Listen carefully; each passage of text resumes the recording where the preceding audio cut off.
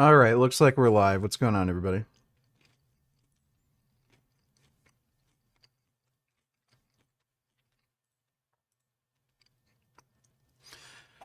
Grande Dame, congratulations, you are first.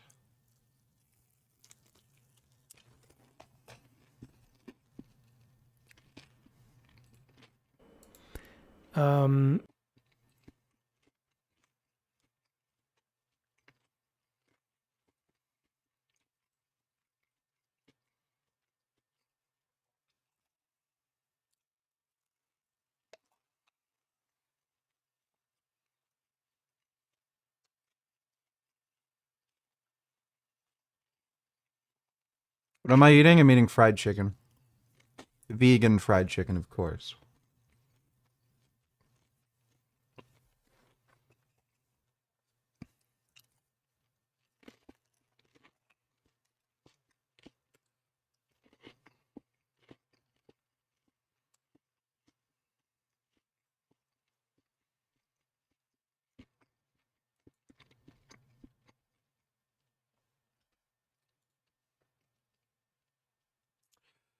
All right.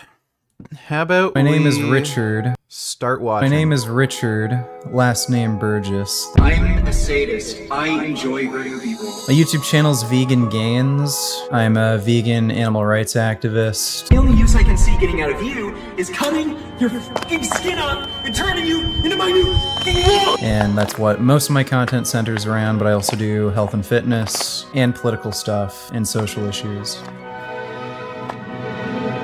I just want to put my foot through the fucking thing and step on it until it's nothing but blood and pulp on the fucking pavement. Got a sack of potatoes here. Do potatoes contain corn? You would make me fucking feel a hell of a lot better, you piece of shit. Yeah, but that doesn't. Glad the guy's dead. One less animal abuser left alive. Tell me where the fucking corn is. Still never found out where that corn was. It's hard to find a group more universally mocked than vegans. If you look almost anywhere on social media, you'll probably come across some sort of meme or video poking fun at them. And for good reason, because a lot of these dudes are pretty funny. Ain't nothing like a good salad. I said, ain't nothing like a good salad. Hey, I'm vegan. Many people see them as pretentious overreactors to a relatively trivial issue. Groups like PETA haven't helped this reputation in any way and have actually done the opposite from what they regularly post on social media and what they've done outside of social media, like abducting people's dogs. Vegan YouTubers, to their credit, have worked to challenge and dismantle the prevailing narrative that's built up that vegans are annoying over the years. One man trying to spread the vegan lifestyle is Richard Burgess, also known online as Vegan Gains. Richard has gained quite a reputation over the years for his unwavering dedication to promoting a vegan lifestyle. His journey into the world of veganism began back in 2015, and since then, he's gone to great lengths to showcase the advantages of this dietary choice, albeit sometimes employing rather unconventional methods. I fucking hate children. They literally make me sick. When I see babies in a commercial, I start to gag and almost throw up, and I have to look away and mute it. From laughing at his grandfather dying of a heart attack, to getting into actual real-life By the way,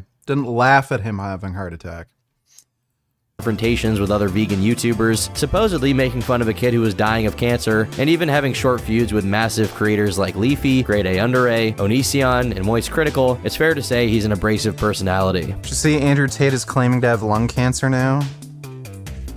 Hopefully. As a result of this, many have called Vegan Gains a clout chaser, someone who starts drama with larger creators with the sole purpose of getting attention for his own selfish gain. They say he makes vegans look bad as a whole. They say his crude, distasteful humor, even going to the point of mocking the recently deceased because they ate meat, is bad. But I've always found Vegan Gains fascinating despite the outrage. Thankfully, Richard himself agreed to meet up with me and answer any questions I may have about his controversies and his life. So today, join me as I take a never-before-seen look at his past to see how he may have ended up the way he is today. We're going to take a deep dive inside the mind of the internet's most psychotic vegan. So, how you feeling? Good. It's 11 a.m. in the morning. We're currently on our way to Best Buy to pick up some stuff because today we are meeting with Psychotic vegan YouTuber Vegan Gains. Probably like the most infamous vegan on the internet. I can't really think of anyone who comes close. Honestly, I can't even think of any other vegans online. He's really just him. And I'm honestly kind of nervous to hang out with him today because he said he was down for a video and like that's all good. Like he's down for collabs and stuff. Apparently he hasn't done very many of them. But he says crazy stuff. I asked him about meat eaters and like what he would do if it was legal to kill them, and he was like, yeah, I mean, if it was legal, I would probably kill meat eaters, to be honest with you. Like, there'd just be nothing stopping me from bashing their fucking heads in. And I was like, oh, okay. Ace take. We're in that kind of territory, I guess. So I don't know. I'm a little nervous personally. Like he might, you know, cave my head in like a coconut or something. Do I know that's gonna happen? No, but yeah, definitely a little nervous. So. And as always, keep in mind, I don't necessarily endorse or support any opinions expressed by Vegan Gains. This video has been created for entertainment, education, and comedy purposes only. Thank you. Much of what we know about Vegan Gains' early life comes from his own mouth. That being said, given a lot of the information he shared doesn't exactly paint him in a positive. My name is Rajesh Kumar. You killed my father. Prepare to die.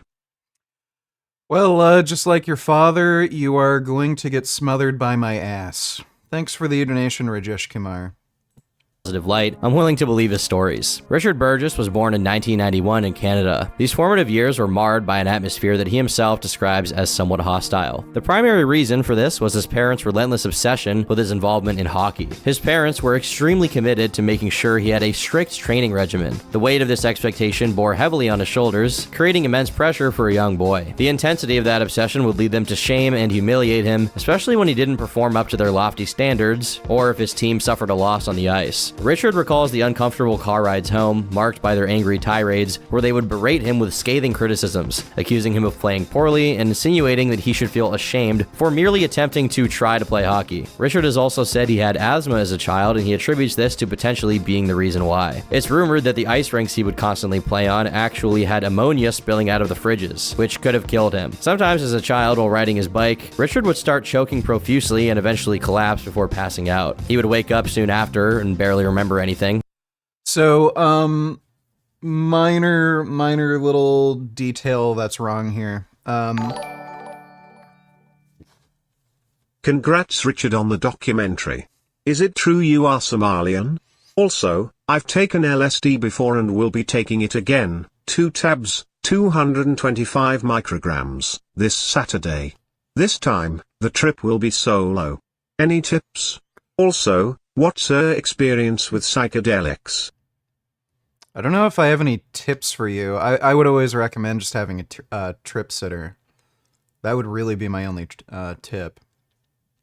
I'm not Somalian. My dad is from Antigua.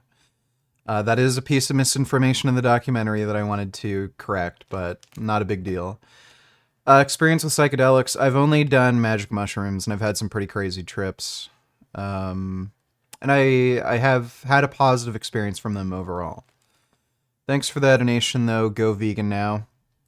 So I did probably have asthma as a kid. I was never formally diagnosed because my parents refused to let me go to the doctor to get diagnosed with asthma.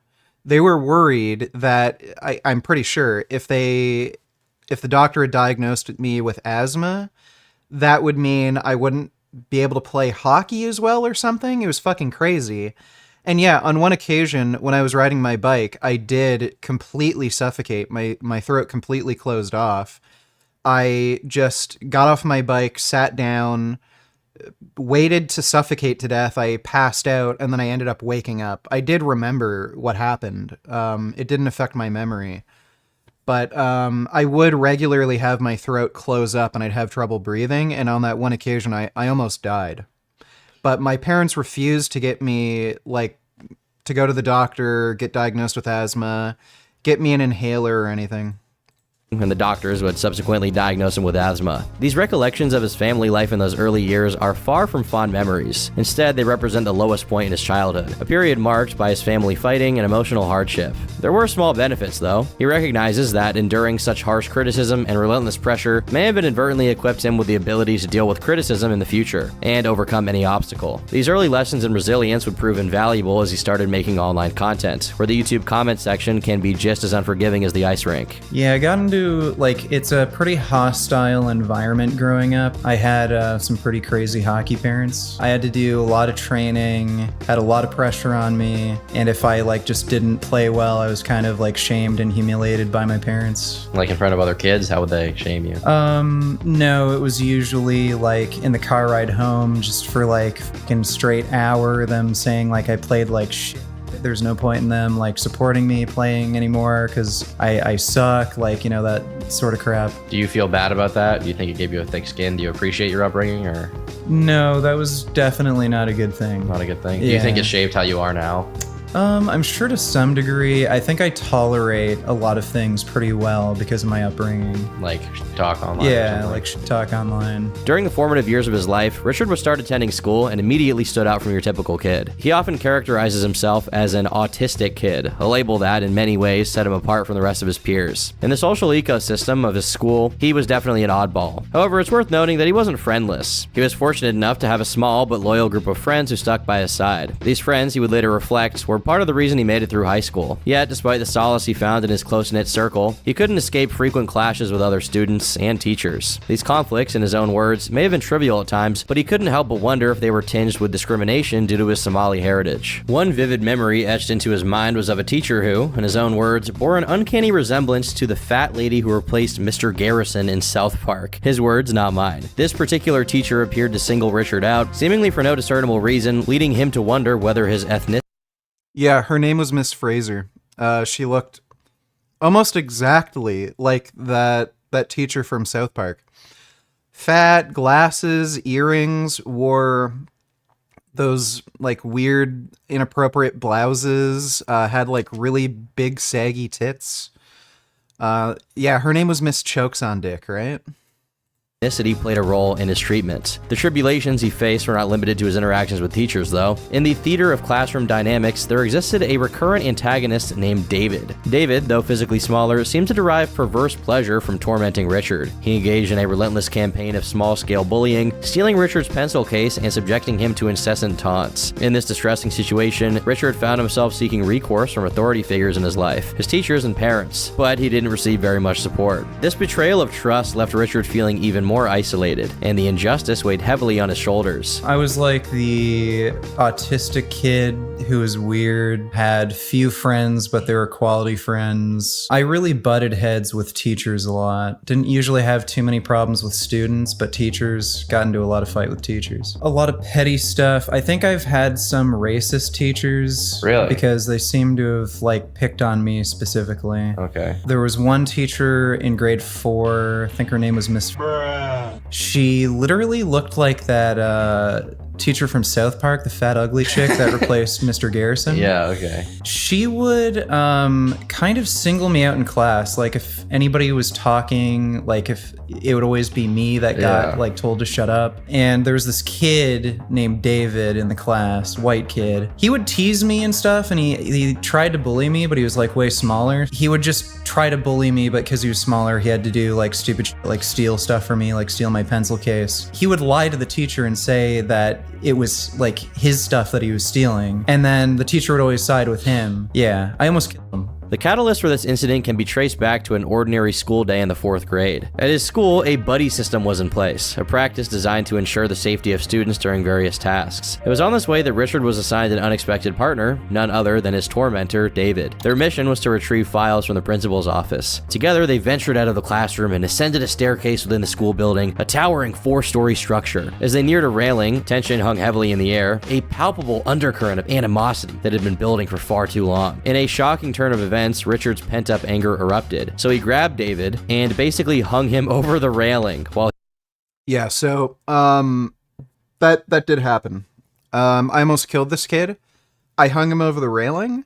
This graphic depiction isn't exactly what I did. I didn't like literally pick him up and hold him over with his legs dangling. Basically his back was against the railing. I grabbed him by his shirt collar and I like leant him over, and like his back was against the railing, but he was basically teetering over the edge, and he was just pleading for his life. while he pled for his life. Thankfully, Richard's better judgment prevailed and he decided not to let him go. The realization that he could face serious consequences or even imprisonment brought him back to his senses. With a sudden release, he let go of David, allowing him to escape from the brink of tragedy. Remarkably, David chose to keep this traumatic incident to himself, a silence that probably came out of fear and a deep-seated apprehension of Richard. So if someone really fucks with you, like you do get genuinely like homicidal rage potentially.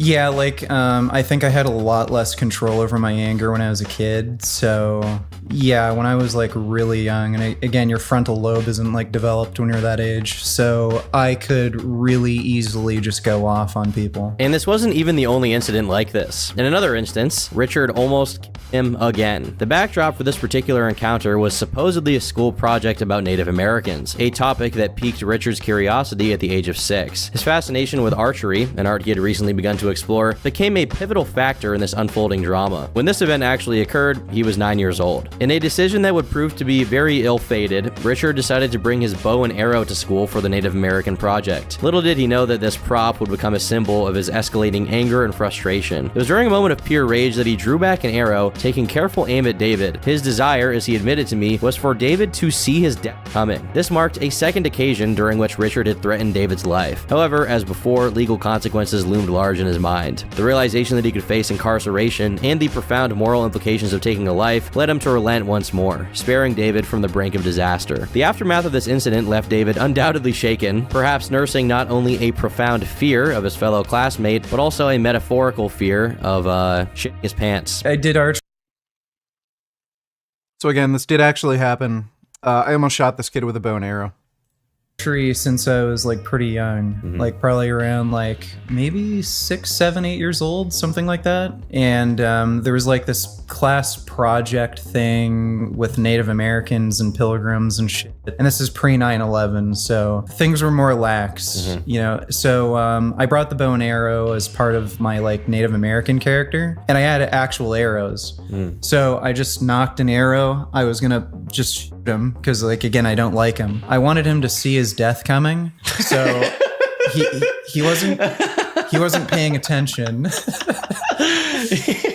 So you didn't do it for that reason. Well, he wasn't paying attention, so I said, "Hey, David." So he looked over. He freaked out, and like he was like, "Oh my God, help!" And I just, like, again, just synapses in my child brain started going, and I'm like, probably go to jail for this or something. Despite the unsettling events and instances of explosive anger that peppered his life, those around him apparently didn't readily brand him as a psychotic individual. Instead, Richard managed to foster positive relationships with some of his peers, even if he remained, in his own words, a bit weird. Did people in your school Kind of strange is this sort of behavior runs in my family.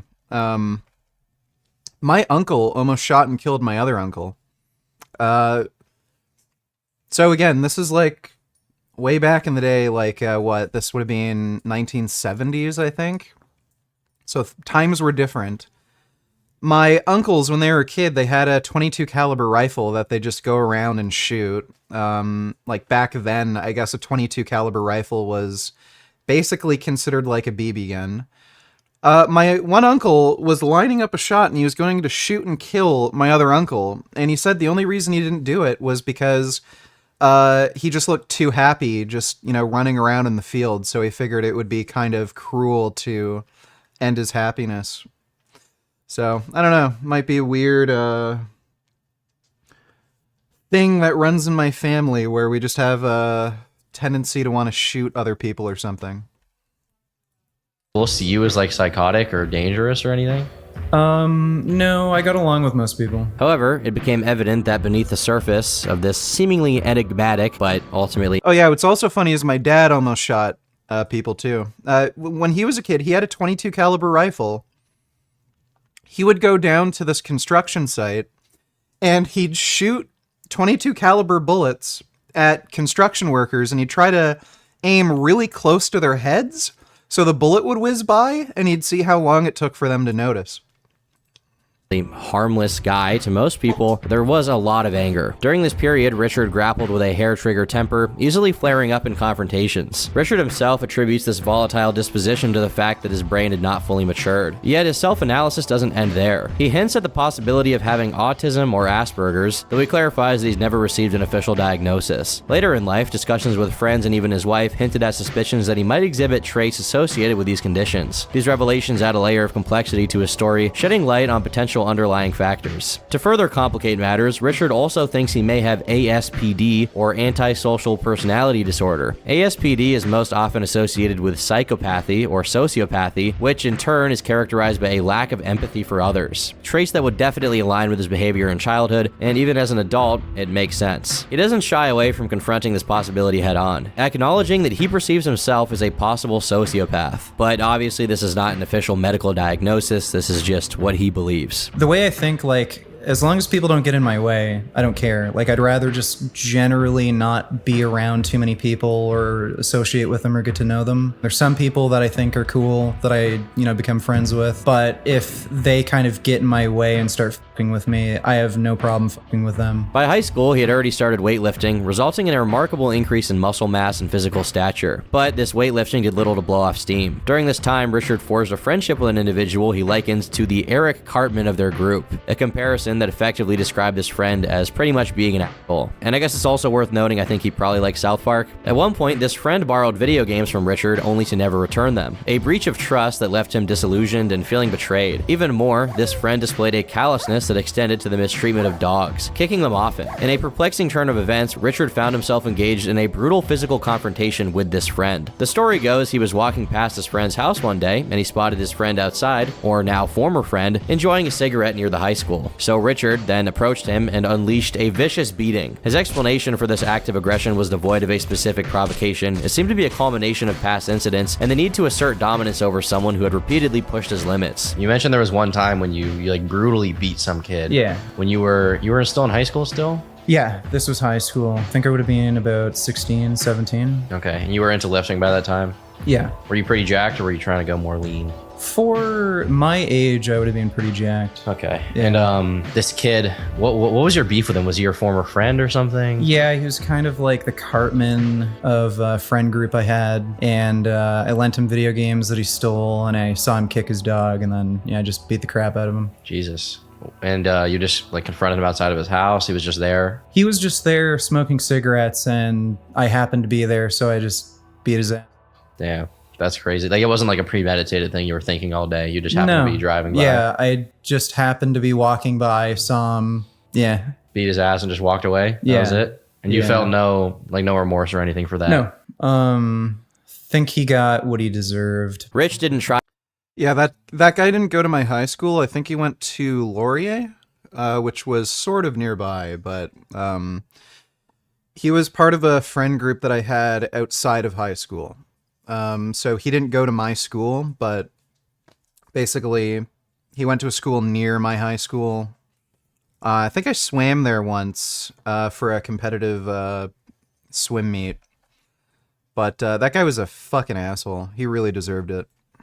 Very much in high school and didn't do very well when it came to grades, but that didn't stop him from making a significant change right before his 19th birthday that would go on to pretty much define his life from there on out, going vegan. This decision to fully go vegan, he claims, was because of two main events. One of them was a near-death experience, which came from an E. coli infection that put him in the hospital due to an infection in his knee. Richard was in extreme amounts of pain from this, so the doctors gave him a large dose of morphine, along with a mix of oxycodone and Percocets. Rich thinks that he took so many of these painkillers that it almost killed him. So much so that he could hear his heart stop, at which point he claims to have had an out-of-body experience where he realized the preciousness and value of life, therefore becoming extremely sensitive to animals. Despite this, one of the most interesting things about vegan Gaines is while he has a relatively high amount of empathy for animals, he has a very low amount of empathy for humans, especially those who are hypocrites. The second incident that influenced his decision to go vegan was when his friend showed him a speech called "The Most Important Speech You Will Ever Hear" by Gary Yourofsky, an animal rights activist. In this speech, Gary discusses the cruelty and suffering suffering that animals endure in the meat, dairy, and egg industries, highlighting the horrors of factory farming and animal exploitation. He argues that it is morally wrong to harm animals for human consumption when there are viable alternatives available. Gary also addresses the environmental impact of animal agriculture, emphasizing the role it plays in deforestation, greenhouse gas emissions, and resource depletion. He asserts that adopting a vegan diet can significantly reduce our ecological footprint. Furthermore, Yurovsky claims that there are many health benefits that come from a vegan lifestyle, citing studies that link animal products to various health issues. He promotes a plant-based diet as a way to improve personal well-being and the well-being of animals. Throughout his speech, he uses graphic imagery to engage the audience and drive home his points. The golden rule states, do unto others as you would have done unto yourself.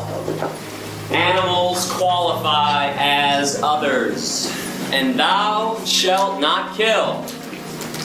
The four most important yet most ignored words in all religious teachings. After seeing his speech right on the spot, Rich was convinced enough. Yeah, that was a great speech. I'd highly recommend everybody watch that speech. After seeing that, I went vegan right away.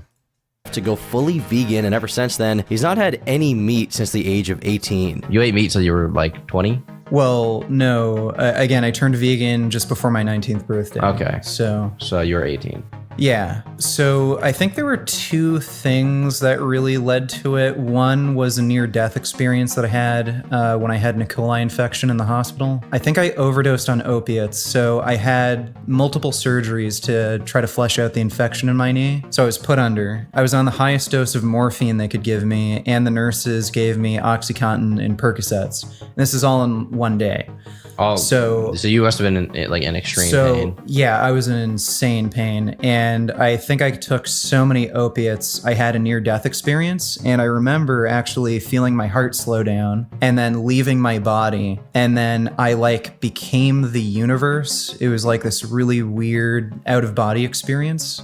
I think that made me just a little more empathic, because I felt like I just became everything. With this new perspective on life, Richard found himself drawn into the world of YouTube. He noticed a significant gap in the platform's content offerings, particularly in the realm of vegan health and fitness. According to him, there was an overwhelming lack of vegans in the weightlifting community, and among those that were weightlifting, Richard didn't really like them. So on December 12th, 2014, he created his own YouTube channel titled Vegan Gains. I was vegan for a few years before my YouTube channel. Yeah. I was really into health and fitness. There wasn't really many vegan health and fitness channels. So I would just get content from normal fitness channels, and just every so often they'd make stupid videos about how red meat is fine, saturated fat isn't something that's too big of a deal, and they'd promote animal products as if there's no ethical issue. So yeah. I just got kind of fed up that there was no one fighting back against it, so decided to start my own channel. As Rich started uploading YouTube videos, his abrasive personality immediately got people's attention. He was basically willing to talk anyone, regardless of sub count, experience, level, or expertise. Yeah, you have heart disease, and you had surgery for heart disease, and you're dumb enough to keep eating foods that cause heart disease. This may surprise the out of you, but plants have protein too, and unlike your protein supplements, plants don't lie about their protein content, so say whatever the fuck you want about vegetarians and vegans. Let's see how hard you can punch when you die of a fucking heart attack. And as did everyone in 2014, he made sure to include some Smosh-style skits. Just hold the line, we can do this! What button is for shoot again?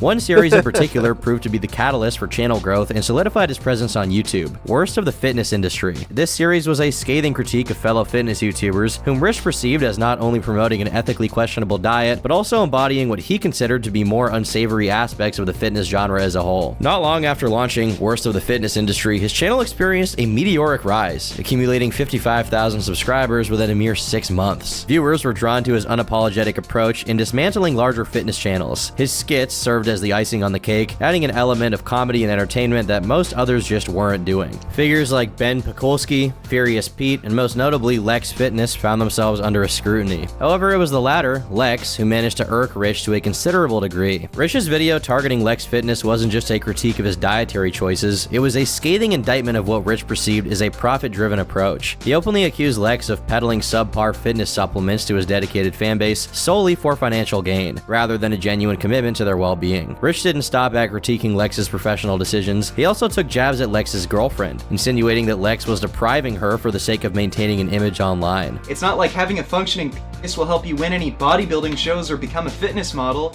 And when your girlfriend looks like this, erections become pretty overrated anyway. Lex Fitness responded to Rich's video with a challenge of his own, urging Rich to meet him in person if he believed his words held weight. And, true to his form, Yeah, so Lex threatened me.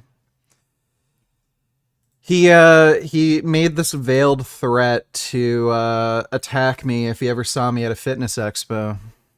If he believed his words held weight. And, true to his form, Richard accepted the challenge. In June of 2015, Rich attended the 2015 Toronto Pro Super Show, an annual bodybuilding event. His primary intent was clear: to confront individuals he had critiqued online, and Lex was high on his list. The video capturing their face-to-face encounter at the event is a snapshot of this unfolding drama. Lex promptly demands an apology from Rich for the comments made about his girlfriend, while Vegan Gains says no, and then turns around and flexes his bicep to the camera. The exchange escalated when Lex threatened to involve security, prompting Rich to Scooby-Doo run out of there. Lex proceeded to upload a video where he vehemently expressed his disdain for Vegan Gains before challenging him to a physical confrontation, showcasing clips from his MMA career as evidence of his.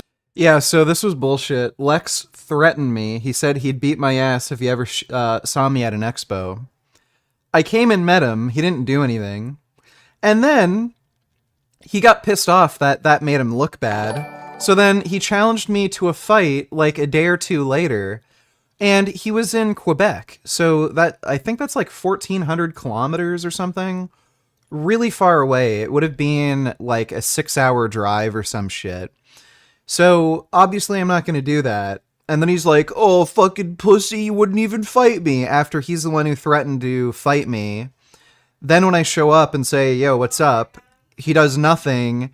And then he moves to an entirely different province.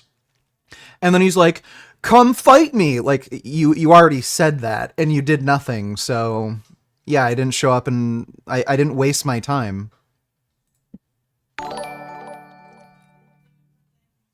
Who you think were worse teachers or students? For me in high school, teachers and principal. They're one of the worst for me. They didn't care what students went through, even when I defend myself against people who try to fight me, and I was suspended. Yeah, dude, that's a common theme in, like, fucking schools. Like, they won't do anything about the bullies, but then if you defend yourself, they'll suspend you. It's really fucking stupid. Yeah, but teachers and principals, they're always fucking retarded. Thanks for the donation, Shades.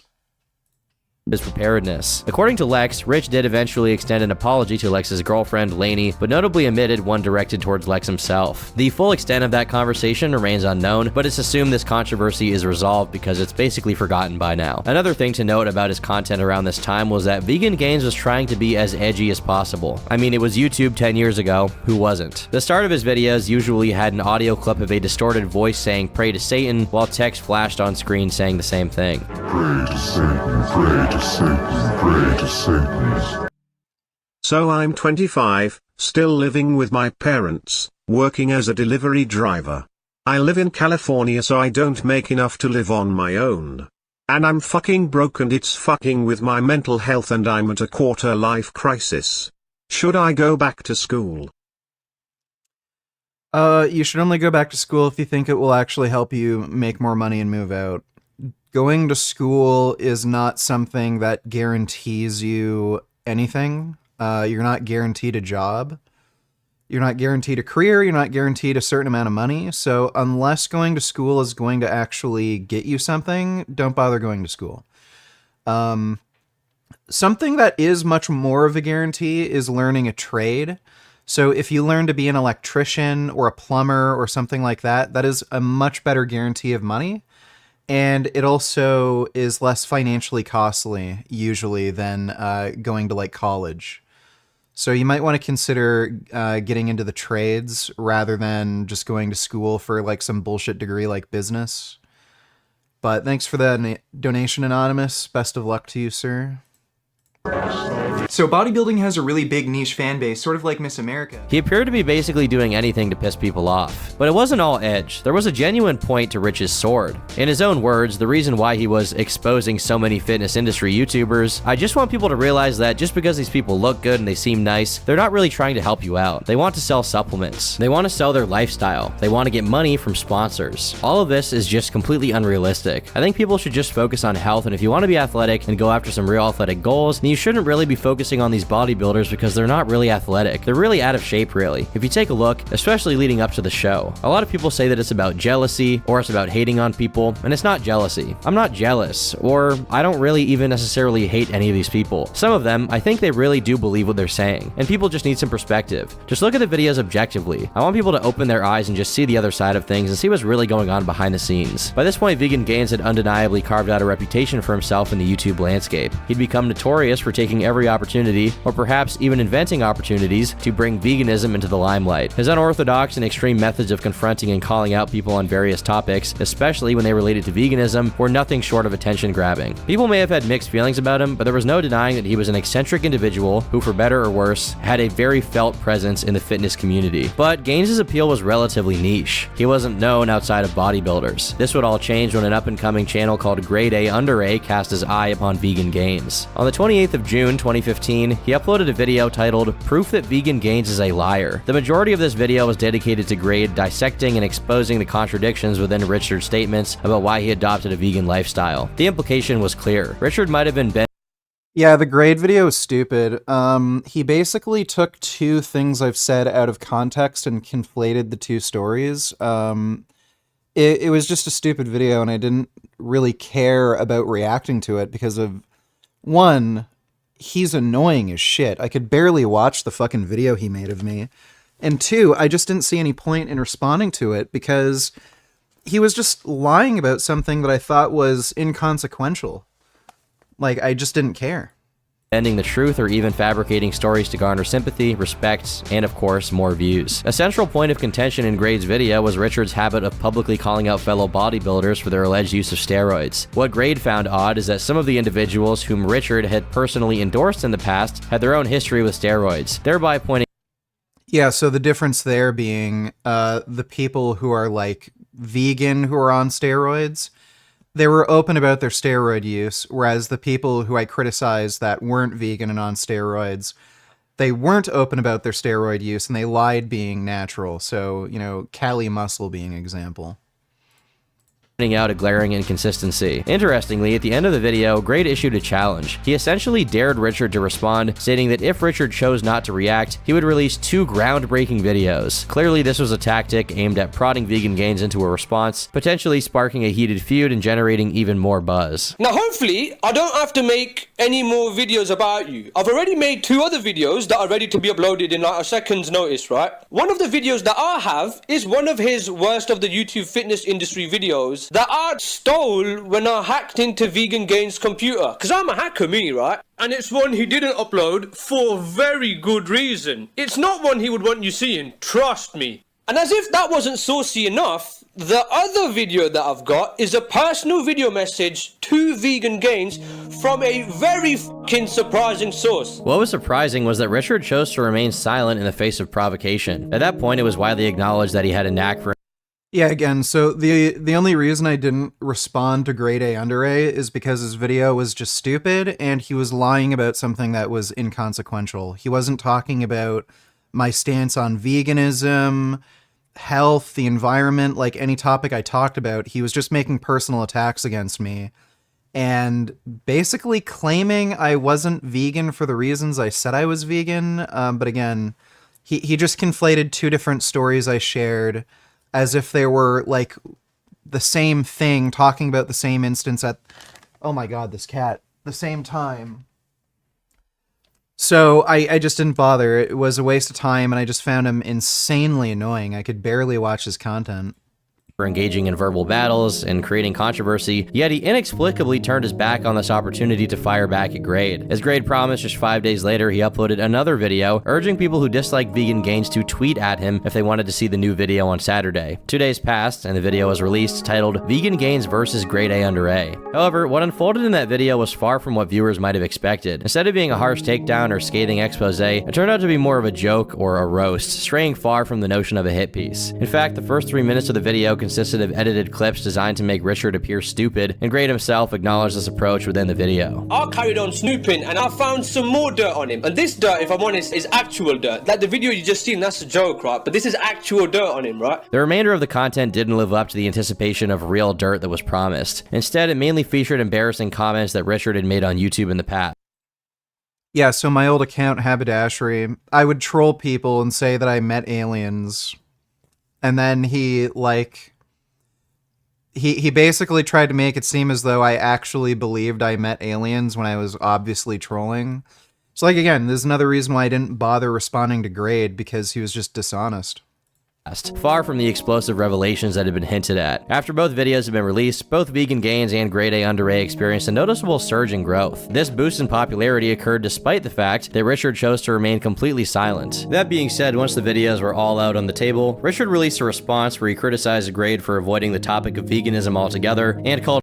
Can you recommend any wet food for cats? Benevo has vegan wet food for cats, and I believe Evolution Pet Food also has vegan wet food for cats. His voice annoying. Wow, 3 videos about one person, and they're nothing but 10 minutes of personal ad hominem attacks.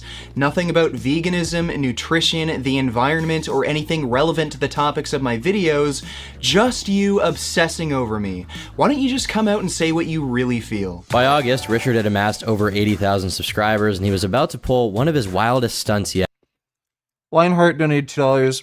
I don't think you have any psychological problems. Well, I fucking do. I think that you saw through the illusions early on and refused to comply with the academic institutions, culture, tradition, etc. You became rogue and didn't care about conforming to dogmatism. Well, I don't care about a lot of societal norms and stuff like that. That's not what gives me psychological problems, but, like, I do. If you were inside my mind, you would understand that I do have psychological problems. I have issues with depression, anger, crap like that. And they are serious issues, but I'm not as crazy as people think. I think that's what you're trying to get across. But thanks for the donation, Lionheart. Yet. In late July, Richard made an announcement on his Facebook, sharing the distressing news that his grandfather had suffered a heart attack and was being rushed to the hospital, accompanied by a stark declaration that he might not survive. However, many found the last sentence to be pretty offensive. My grandfather just had a heart attack, seizure, or stroke. I'm not sure exactly what yet. His heart stopped beating and he stopped breathing, but the paramedics were able to get his heart going again, but he still can't breathe on his own. He's on his way to the hospital right now, and I'm not sure what's going to happen to him. He's 82, and there's a very likely chance he's going to die. This is the price you pay for a bad diet, and you can expect to see a video on this very soon. I'm going to warn you all ahead of time, it will be graphic. A few days later, Rich uploaded a video titled, My Grandfather's Heart Attack and Death. The video's description mirrored that closing sentence from his earlier Facebook post. Within this video, he provided his own personal account of his grandfather's demise, confirming that he had indeed succumbed to a heart attack. Yet, what astounded viewers was something that Rich admitted within this video, that he wanted to record his own grandfather's death and share it with the world via YouTube. I called 911. They told me to perform CPR on him until the paramedics got there. So I was performing CPR on him for a few minutes until the paramedics got there. Then I took out my camera, started filming, and of course you can't see the footage, but that's what happened. His family obviously reacted with horror and staunch disapproval, promptly forbidding him from carrying out such a disturbing plan. Rich's evident sadness in not being able to execute this intention only added to the unsettling nature of the situation. His rationale for wanting to publicly document his grandfather's death was as insane as it was unsettling. He articulated a belief that his grandfather's dietary choices had contributed to his fatal heart attack. In Rich's view, sharing this grim spectacle spectacle on the internet would serve as a cautionary tale, a stark example of the dire consequences of an improper diet. Naturally, that video attracted an enormous wave of criticism from virtually everyone who came across it. People from all corners of the internet began labeling Richard a psychopath for wanting to film that and post it to his YouTube channel. However, in response to this barrage of criticism, Richard displayed a remarkable degree of unwavering conviction. He doubled and then tripled down, seemingly not caring that people were upset at him at all. A YouTuber named Repsion stepped into the controversy and issued a video strongly condemning Richard's actions. In that video, Repsion suggested that Richard might have a mental disability, claiming that only someone lacking in empathy or humanity could do such a thing. Repsion's video, which criticized Richard in no uncertain terms, added a lot of fuel to the already raging. By the way, what's hilarious about this, this guy Repsion criticized me for filming my grandfather's heart attack. He was dating this crazy bitch who cheated on him, got pregnant with the guy that she cheated with. She tried to get back with him, and she convinced her to get an abortion so that she could get back with him. He wouldn't take her back if she didn't get an abortion. So this fucking guy convinced a woman to get a fucking abortion because he's like this weird beta cuck simp who will take a girl back after she cheats on him. And then he criticized me for filming my grandfather's death. It's like, Jesus Christ, dude. I don't know. I think convincing a girl to get an abortion might be a little worse than filming your grandfather's heart attack. Fire. Who in their right mind, unless they're mentally ill and sick, like beyond the normal scope of a mentally ill person? I'm mentally ill myself. I have clinical depression. Why is the first thought to come to your mind is, hey, I want to record my grandfather having a stroke? How does... So this is a lie, by the way. My first thought wasn't, hey, I'm going to record my grandfather having a heart attack. What happened was, I was in my room just on my computer. My grandmother panicked and came and got me, and she said, I think Barry, who is my grandfather's name, is having a heart attack. So I ran. I saw that, yeah, something fucked up was going on. So I called 911. I got them on the phone. They were sending over paramedics. And then while the paramedics were, coming, I was giving him CPR. And I was giving him CPR for maybe about 5 minutes. I also recently, I think 2-3 years beforehand, got a CPR certification. So I actually knew how to perform CPR as well, in case something like that happened. So I performed CPR on him for like 5 minutes. And if you actually perform CPR, it's like pretty brutal. I probably broke like a good amount of his ribs. Because each time I'd do the chest compression thing, I was hearing the bones in his rib cage crack.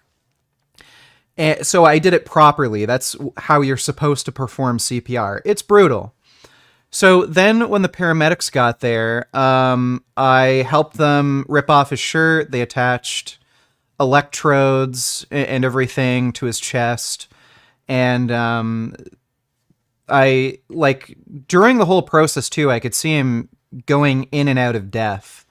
So when his heart, like, completely stopped before I started performing CPR, he went blank white and stopped, like, moving at all.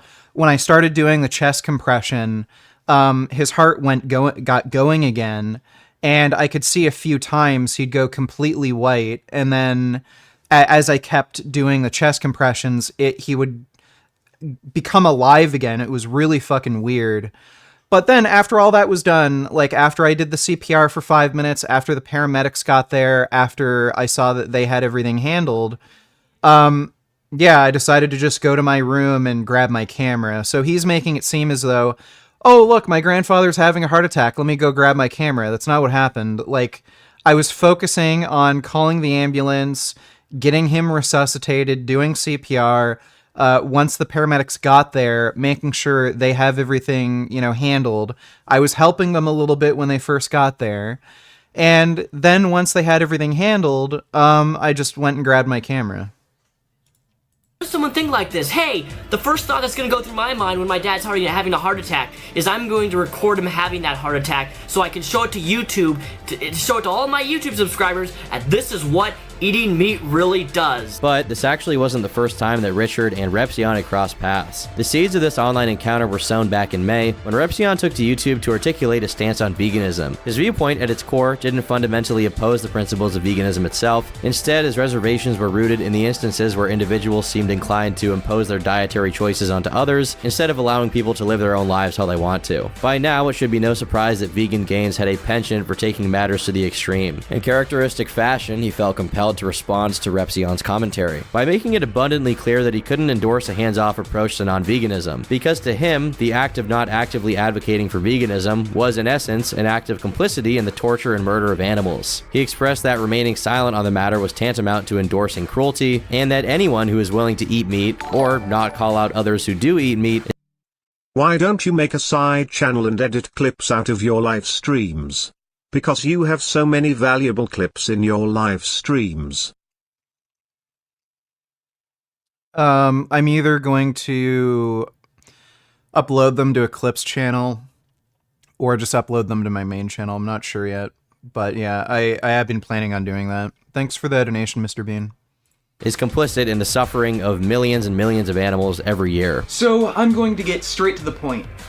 Mr. Repzion. Yes, Mr. Repzion thinks that unless it's affecting you directly, you have no right to protest. So let's just let people torture, murder, do whatever sick fucking horrible acts they want to animals, because unless it's affecting you directly, it doesn't matter, because we're all just selfish little children who feel no responsibility to help others. Repzion, in turn, issued a follow-up video reiterating his initial points. He contended that Richard had misconstrued and taken his comments out of context, thus setting the stage for a rebuttal. The drama that ensued followed a pretty predictable trajectory, gradually fizzling out and fading into the background. So what he doesn't mention here is that Repzion was falsely making copyright claims against my videos. So he was making false copyright strikes each time I would make a video response to him. Until Richard's grandfather passed and he wanted to film it and post it to YouTube, at which point Repzion got involved again. Of course, Vegan Gains saw Repzion's video about his grandfather, and in typical fashion, he responded by launching into a heated rant while playing Call of Duty during a live stream. He did not hold back, calling Repzion a little bitch, and even making death threats, which... So, a little bit of misinformation here and a little bit of lacking context, and I don't blame Tom for getting this a little wrong. It's deep lore, and some of this I wouldn't expect him to know. So, Repzion was making false copyright claims against my channel as I was making response videos to him. He DMCA striked me twice, and if I got a third DMCA strike, that would mean my channel would be gone. So he was fucking with my livelihood. Like, again, at the time, that was the only way I was making money through YouTube. So... He was about to, like, basically, like, upend my whole fucking life by making these false copyright claims against me. I got, you could imagine if somebody was, like, fucking with your job and making it so you couldn't earn money and upending your life, you'd get pretty pissed, too. So somebody during a live stream asked me what I thought about Repzion. I didn't go into this rant out of nowhere. Somebody asked me what I thought about him, and because I got so pissed off at him making false copyright claims, yeah, I took out a knife and I said that I wanted to kill him. Now, I'm not saying it was right for me to do that. I definitely shouldn't have done it, and if I could go back in time, I wouldn't have done that. But basically, I think it's understandable why I acted that way. He was making false copyright claims against me. My channel was at risk of getting terminated, which was my sole, form of income at the time. And I got super, super fucking pissed off at him. And when somebody brought him up, asked me about him during a live stream, I overreacted and I flipped out. I mean, while he is kind of joking about it, I think he does feel that way a little bit. Repzion's a little fucking bitch. Like, I usually don't have a huge issue with people I make videos about, but yeah, if I had the opportunity, I'd kill them. He even goes as far as to display a knife on camera as part of his rant. Witnessing this, Repzion felt compelled to create another response. He expressed his concern that Rich had gone way overboard by making explicit threats, and that he was documenting this for the future in case something happened. Repzion held his firm belief that Rich exhibited psychopathic tendencies, reiterating his initial assessment of the situation. But as vegan Again, I just find it hilariously ironic that this guy is complaining about me displaying a knife on camera and threatening him after he tried to destroy my fucking business. Yet he convinced his girlfriend to get a fucking abortion. I don't know at what point during gestation she got an abortion. If it's before 12 weeks, I might not have an issue with it, but like, if it's after 12 weeks, you are, like, legitimately killing a human life, and then he's upset that I'd threaten him? Like, it's a little hypocritical. Gaines looks back on this situation, he acknowledges that he would have handled it much differently. His initial impulse to record his grandfather's passing for public consumption stemmed more from emotional trauma that had occurred to him as a result of his grandfather. Mike donated $2. Why do so many military veterans in the U.S. end up homeless? It's because they have a lack of skills that... Yeah, they have a lack of skills just in general. So they might be able to do work in the military, but the skill set that they have to do work in the military doesn't really translate to other forms of employment, especially forms of employment that can make enough money to... own a home or pay rent. And secondly, I'm sure most of it has to do with mental health. So the military doesn't provide enough help for soldiers after they see combat, after they get post-traumatic stress disorder, and they just become so mentally unhealthy they can't really hold down a job. And I would say that's the main reason. Thanks for the donation though, Mike. Which also extended to the rest of his family. The reasons he had given previously, such as wanting to showcase his grandfather's dietary choices and how that led to his death to his audience, served more as excuses for his actions rather than representing the actual motivation behind them. I didn't post it to YouTube. Okay. My family stopped me from doing that. But you would have, I guess. Yeah, I would have. So the real reason, I've had years to think about it. I've had a lot of issues with my grandfather. He was pretty abusive to me. A little bit physically, like he's hit me a few times, but a lot like mentally and emotionally. Okay. And he was a scary guy. Even like my mom and my uncles, so his kids, they would talk about having like nightmares about him throwing like explosive glass at them and shit. So like he was kind of a scary, intense dude. It's a bit of a love-hate relationship though. He's kind of like the nicest asshole you could ever meet. I think he was mistreated a lot as a kid, and he would do things to kind of like make up for that, like make sure you get every Christmas present you want. That being said, this wouldn't even be close to the last time that Richard managed to piss off the audience and attract the ire of commentary channels who sought to profit off of criticizing him.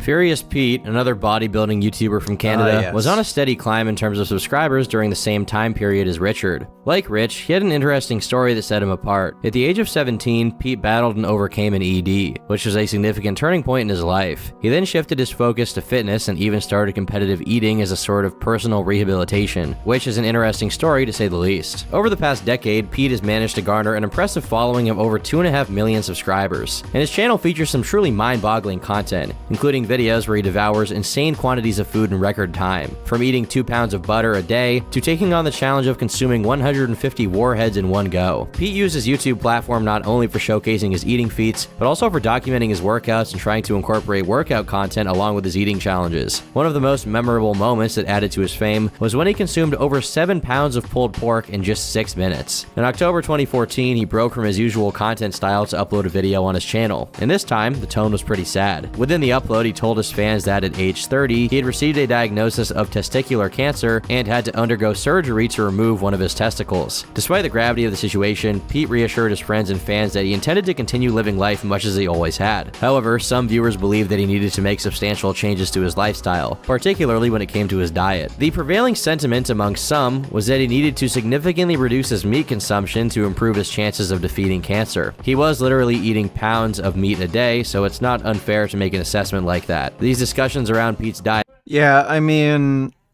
like, if you see what the guy was eating, like, it's not unfair to say, like, buddy, maybe just eat some celery, you know?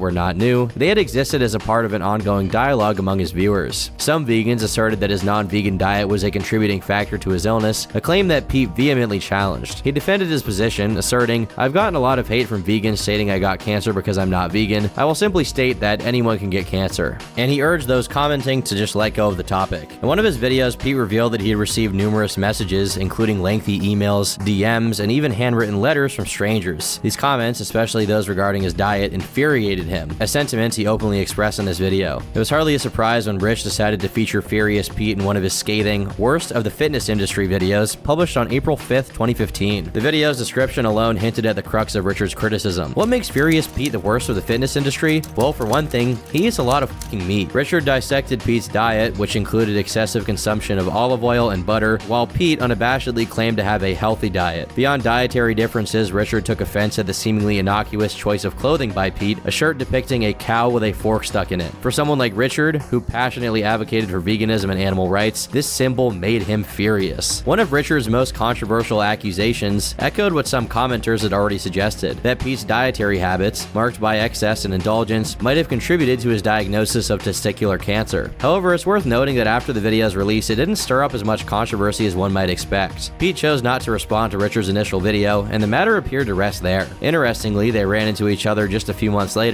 this time physically in real life. Both Richard and Pete were slated to attend the same fitness expo in Toronto, and followers of both YouTube stars anticipated a possible real-life showdown. And yes, this was the same expo where Richard had previously confronted Lex. In the aftermath of the event, both Richard and Pete uploaded videos detailing their respective experiences, providing their followers with a glimpse into the encounter. However, it was Richard who dropped hints of potential trouble, insinuating that he'd come face-to-face with Pete when the cameras weren't rolling. Vegan Gains described Furious Pete as visibly agitated during their interaction, and even claims that Pete's girlfriend had called security on him. Yeah, his girlfriend called security and she lied. I think she told security that we had threatened them, when all I did was go up to their booth and say, "Hey, what's up?" Like, that's all I said, "Hey, what's going on?" And then Furious Pete just said over and over and over again, get out, go, leave."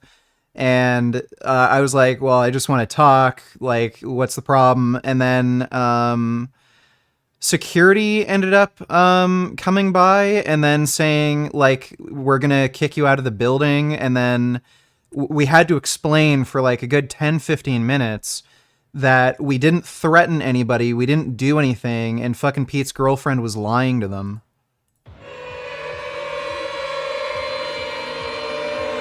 Alright, so here at the Toronto Fitness Expo, tried to talk to Furious Pete, but he was kind of pissed off, didn't really want to see me. Hey Pete! Pete! Pete! Hey Pete!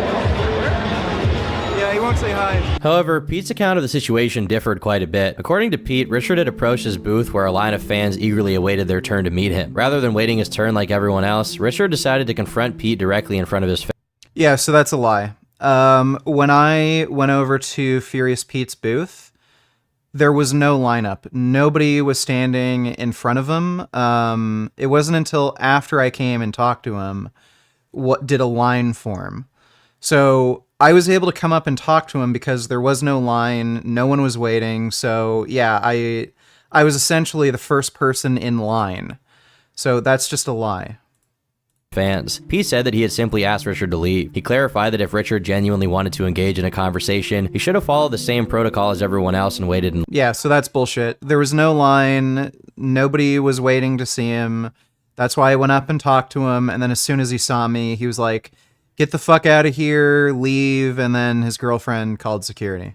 line. Despite the tantalizing prospect of an on-camera confrontation, the alleged face-off between Richard and Pete at the fitness expo never really happened, leaving the drama somewhat inconclusive until a few months later. Pete had recently gone into remission, which means that the cancer looked like it was going away, which is obviously great news to his followers and him. Richard, however, kept on the warpath. As the Vegan Gains channel continued to grow, he once again took aim at Furious Pete, this time with a scathing video denouncing Pete's new weight loss supplements as nothing more than a scam. Surprisingly, even in the face of these accusations, Furious Pete chose not to react, maintaining a stoic silence. However, events would soon take another grim turn for Pete. Later in that very month, news broke that Pete's cancer had made a return. Meanwhile, behind the scenes, reports emerged that Pete had initiated a series of private copyright infringement claims against Richard for using his footage without permission. In one of his video uploads, Pete candidly disclosed his choice to undergo radiation treatment to combat the resurgent cancer. While the majority of comments on this video offered heartfelt support, one particular comment stood out for its lack of sympathy. It was a comment left by Vegan Gains, where he said, "By the way, you're not going to be able to make fallacious copyright claims on my videos when you're dead." Perhaps as a response to Richard's callous comment, visitors who clicked through to Vegan Gains' account discovered a new video titled, "Furious Pete has cancer again. Oh no." In this video, Richard did not hold back at all. He seized the opportunity to reiterate his unyielding stance on animal products and their association with cancer. In characteristically blunt fashion, he didn't mince words when referring to Pete. So there you go, animal products greatly increase your cancer risk, and Furious Pete is a dumb, selfish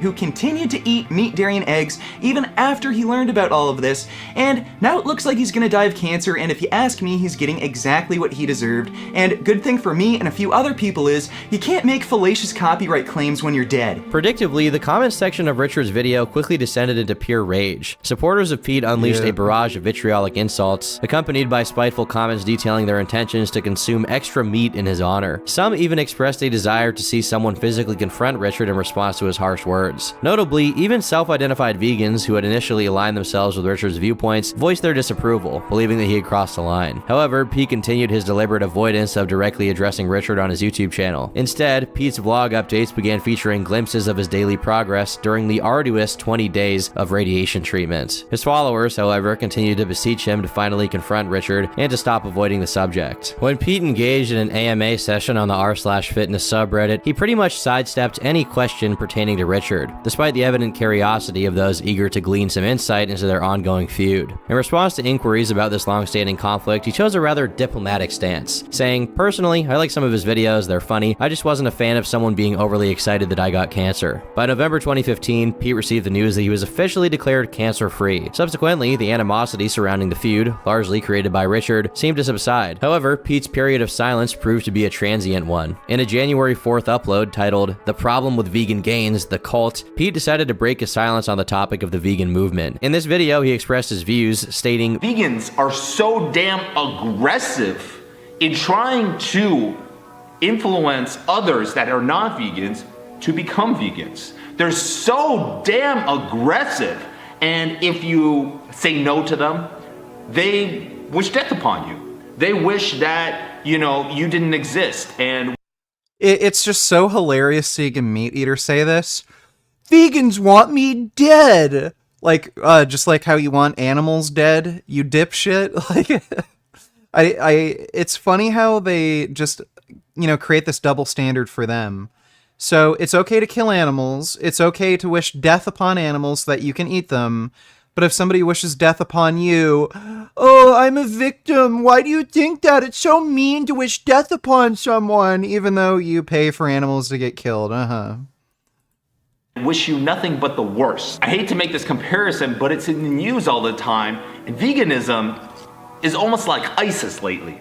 Pete's analogy immediately provoked an angry reaction. In response to the backlash, Pete promptly replaced the video with an edited version that omitted the reference to ISIS. Nevertheless, he defended his initial comparison in the comment section, explaining, "Let's set something straight, especially the ISIS comment I made. When some vegans make videos wishing death upon you and wanting you to be killed if you don't do what they preach, I believe it is a very fair comparison." With Pete finally having broken his silence and igniting a fresh wave of controversy, Richard wasted no time in issuing a scathing response. On January 5th, he uploaded a video wherein he accused Pete's followers of systematically hitting the dislike button on his videos en masse, and that because of that, Pete deserved to suffer from a terminal illness, which would lead to his demise. I don't know what I can say on YouTube for this, but you can probably imagine what Vegan Gains said. Since your followers have a tendency to dislike my videos before they even watch them, I think it's only fair that you die. So obviously that was just a joke. I don't think somebody deserves to die just because their YouTube followers dislike my videos before they even watch them. That was a joke. But yeah, I don't think Furious Pete deserved to live, considering that he was killing so many animals. Once again, we don't endorse any opinions expressed by Vegan Gains. This is what he said in his video. In fact, I vehemently disagree with that opinion.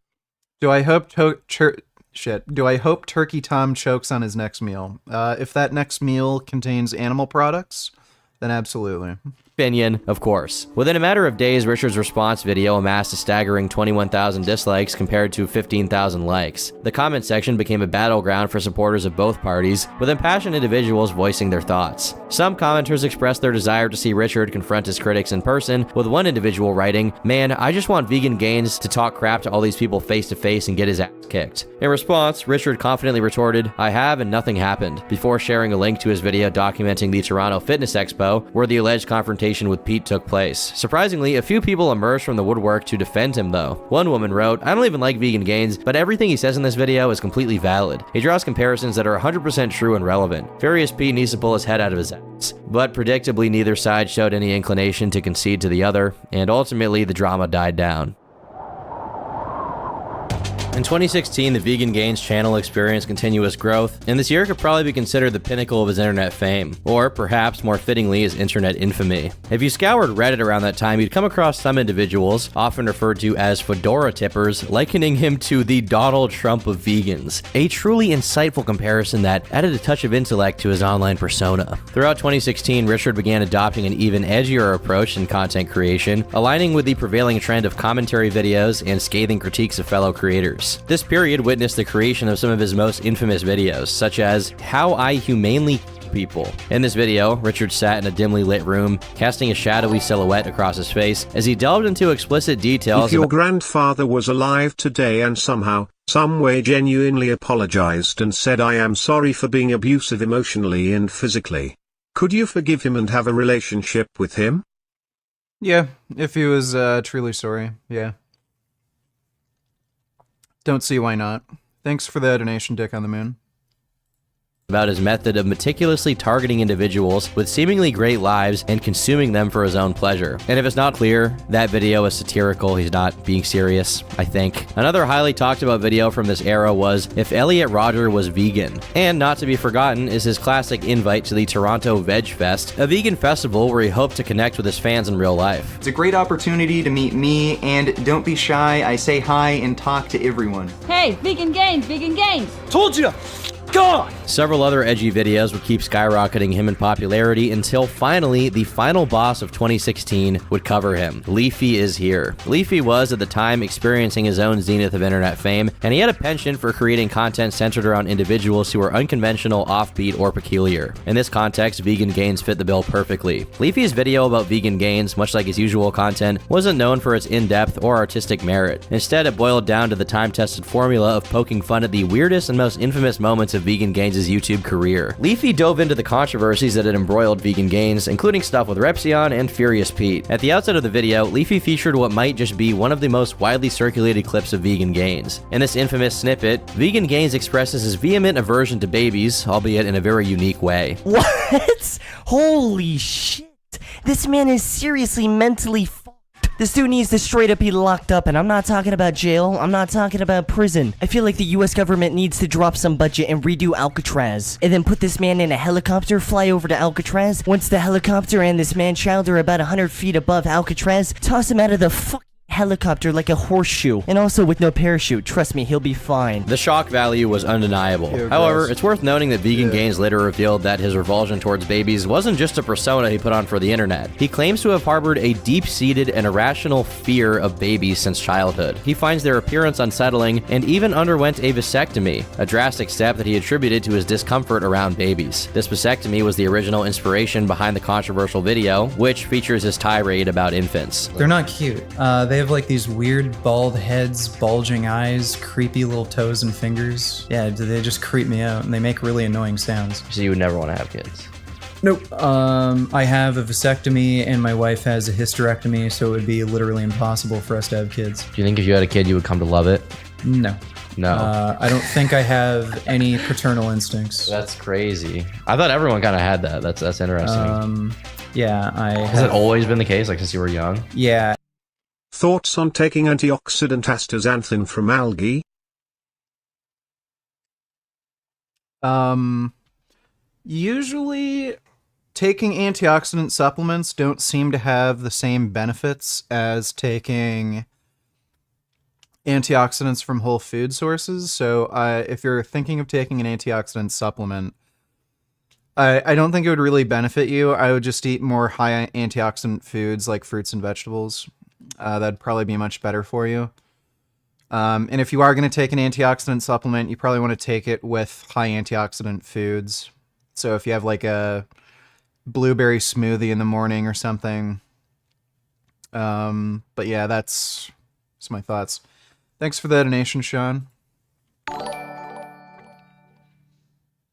Pretty retarded, but it turns out my real dad is my great uncle. Was pretty shook aboohies for a while. Until I turned out too that my brother was a different uncle's son. Seems pretty bizarre that me and my brother are sons of two different men related to stepdad. I don't know how your dad is your great uncle. None of that makes sense to me, but thanks for that donation, random retard. This is the first time I've realized you're basically Broly. Except instead of just Goku, you rage at all babies. Well, thank you. I basically am Broly, aren't I? Big enough to be him. Thanks for the donation, Quest. Even when I was like when I was old enough to be lucid, so probably like around 3-4, when your memories start to form. Yeah. Really creeped out by babies. While many of the clips, including the baby segment, were clearly exaggerated for comedic effect, Leafy didn't seem to interpret them as such, despite likely understanding the satirical nature of Vegan Gains' content. This discrepancy in perception prompted Vegan Gains to respond. In his rebuttal, Vegan Gains accused Leafy of being a bully who targeted mentally disabled individuals. He argued that Leafy took his blatantly exaggerated jokes as serious statements, equating it to slander and libel. Vegan Gains didn't mince words in defending his content and his intent. Interestingly, despite any negative sentiments Vegan Gains may have held towards Leafy, the fallout from this exchange was undeniable. The video Leafy created catapulted Vegan Gains to even greater heights of online recognition. In the wake of Leafy's video, Vegan Gains saw a surge in subscribers, with his sub count soaring beyond the 200,000 mark. The views on his channel were also skyrocketing, regularly raking in millions of views each month. The year 2016 wasn't just a pivotal moment in Richard's online career, it also marked significant personal milestones and improvements in his life. On November 1st, he shared a video with his audience, revealing that he was about to get married with his longtime girlfriend, Jasmine. For those who followed Richard's vlogs, Jasmine wasn't an unfamiliar face. She had made appearances in his real-life segments even before this announcement, blending into the fabric of his channel. Familiarity had already bred comfort for fans, as they often spotted her popping in and out of the vlogs. Before Jasmine came into his life, during his teenage years, Richard harbored vivid fantasies about engaging in casual relationships with many women, believing it to be the epitome of coolness. However, he claims that as he matured and had the opportunity to explore those desires, he found that such a lifestyle didn't really resonate with him. His growing popularity on YouTube exposed him to various vegan gyats who sent him direct messages seemingly interested in one-night stands, something he didn't want to pursue. It was during this time that Jasmine entered the picture. She reached out to Richard on Facebook, expressing her admiration for his videos. Richard sensed that she was seeking something more substantial than a mere one-night stand. They initially bonded over their shared interest in playing Call of Duty, and from there, their relationship grew, with them being together to this day. Before I became sexually active, so when I was in my early teens, I always fantasized about like fucking tons of different women. Thought it was hot to like have sex with people you don't really know that you just met. Then when I did it, it sucked at. So you were intimate with a few people, and then you were like, this is not for me. Yeah, it's not for me. Then I only really looked for good long-term relationships. And then I met Jasmine online, and we just really clicked. And then things just grew, and we eventually got married. Was it like a dating app? How'd you meet? No, Facebook. She messaged me on Facebook, and we ended up playing Call of Duty together. I had a lot of girls messaging me saying that they want to like meet up to have sex, or like they would make it. I could see, like, read between the lines that they were more interested in sex than like actually a long-term relationship. You didn't really care for that? No. And Jasmine, when she messaged me, it seemed like she actually was interested in a long-term relationship. So yeah, I just messaged her back. And they do seem to be quite compatible. Notably, even Jasmine has undergone a hysterectomy alongside Richard's vasectomy. So there's no chance of having a vegan Gaines Jr. for anyone worried about that. Hi VG. I hope that you are doing great tonight. Fun fact: antioxidant supplements like vitamin C and E seem to blunt/reduce muscle growth according to science also. Happy holidays from me in Tennessee. Well, what they seem to do is reduce the adaptive response to exercise. So yeah, I know this is a well-known effect of taking antioxidant supplements. So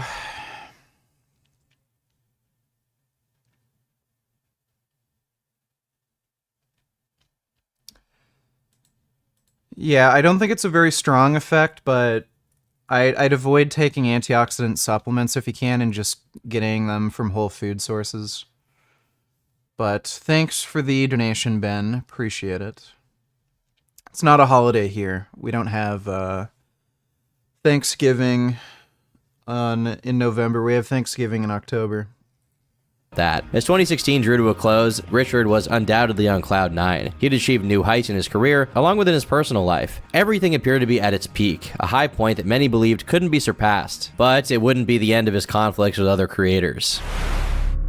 As 2017 and 18 rolled by, it became increasingly evident that Richard's YouTube channel was experiencing a noticeable decline in views. The very edgy style of content that had once garnered him a substantial following was losing its popularity, and in the eyes of the YouTube algorithm, making jokes at the expense of people's appearance and other sensitive subjects was no longer favorable. Adding to the challenges Richard faced during this period, Do you think adult consensual incest is wrong? I really don't see why it's morally wrong if they don't have kids. Like a father-daughter who get together if everyone is adult and there is no grooming or aunt and nephew. Also stepmom porn is hot. Yeah, so adult consensual incest, I don't see an ethical issue with. Father-daughter or mother-son, that might be a different story because there's like power dynamics and shit involved. But, what's it called? It's like brother-sister or something. I don't see how there could be a problem. Thanks for the donation, though, Dick on the Moon. Appreciate it. he found himself in a series of run-ins with the police. According to Rich, the local police force in the Toronto area had developed a level of familiarity with his persona, to the extent that officers would approach him with phrases like, "Oh hey, you're Vegan Gaines, our whole station knows you." This apparent recognition raised questions about whether or not he was under some form of surveillance, or if he was a point of interest for an investigation. The initial episode unfolded when Richard made the usual statements, such as, "All meat eaters should die," or "Be nice to animals or I'll kill you." Subsequently, he found himself under arrest and placed within the confines of a mental evaluation clinic. The second incident, by contrast, unfolded under rather unusual circumstances. Richard inadvertently purchased a pair of leather gloves from a store. However, he used this as an opportunity to create content for his YouTube channel. In a video titled, "I bought leather gloves, #NotVeganAnymore, he held a BB gun while crafting a thumbnail that depicted him pointing the BB gun in his own mouth. The intention behind this thumbnail was unmistakably tongue-in-cheek, an overt attempt to generate interest from viewers. In this particular case, Richard contends that a law enforcement officer went to lengths to deceive a judge. Allegedly, the officer was aware that the BB gun in question was, in fact, a non-lethal fake firearm. Nevertheless, the officer purported it to be real, perhaps in an effort to secure a warrant for Richard's arrest. Notably, despite these claims, the officer faced no consequences due to the lack of concrete evidence. The cop actually admitted that he lied to a judge, and he knew I had a BB gun, and I made a joke with a BB gun because I accidentally bought a pair of leather gloves. So got the BB gun, said I bought a pair of leather gloves, bang, that was the joke. So he lied to a judge, claimed I had a real gun, got a warrant, and then arrested me, f***ed with me, and I just... comments on this video should be ments. I was looking through the comment section, like pretty soon after the video was posted. Didn't see too many menti comments. Thanks for the donation, though, Gohan. Had this whole legal rigmarole for like 2 years. Did you get fired? No. Couldn't prove it. None of it was recorded, so... Once again, keep in mind, this story is just from Vegan Gain's perspective. The reality could be entirely different. This setback, however, didn't deter Richard in the slightest. Notable figures he found himself in debates with included creators like Matt Dillahunty, Andy Worski, and Vosh. And so, life on YouTube carried on, with his debates and edgy content sparking both intrigue and controversy. It seemed like he was navigating this much as he always had, but then in January of 2019, his YouTube channel was hit with not 1, not 2, but 3 strikes, leading to its complete termination from the platform. One of these strikes, Richard explained, stemmed from a video in which he poked fun at another creator, targeting their hairy chests and even talking about possible interest in female domination. These comments were clearly in jest, intended solely for comedic effect, but... Please react to this. Let me see. Per week may increase your risk of type 2 diabetes by 76%. From nutritionfacts.org, run by Dr. Michael Greger, one of the largest vegan health pages on the internet. So let's dissect this claim Yeah, that is a ridiculous claim. You never should have said that. to see if it holds any weight. Time school. First major red flag is he describes results from multiple studies without actually citing them. Unfortunately for him, I know the evidence he's talking about. Eggs are full of beneficial nutrients, and the statement that 1 egg per week increases the odds. Eggs are not filled with beneficial nutrients. You can look at the nutrient profile of an egg. They're not particularly high in any vitamins or minerals. They're relatively low in nutrition, especially considering the cholesterol cost.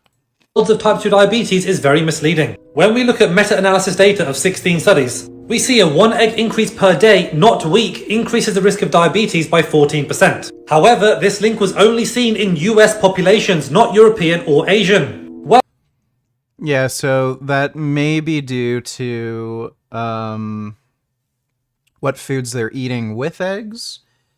It may be it may not be something to do with what they're eating with eggs. It may be because in Asian or European populations, they're able to keep their weight down enough where you don't see a correlation with certain foods. So the other factors, the other risk factors, are low enough to where you don't see an association with foods you would normally see an association with. Well, why could this be? Well, it all comes down to the background diet. Americans overeat calories, saturated fat, and refined sugars. So Americans who eat lots of eggs are also eating lots of crap. 1 egg is literally 66 calories. Yeah, so this is a little misleading. If you look at some of these papers, they can adjust for dietary intake. They can adjust for things like processed food consumption. They can adjust for BMI. So no, after adjustments, I don't think you can fairly make that claim. Calories. If you think 66 calories of anything is causing any disease, then you simply don't understand biology. Then he refers to this study, where they found that substituting 3% of energy from animal protein to plant protein reduced mortality by 10%, and 21 to 24% when substituting from eggs, concluding that higher plant protein intakes are associated with small reductions in overall mortality. Now, that's not surprising because we know from meta-analyses of controlled studies that a higher saturated fat intake is detrimental to cardiovascular health, especially when you go above 10% of energy. So basically, this is fear-mongering vegan propaganda. Oh my god, yeah, vegan propaganda. Well, that's Michael Greger for you. Thanks for that donation, Cocksmoker. I watched your previous stream of you acting shocked Hassan makes so much money. You said you wish that was you. You literally twerk on stream, get paid thousands by James Wade. Do my sit-ups, please don't scam, I have cancer. I'll maybe do sit-ups later. Thanks for that donation, Sago. But YouTube's automated systems failed to see the humor, resulting in a strike. The other strikes were even more concerning. Richard found himself accused of promoting animal cruelty, an accusation that was pretty obviously the opposite of his MO. In reality, he had included footage from slaughterhouses in his video content, not to endorse cruelty, but to shed light on the realities of the meat industry. Unfortunately, the automated bots who assessed his videos seemed to misinterpret his intent, leading to the termination of his channel. Fortunately, he would find a multi-channel network, a conglomerate that comes to the aid of creators facing strikes and channel terminations. Typically, the way these networks work is that in exchange for a percentage of your YouTube revenue, they give you a bunch of promises and typically don't deliver very much. But in this case, Richard managed to find one that provided him essential support. This network that he joined not only helped reinstate his channel within just 1 month, but also supposedly boosted his content in the algorithm. Just a month after his termination, Richard found himself back in the game, with his monthly ad revenue remaining steady and no significant sacrifices made to reclaim his channel. In April of 2019, a somewhat smaller controversy involving Richard emerged, this time involving fellow YouTuber Onision. To provide some context, Richard and Onision had a brief feud earlier centered around a live stream debate on the ethics of veganism versus vegetarianism. Such disagreements were routine for Richard, given his history of debating various individuals on the platform. But this particular controversy in 2019 took a much different turn. It all began when Onision initiated a GoFundMe campaign seeking financial support for a child in need of funds to cover alleged hospital bills. He reached out to several creators, including What's going on, man? Been while since I've been in with life trying to kick my ass, but I just imagine having a huge BBC like you and kick it back. But all seriousness, but you're well, I'm much better as well now. Any more big collabs coming? KKKKKKKKKKKKKK. Looks like I'm probably gonna end up on the Lolcow podcast. So that might be happening. What else? Nothing I can really think of at the moment. But yeah, I'm probably going to be on the Lolcow podcast. Thanks for the donation, though, Andrew Kinda Lifts. Hope you're doing better, dude. I'm doing a bit better now that I've switched to some new medications. But thanks for the donation again, man. I'm just going to go grab a drink. I'll be right back. Hey, dog.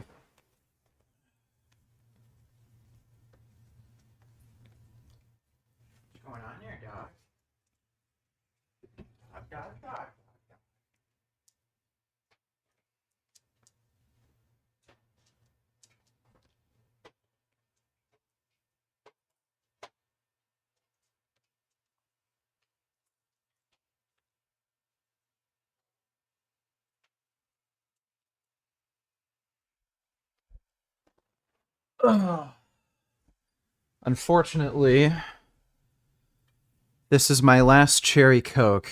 I will be forced to finish off my cherry Pepsis after this cherry Coke. vegan gains, albeit in a private manner through direct messages. Richard decided to examine the GoFundMe campaign closely. He noticed what he saw as various discrepancies between the names associated with the GoFundMe account and those links to the mother's Twitter account, among other suspicious details. Unconvinced by the campaign's legitimacy, Richard responded to Onision's DM by basically asking him why he was willing to raise money for a little girl, but not go vegan in order to save animals. This guy is so funny, man. Onision countered, persistently requesting a donation. This prompted Richard to reiterate his doubts about the campaign's authenticity while reinforcing his argument. Onision then responded by insinuating that the little girl's life held more value than that of any cow or chicken. Richard, in his characteristic edgy manner, replied by asking, "But where will the worms and maggots get their protein if they can't eat her dead, rotten corpse?" Unsurprisingly, this remark infuriated Onision, leading him to create a video titled, "I Can't Believe Someone Would Say This," in which he elaborated on the trauma and passionately defended the value of this girl's life. So then, Richard posted his own video, clarifying that he had never intended to donate due to his suspicions about the campaign's legitimacy. He explained that the point he aimed to make wasn't about equivalence, but about acknowledging his own hypocrisy and advocating for saving the girl's life while not adopting a vegan lifestyle. Cows and chickens are being horribly abused, mistreated, and eventually killed in these industries, and Greg has absolutely no problem supporting that, but he wants to virtue signal to us all that he cares so much about this little girl. Well, okay, if you care so much about the sanctity of life, then why do you not put in the small amount of effort required to just not eat these products? If you want milk, cheese, eggs, then why can't you just make a vegan alternative? It's because you're a selfish, lying sack of shit. And the only reason you shared this GoFundMe campaign, the only reason you're trying to slander me in this video is because you only care about yourself and you're coming up with any lies and bullshit that just pops into your head so that you can maybe stop losing subs so quickly. And to be honest, I don't even know what to say to this. Like, I've almost never heard someone say something so wild on YouTube. Vegan Gains is one of the most entertaining people of all time. As for any subsequent response videos, if they exist, they seem to have disappeared into the annals of internet history, implying that the controversy likely concluded. It's important to note that any traces of edginess associated with Richard were confined to Twitter and not present in his YouTube response video. The shift in demeanor was likely influenced by the recent termination of his channel, leading him to really tone down everything. Even though Richard has started to veer away from his edgy persona, he wasn't entirely done with it. In the early months of 2020, he released a video titled Eddie Hall vs. Vegan Gains. In this video, he adhered to his well-established routine of critiquing bodybuilders for their dietary choices, the supplements they endorsed, and various other aspects of their lifestyles. However, it was during this video that he did something that would incite a significant amount of anger and backlash from viewers. About halfway through the video, Richard stumbled upon a Facebook post made by Eddie Hall, in which he shared his experience visiting a child with cancer. Richard decided to read the post, concluding sentences in a very mocking voice. Cancer is an almighty killer, and I wish there was a cure for it. I, for one, will be supporting Team Lewis in the future and hope you guys will too. One day, cancer will be a thing of the past, and the memory of Lewis will live on in the cure when it's found. Well, Eddie, since we're still waiting for that cure for cancer to be found, how about... Why do people think leather seats is better for cars? It's like people think less of you or think you don't have money cause you don't have leather. It's like, I'm sorry, I care about the animals and don't want my ass being hot, dude. Sorry, random, I know. Yep. Kind of annoys me that leather is sort of considered a luxury product, because usually when you want to buy some more expensive things, they'll often add leather to it. It's pretty annoying. Thanks for the donation though, Andrew. In the meantime, we try and prevent ourselves from developing cancer in the first place. You eat red and processed meat all day, which is classified by the WHO as a cancer-causing carcinogen. Shout out to Andrew, kind of lifts. I fucking miss you, bro. Now I'm rubbing my hard nipples. Thoughts on the video so far? Still like Tom? Do you ultimately think this video will get you back in the YouTube spotlight? I think this video is like 3 years late. I don't have a problem with anything Tom did here. He said it was going to be a unbiased assessment of my YouTube career. And I'd say it is. He shows the good and the bad in a fair manner, in my opinion. And there's nothing really in here that I find offensive. As far as it being late, I don't think there's any, I don't know. I don't think it really matters when this came out. And I don't know if this is really gonna boost my channel or anything, but we'll see. Thanks for that donation, Aaron P. Doesn't really make sense for you to eat these foods and promote these foods if you care so much about cancer. And on top of that, you're talking about vegan and vegetarian diets. Oh, they're so yucky and disgusting. Oh, I hate it. Well, guess what? Vegans and vegetarians have a lower risk of cancer. This action triggered a big wave of outrage, leading to an overwhelming barrage of dislikes on the video. It became abundantly clear that a large portion of the audience vehemently disagreed with Richard's approach. Richard, in his defense, contended that he wasn't mocking the child with cancer. Instead, he argued that the target was Eddie Hall himself, who he accused of exploiting the child's illness for views and attention, despite Eddie's charitable contributions to cancer foundations. On his professional Facebook page, he was promoting this fundraiser for a child who has cancer. Now, to me, it seemed as though he was exploiting the situation and this kid so that he could make himself look better. And he didn't really care about this kid with cancer. That was just what I thought. I could have been wrong, not saying I'm right, but that's what I thought. I guess a lot of people would say, like, well, even if he is exploiting him, I mean, the kid still gets benefit, you know, if he raises money for him, right? Yeah, but that wasn't really my area of concern. My concern was this guy is exploiting somebody who is going through something bad for his own benefit, even if it benefits the person ultimately. And people turned that into, oh, you're making fun of a kid with cancer. No, I was criticizing somebody who I thought was taking advantage of a kid with cancer. While Vegan Gains maintained that he was critiquing Eddie Hall's intentions rather than the kid, the video's execution didn't sit well with many viewers, ultimately resulting in this incident going down in history as one of the most infamous moments in Vegan Gains' online reputation. Yeah, so Eddie Hall was just virtue signaling, in my opinion. If he really cared about cancer, like, in my mind, he wouldn't be supporting, the consumption of products that cause cancer, like processed red meat. He has, like, a sausage brand, for instance. Also, the way he made that post on Facebook, it was overly sappy, and it just seemed to really be an attempt at getting attention. It's one thing to make a Facebook post saying, hey, there's this child with cancer. He's a great kid. I'd really love for you to show his support. It's like, he's really suffering, blah, blah, blah, support this charity or whatever. Like, that's one thing, but cancer is so horrible, everyone. Oh my God, if I could get rid of cancer, I would get rid of cancer. Like, So it came off to me as though Eddie Hall was virtue signaling and didn't really care about this kid. On top of that, Eddie Hall has both a personal and a professional Facebook page. On his personal Facebook page, he didn't mention anything about this kid with cancer. So that suggests to me that he doesn't really care. Again, everything just lined up to make this seem to me as though he's just virtue signaling, and that's just what I criticized him for. Never made fun of a kid with cancer. During this period, the Vegan Gains channel was continuing to experience a decline in terms of views and subscribers. However, it wasn't long before one incident would send him right back to the spotlight of mainstream controversy. On March 26, 2020, a YouTuber known as Penguin Zero, or Charlie, took center stage by posting a commentary video criticizing the mukbang YouTuber So Young for a disturbing practice. So Young had gained notoriety for consuming animals while they were still alive. Charlie's video, in essence, served as a scathing critique of her actions and the ethical concerns they raised. Charlie's main arguments in the video were quite straightforward, but very impactful. He decried the act of consuming animals while they were alive, highlighting the cruelty and inhumanity of such a practice. What added a layer of concern to this controversy was So Young's choice of octopuses as her subjects. These creatures were well documented as very intelligent beings, capable of intricate behaviors, yet they were subjected to this horrifying consumption on camera, struggling desperately to escape her mouth. The creatures she chooses to eat alive are the ones that are well documented in being very much aware and alive. For example, the octopus. Octopus are among the most intelligent creatures we have on the planet. They're up there with dolphins. They have a fully complex nervous system, brain.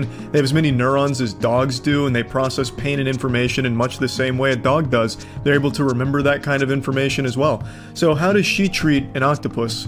Well, by devouring it alive as it tries its best to run the f*** away. Furthermore, Charlie expresses dismay at So Young's content style, marked by constant screaming and grotesque scenes. This style left him deeply disturbed and uneasy, unable to comprehend how such content could garner a massive audience. As is often the case with critical videos on YouTube, Charlie's expose received an overwhelming response. It quickly accumulated 9 million views, resonating with a wide audience that shared his concerns about the treatment of animals and the ethics of creating content around such practices. Now, if you've been paying attention at all, I don't think it needs to be said what Richard's reaction to this video was, so let's get into his response, which he published on April 16th, 2020, about 1 month later, titled Penguin Zero the Arch Hypocrite. Surprisingly, instead of launching into his typical fiery tirade, Richard actually extends a fair amount of credit to Charlie. He acknowledges Charlie's commendable act of calling out a content creator who was clearly in the wrong. Good on Penguin Zero for, making a video like this. I'm really glad to see big YouTubers, people with a lot of reach and influence, make videos about animal cruelty, but I was really sad to see that only a few weeks after Penguin made this video,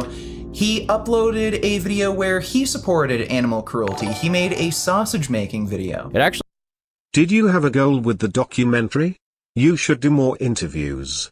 If I was a YouTuber, I would just go full on hinge and shit on all these retard streamers and red pillars. Well, Turkey Tom's the one who made this documentary.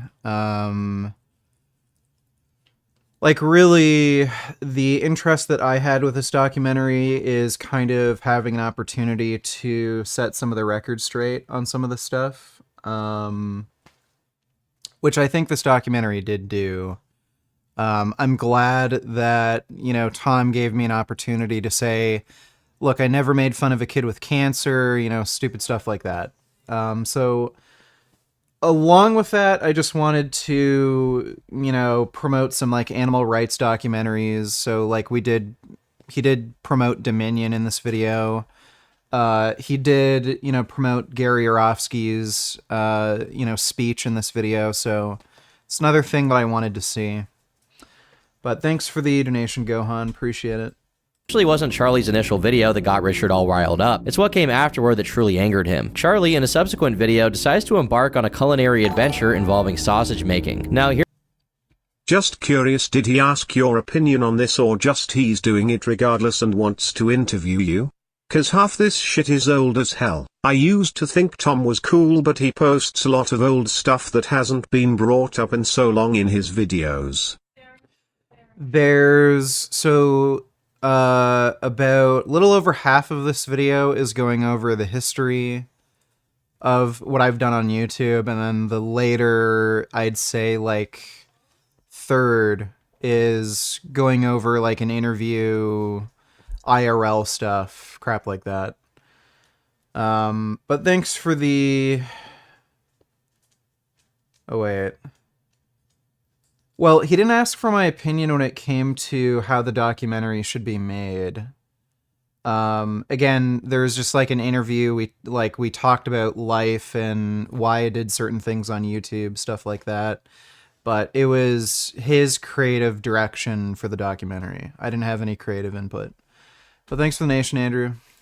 Here's where Richard takes issue. In this sausage-making endeavor, Charlie employs using sausage casings, which are traditionally crafted from animal intestines. That's where Richard calls him out, saying that he's a hypocrite. He argues that Charlie's use of sausage casings contradicts his earlier stance on animal welfare. While Charlie had rightfully criticized So Young for her treatment of octopuses, Richard contends that Charlie, in using animal-derived casings, as well as eating meat in general, indirectly supports the suffering of pigs through the meat industry. Richard goes on to underline the intelligence of pigs, asserting that they're on par with, if not more intelligent than dogs, a point which is supported by scientific studies. He firmly believes that Charlie could have explored alternatives. According to Richard, there are numerous plant-based sausage casings available, and Charlie could have even tried his hand at crafting them at home by following online tutorials. The same logic applies to the chicken that made its appearance in Charlie's video. Vegan Gains' response to Charlie's video undoubtedly stirred the pot, and the dislike bombing that ensued was, in all likelihood, a result of Charlie's significantly larger audience. This sparked a controversy that Critical himself couldn't resist addressing, and he promptly released a video just a day later. In it, he began by expressing his genuine surprise at how Richard had mellowed out over the years. He recalled his more aggressive approach back in 2016 and contrasted it with the comparatively subdued tone of his recent response. Charlie found this shift quite refreshing and welcomed the fact that Richard was now delivering his criticism in a much tamer manner. That said, Charlie did not let Richard off the hook. He acknowledged that everyone is entitled to their own opinions, and he considered Richard's perspective a valid one. However, he still had some issues. His first point of contention was that despite Richard's improved demeanor, he still believed that Vegan Gains represented some of the less favorable aspects of the veganism community. This opinion stemmed from the way Richard often employed insults when addressing others. Charlie then delved into the core of the matter, the comparison between him and So Young. He asserted that the comparison wasn't fair, as his primary concern was the way animals were killed. If, for instance, the place Charlie sources chicken from was engaged in the inhumane treatment of chickens when they were still alive, as opposed to employing the most humane slaughter methods, he would have a significant issue with it. But obviously such practices were not the case in his video. Charlie also made it clear that he had no qualms with meat substitutes like Beyond Meat and similar products. In fact, he shared Richard's view that these alternatives represented the future of food. At the end, Charlie emphasized that if Richard genuinely wanted to encourage more people to adopt a vegan lifestyle, he needed to adopt a less condescending and more understanding approach towards those who consume meat. A lot of people in that community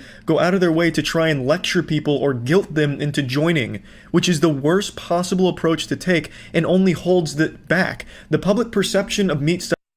Yes, the person who has no interest in going vegan, who's a selfish jackass, is trying to tell me how to properly do activism. Like I've said this before, if I were to have done exactly what Charlie said, would he go vegan? No, of course not. So this is just an excuse to basically, or not even excuse, it's a way of obfuscating guilt. So rather than, actually attacking the arguments I made, or, giving some sort of counter argument for why he doesn't think veganism is a moral obligation, he's just whining about how I said things the wrong way. So he's not complaining about what I said, he's saying I said them the wrong way. I don't care. Even if I sound condescending, if I sound like a jackass or whatever, I don't fucking care. Attack my arguments, not the way I made my arguments.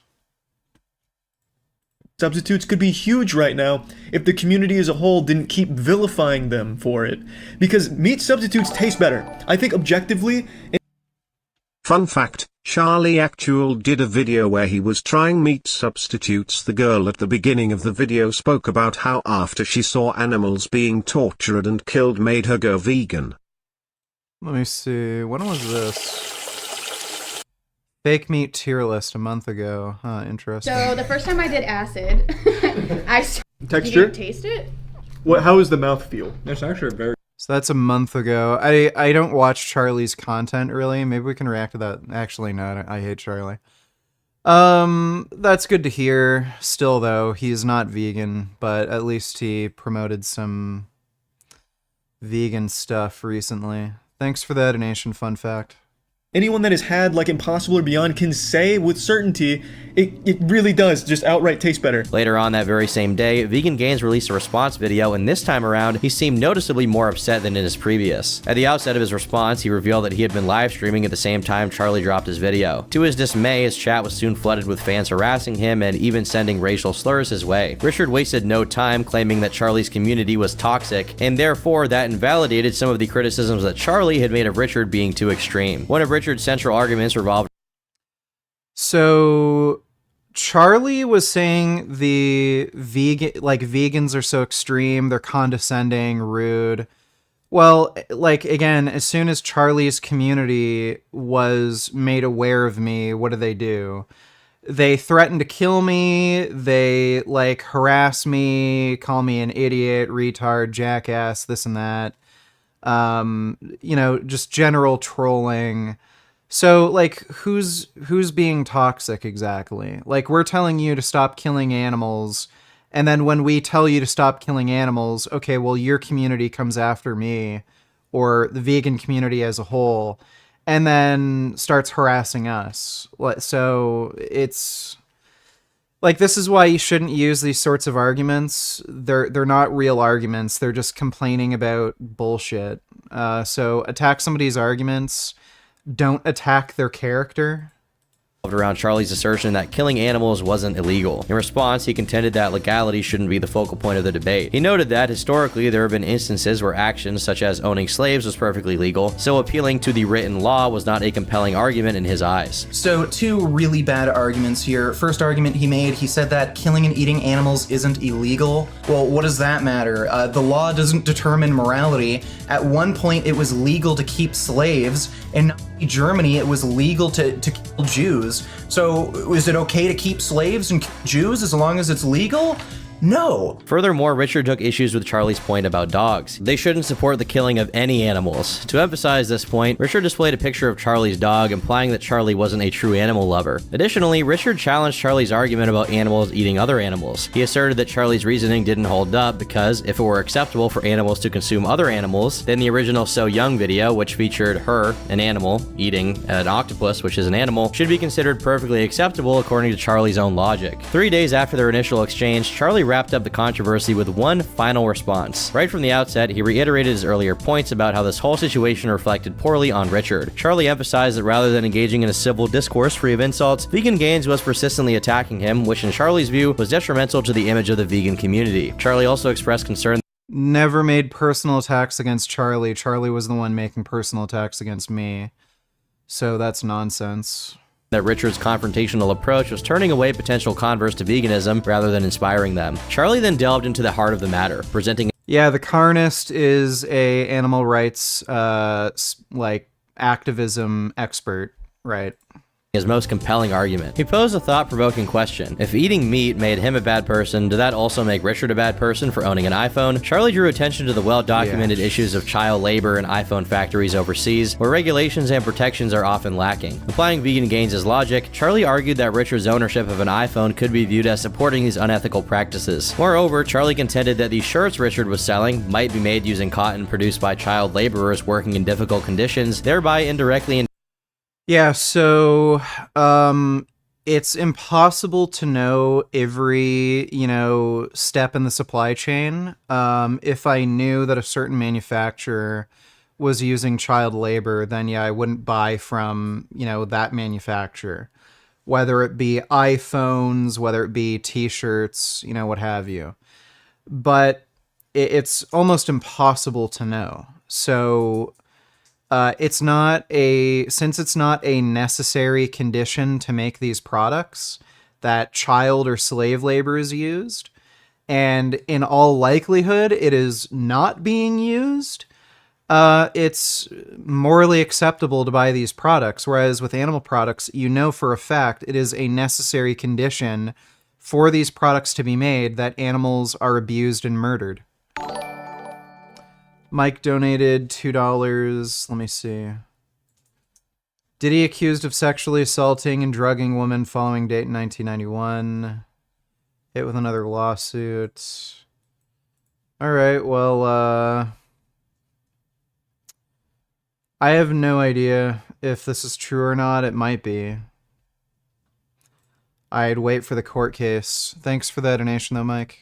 Endorsing child labor and its potential consequences. You wear a gaming headset during your streams. You realize those parts that compose that gaming headset, a lot of them are made in sweatshops. Very, very immoral means of getting those parts, and you're wearing... Yeah, so I don't know why you'd assume they're made in sweatshops, and I don't even think he knows what a sweatshop is. And again, like, this is just a form of tu quo qui fallacy. Let's assume that, okay, I had an iPhone that was made by a child slave. I had a gaming headset that was made in a sweatshop, this or that. That doesn't make meat eating morally acceptable. So you're just pointing out some point of hypocrisy on my part. That doesn't make meat eating acceptable. That just makes these other things also bad. Wearing it freely, so by wearing that, you're supporting that kind of terrible thing in the world. I'm of course not the only one to make this comparison, but you keep dodging it. On Twitter, a user proposed the exact same thing, and your response was, oh, you're just retarded, you're not nearly on the same level of intelligence that I am, you don't know what you're talking about, I'm holier than thou, you're wrong. Look at Foxconn. I don't know if you're joking or if you're actually dumb, but Foxconn actually does use minors at their factory. Oh my god. Yeah,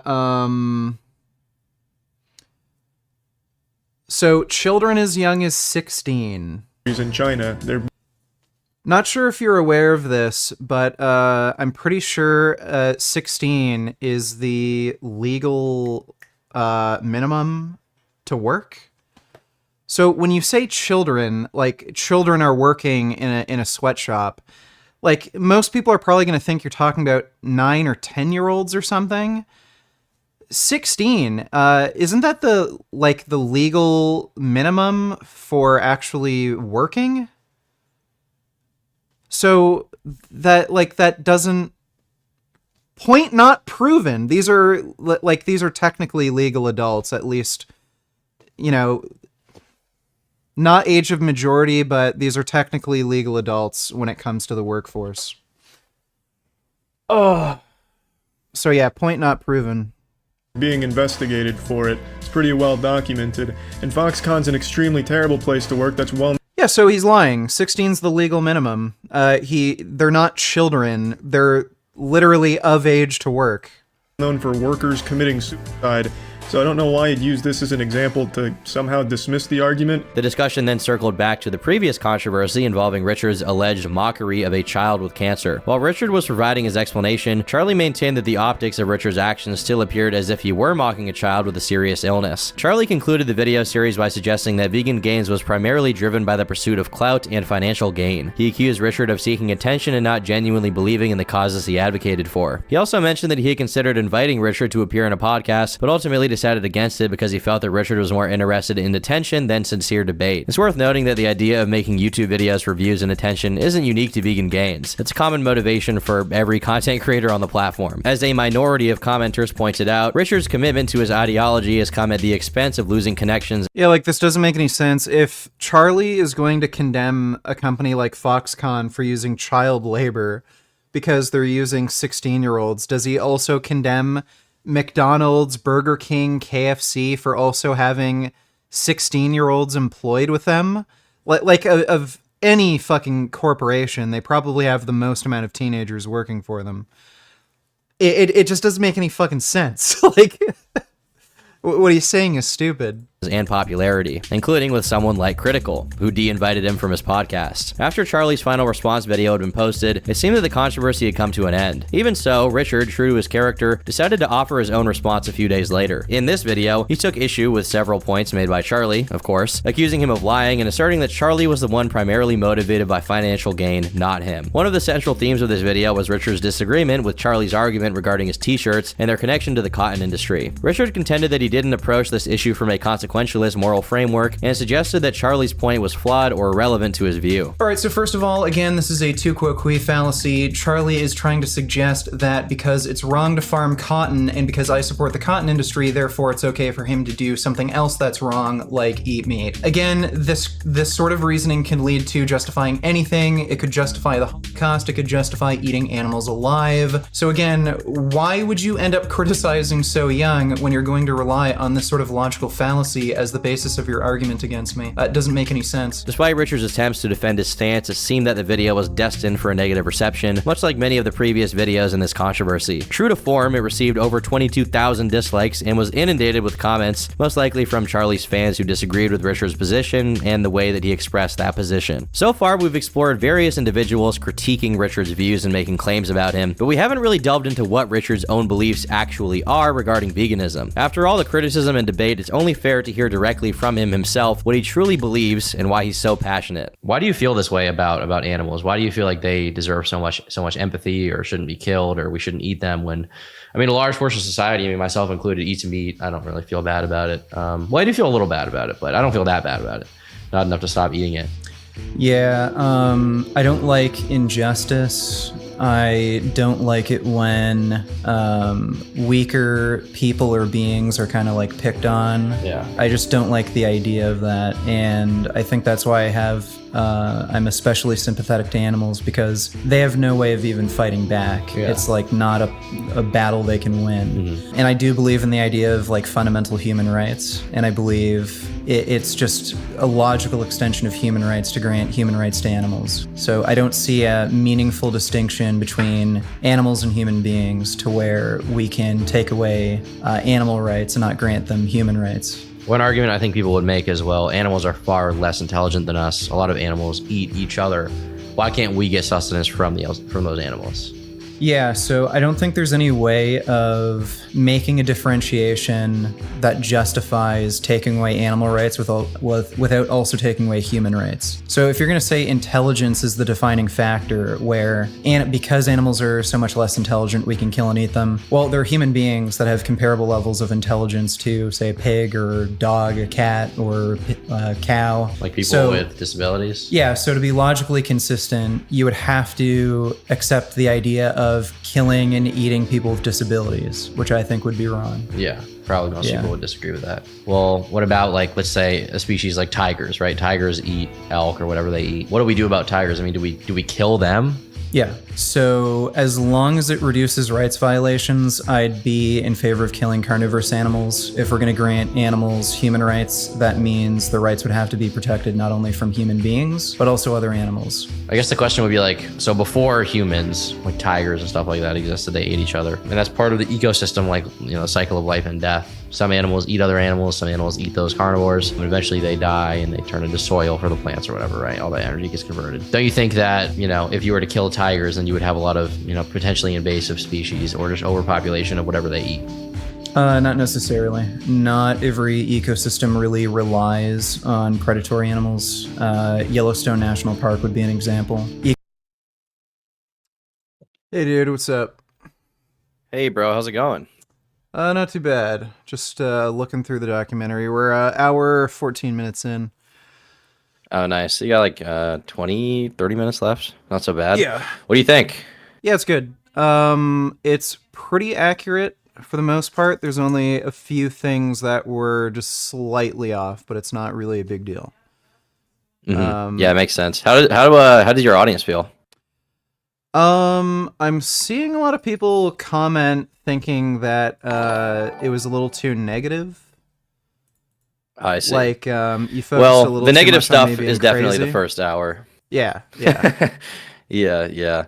The last half hour is more positive once we get into like your philosophy from the interview and stuff like that. And then we do the gym stuff. But yeah, people seem to like it. I've had a decent amount of comments being like, wow, by the end of this video, I had a different kind of perspective on vegan gains. That's good. But definitely from the onset, people were like, oh, crazy vegan gains, let's see what this dude's like. Let's see him be a nut job. Yeah. I was seeing a lot of those comments when you uploaded like within the first hour. Haven't looked at the comments since then.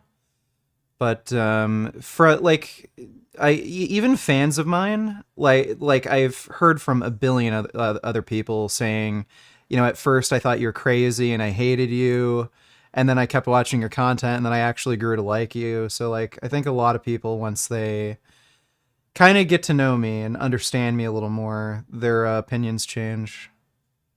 Yeah, we definitely went with a more for the title. We were like, how do we get people in the door with this? And we thought like sort of a framing of like a negative sort of video would be good, and then we sort of surprised people a little bit. But that's the art of YouTube, the art of clickbait a little bit. But yeah, I think people like it. I think we made a good video together. I appreciate you doing that with me.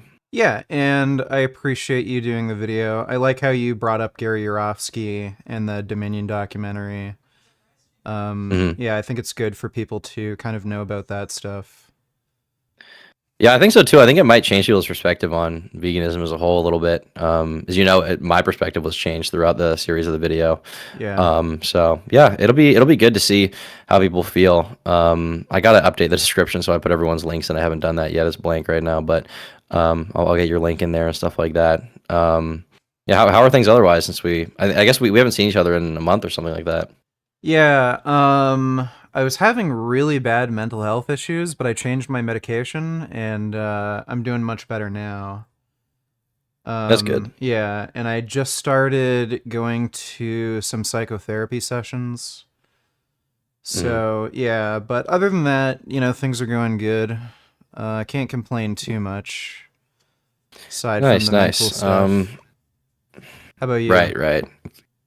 Yeah, pretty good. Just trying to get a lot of stuff done. As you know, these 2 months are kind of most highest revenue because of holiday ad spending. So just trying to make as much money as possible.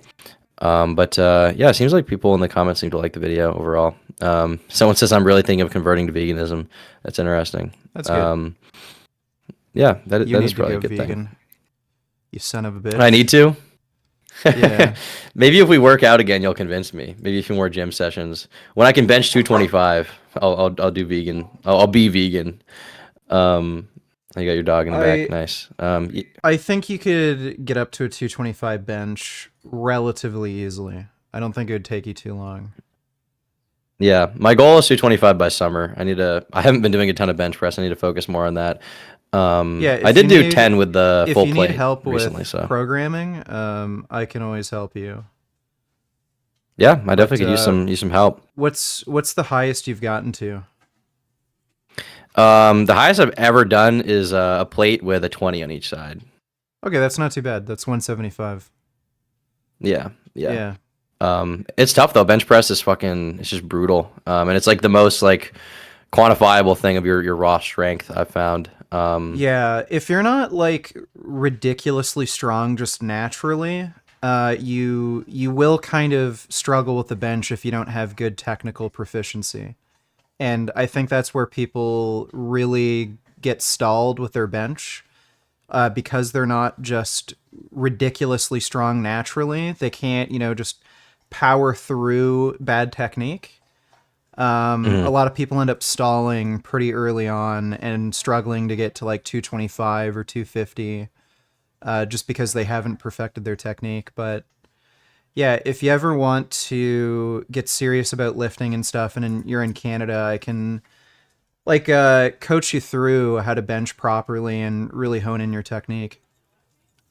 Yeah, that'd be great. I'm trying to set up the LolCow podcast for you right now. Okay, cool. Keemstar said he's down to have you on, but they're doing another episode first. They're trying to they just started the podcast officially, so they're trying to get a few normal episodes out. But he and Tommy C said they're very down to have you on. I just want to see you scream at Boogie or Wings of Redemption, honestly, and just call them fat or something. I don't know. I think that'd be really funny. I'm not gonna body shame them, but I don't know. I feel like I'm probably gonna have more of a problem with Jordy than really. Why is that? I just imagine him talking more shit about vegans, you know? Interesting. So he probably would. Boogie would be more sort of a fence sitter about it. Yeah, I think he'd be a little nicer, a bit more of a fence sitter, saying like, "Oh, vegans are nice. I know so many nice vegans." I can see Wing saying, "Oh, veganism's fucking bullshit. I'm never gonna eat fucking broccoli or something." Like that's what I'd imagine him saying. And there's like in the that South, whole cat thing. We ain't eat too. no vegetables, bruh. That's rabbit food. Yeah, say something like that. Yeah, and didn't he do that like fucked up thing with a cat before? Yeah, so there's some story about from his childhood when he like put kittens under a bucket and then forgot about it or something, and in the morning they were all dead or something like that. Yeah, pretty dark. And it's hard to tell if that actually happened because he like keeps going back and forth, saying it didn't happen, did happen. Yeah, sometimes he'll say something to the effect of like, "That was all shock jock, man." But I think some of the shock jock stuff probably was real. But I think his age of consent thing probably was shock jock, hopefully anyway. Yeah, the lolcow type people are really like blowing up right now. I don't know if you saw the Boogie documentary; they got like 3 million views, but his whole shit is like blown out of the water recently. I get Boogie videos, and I recommend it every single day. Yeah, I saw that Boogie documentary. What a fucking weirdo! Like, especially the 20-year-old girlfriend. Like, what is he thinking? It's so bad. It is a weird situation. I think a lot of it maybe could be he's just really not thinking about it and how it looks. He's just kind of he comes across to me like he's just so dumb. He has such a lack of self-awareness. Yeah, you think he's like a genuine dum-dum? I think he's a genuine narcissist, absolutely. Okay, yeah, for sure. Like 1000%. From talking to him a decent amount, he has a very hard time accepting responsibility for his own circumstances. Even with this documentary, people were kind of calling out the fact that some of the numbers look kind of off, and his immediate response was to blame the guy who helped him make it, rather than blame himself for not correcting the numbers. You know. Yeah, like I can understand getting some minor details, wrong because like, some of the stuff is deep lore, right? Like I saw you make a few mistakes here. But some of the stuff is deep lore. We only talked about some of these things once. So I can understand like a few simple mistakes, but like when he goes from saying he spent $200,000 on prostitutes to spending $70,000, and these are very simple corrections that could have been made, like literally just changing a text on screen. I think he's deliberately trying to make his financial system or situation seem worse so that people pity him more so that they donate. But like, that's a big part of it. Who the fuck would donate to somebody who's going to throw away like 200 grand on hookers? Like it's so stupid. I mean, even 70 is a fucking astronomical amount. I mean, $70,000, you can live off that for 2 years. Yeah. If you push it a little bit, but he's a very he has a hard time taking responsibility for his own actions. He has a very hard time accepting his own faults. Like when I was talking to him, we were going through his finances, and I was like, "Why don't you just change these 3 things to like cut down like on a few $100s a month, like that you could easily get down, or like even a few thousand?" And he was like, "Well, I don't know, Tom. I'm just how I am." And it's like, well, you can just change how you are, but he doesn't want to do that. It's too much. And I think he kind of gets something. He gets a big high. Destiny talked about this. He gets a big high out of people feeling bad for him and being like, "I'm so sorry for your situation," and so he's kind of addicted to that feeling. And so he just wants to constantly spam that, basically. But yeah, I'd like to get you on that podcast to talk to him. And overall, that whole lolcow world is pretty interesting to me. I kind of want to do like a lolcow reality show, honestly. But that's later down the line. My goal eventually with these documentaries, when I've done enough of them, is to get all the people from them in one room and have them do like a competition in a house for a few days or something. That'd be kind of funny. Like a reality show. I think it would be really funny. It would be very expensive to get done. And so it would be a big like how am I going to make the money back from this kind of thing? Yeah. But it definitely would be really, really good content if I could get everyone, if I could get like you with like Boogie and like King Cobra JFS and like a bunch of these kind of more maligned internet people in one room and just see them compete in various challenges and just interact with each other. That would be kind of, I think, mind breaking from the internet, because like who would expect you to be in the same room as like Boogie? Like literally 0 people. Yeah, that'd be kind of funny. Yeah, Sam Hyde did that project. That was, I don't think I could ever do something like that. Like that was super toxic and crazy.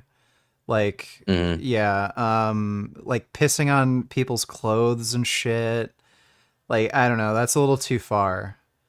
Yeah, but yeah, I agree. Yeah, but you know, something with a similar idea that's less toxic. Yeah, I'd definitely be down.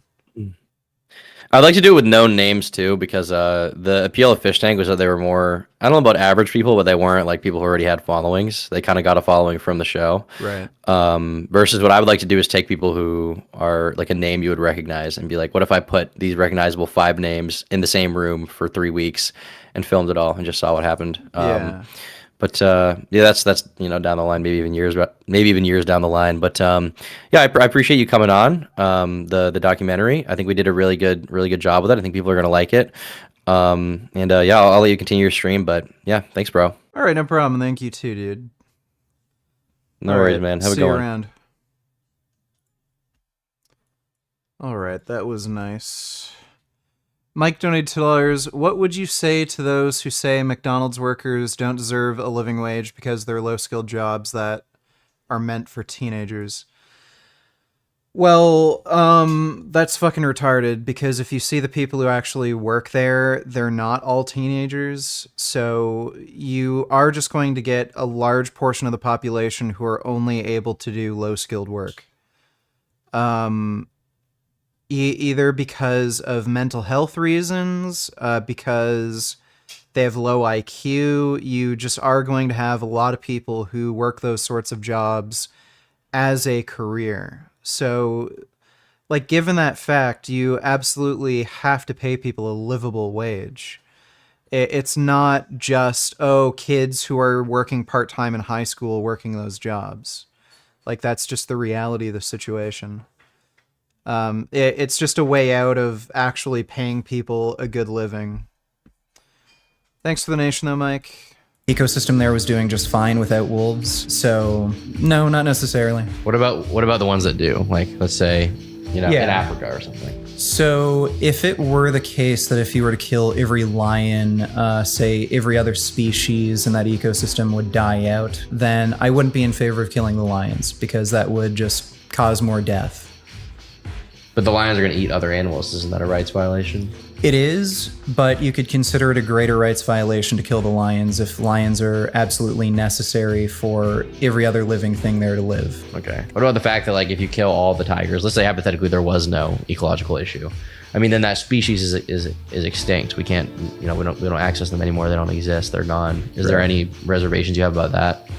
No, look at it this way. If Nazis were a different species and they were out to kill Jews, would you have a problem with Nazis going extinct? I guess. You would? I guess I wouldn't have a problem with them going extinct. Yeah. But also, to me, like, a Nazi is like something you can convince out of it. Well, I mean, it's a hypothetical, but like the idea is you have a murderous sort of being that's going to keep killing throughout its entire life. Something like that shouldn't exist. What kind of responsibility do you ascribe to, like, a normal person who eats meat, who maybe doesn't think about it or hasn't thought about it very much? Like, do you see them as a bad person because they haven't thought about it? You see them as ignorant, uninformed? Like, how do you I just see them as ignorant and uninformed. So I don't judge people just on the basis of them eating meat. I judge people on the basis of whether they make good choices given the knowledge they have. So if you know you're contributing to animal suffering by eating meat and you're killing animals with your food choices. If you know that, then yeah, I think you're a terrible person. If you don't and you haven't really thought about it and you're kind of indoctrinated into a society where this is normal, you don't know any better, right? Okay. So what would the purpose be of your YouTube channel then? Is it just to spread your ideas? Is it to have fun? Like, what's the goal? Well, the goal is to turn people vegan, and I know I rub a lot of people the wrong way, but that's just who I am. And this is my personality. This is how I talk and do things. I think a lot of people, jive with that and respect it. A lot of people don't. So I can't please everybody when it comes to activism and make everybody my friend. So I just be myself. A few months after the drama with Critical, Richard took an unexpected turn by announcing that he and his wife would be opening an OnlyFans account for those interested in their content. Predictably, this move was seized upon by their detractors, who promptly created various forms of content to poke fun at him. As we transitioned into the year 2021, it marked the beginning of one of Richard's most recent and substantial controversies. During a live stream, he learned about the passing of another bodybuilder, John Meadows, who had tragically died of a heart attack. Richard reacted to this news by laughing, making disparaging comments about John's child, and even expressing his desire for the child to suffer the same fate. Well, your son's a piece of fucking shit, just like you, asshole. Yeah, there he is, fucking torturing animals. Yeah, putting a hook through a fish's mouth. Yeah, hopefully he dies of a heart attack soon, too. His rationale for this was rooted in his disagreement with John Meadows' views on saturated fat being good for health, and he remarked that John died as he lived. Another factor fueling Richard's animosity toward John was the discovery of videos in which John expressed some level of agreement with veganism and remorse for consuming meat, yet did not make any significant changes to his diet. To Richard, this made John a hypocrite, justifying his mockery of his death. There was someone... John Meadows you're talking about. Yeah. He had a heart attack. He had a heart attack and died. Yeah. Okay. Why did you, I guess, laugh at his death? What about it was funny to you? Yeah, so John Meadows was promoting this idea that saturated fat is healthy. So he was claiming butter is a health food, palm kernel oil is a health food, very high in saturated fat, and that you should stay away from these poly and monounsaturated plant fats. Do you think he believed that for real? Yeah, and I mean, he died for what he believed in, clearly. Was he young? How old was he? He was I think he was still in his 40s when he died. So he wasn't that old. He was on steroids. I'm sure that might have contributed to it. This was also during COVID, so COVID might have also contributed to it. But he ate like shit. He ate a diet very high in saturated fat. He was also on cholesterol-lowering medication, so his... Yeah, that was the most bizarre thing. He would make videos talking about how saturated fat is fine, it's good for you, you should eat a diet high in saturated fat, and he'd encourage people to eat butter and palm kernel oil, which is fucking crazy. And after his heart attack, he was put on fucking statins. Like, it made no sense. So this guy was stupid. Just a dumb person.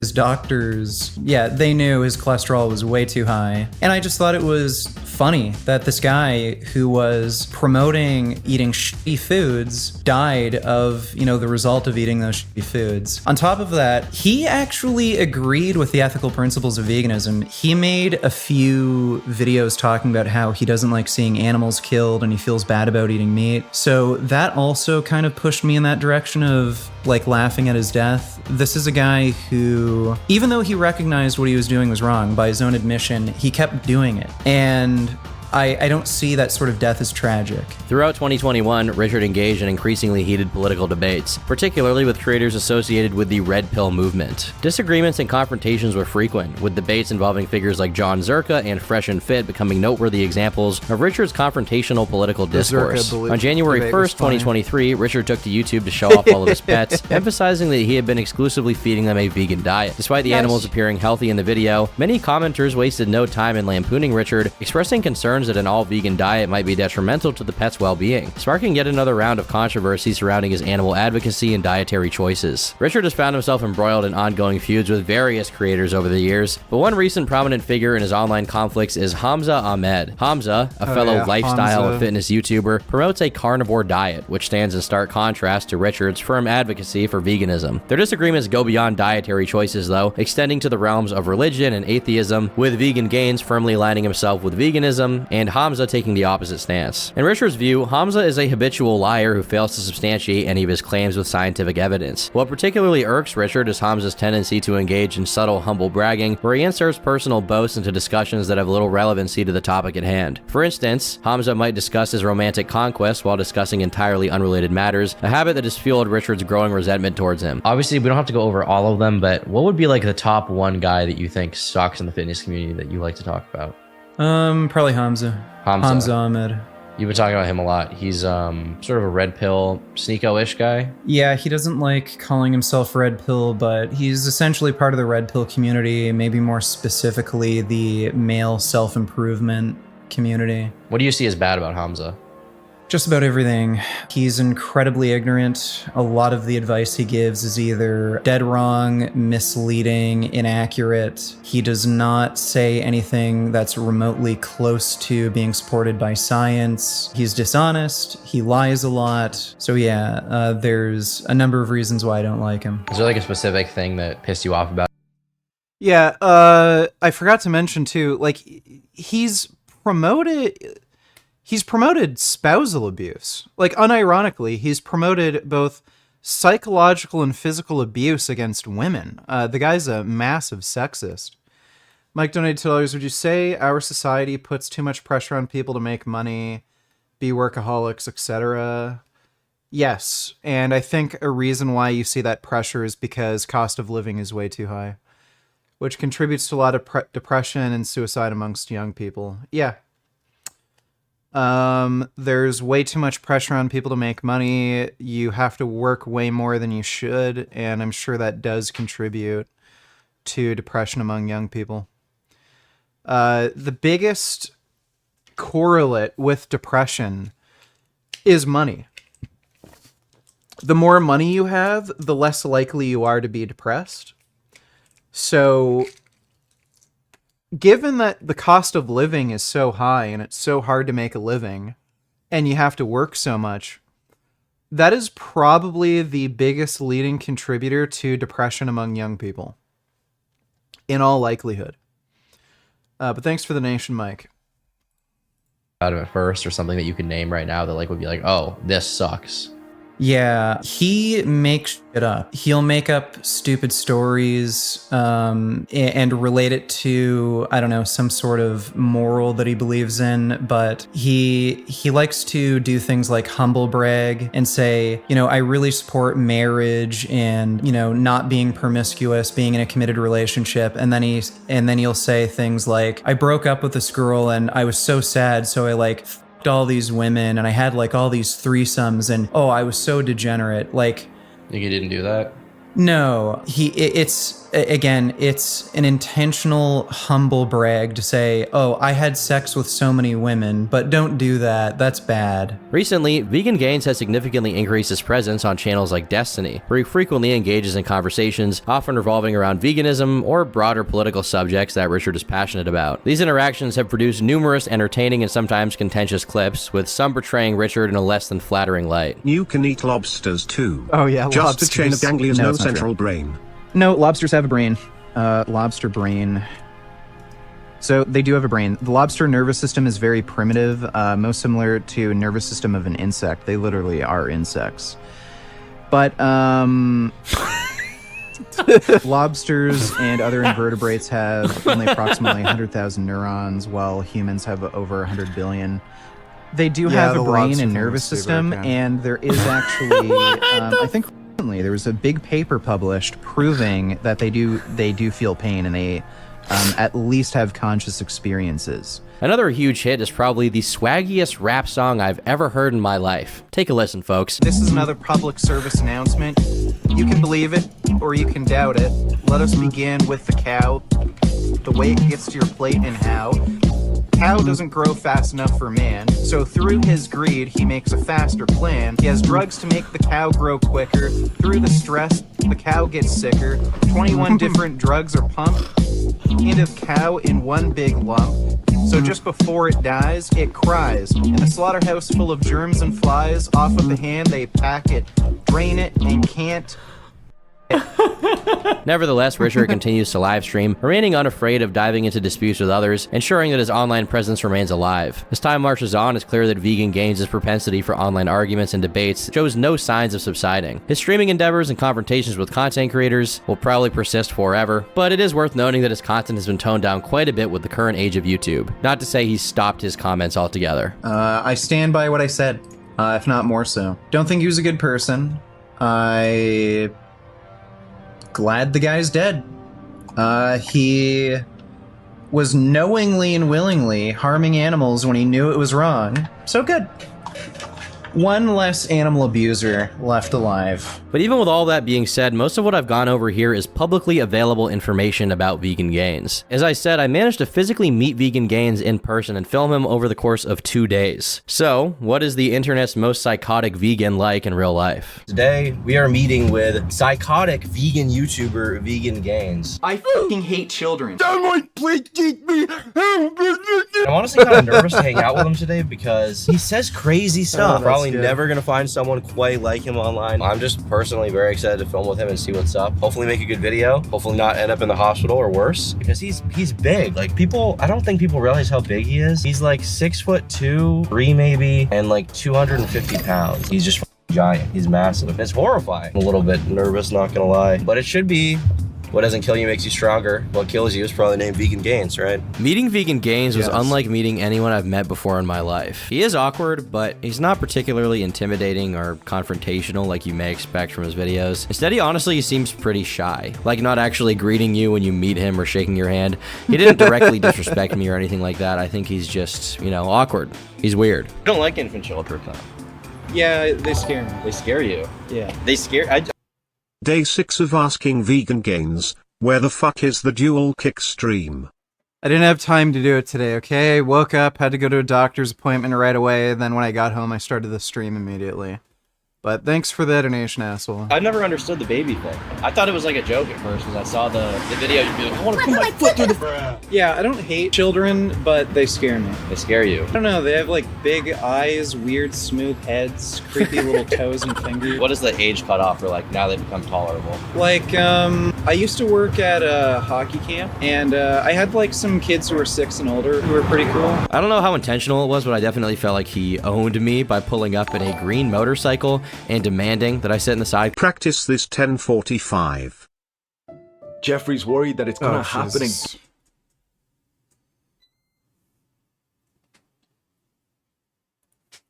With this, the biggest thing you can do is if you relax fully, like as much as you can right now, and really cue your breath to enter like deep into your stomach. And let your stomach and your chest really move as you breathe. So you want both. You're not just like one or the other. You want both. You want your stomach to start bulging with each breath, and then your chest to follow along past that as well.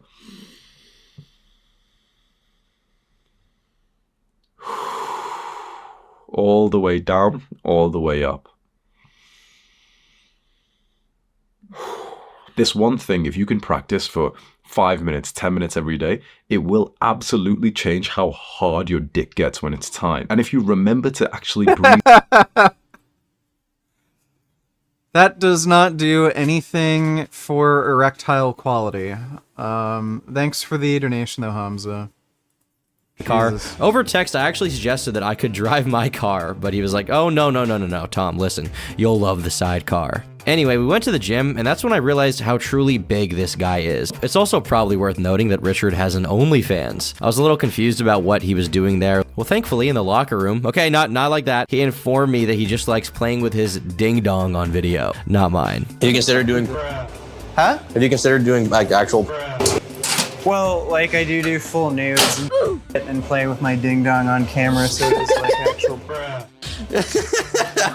One of the strongest points that Critical or Charlie made against Richard was that Vegan Gains will, on one hand, condemn animal products and wish that anyone who consumes them would slip on a karmic banana peel, but he doesn't seem to take issue with computers and iPhones, both of which have had scandals around the poor condition of their workers and unsafe production lines. Made that video addressing a controversy, talking about the video Vegan Gains made about me, calling me a hypocrite for eating meat. You wear a gaming headset during your streams. You realize those parts that compose that gaming headset, a lot of them are made in sweatshops. People talk about child slaves working for computer companies. How do you kind of, I guess, rationalize that in your mind? Like computers, like maybe in mining of like rare earth minerals. Elon Musk, shout out. Yeah, you don't know what's going on in the supply chain, and buying a computer isn't necessarily unethical. There's a way to somehow prevent buying a computer that used slave labor, obviously I would, but when it comes to animal products, you know it's necessarily required. Every animal product. Yeah, every single animal product. It's necessarily required to abuse an animal. And the abuse to you is the killing as well. I would say murder is abusive. Like a lot of people say like humane, there's like humane animals that are raised and killed, right? Yeah, I mean, you could in theory raise an animal humanely, but you can't humanely murder. I don't think there's such a thing. We see a bicep flex, Vegan Gains? Yeah, sure.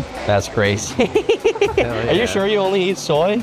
Yep. You ever seen a soy boy like this? 2 chickens saved. You saved 2 chickens. This guy's very big. Even on camera, it might not show up, but he's huge. 1 cow saved. 2 cows saved. 3 cows saved. We're about to save the whole family. 4 cows saved. 5 cows saved. Call, we can do 6. 6 cows saved.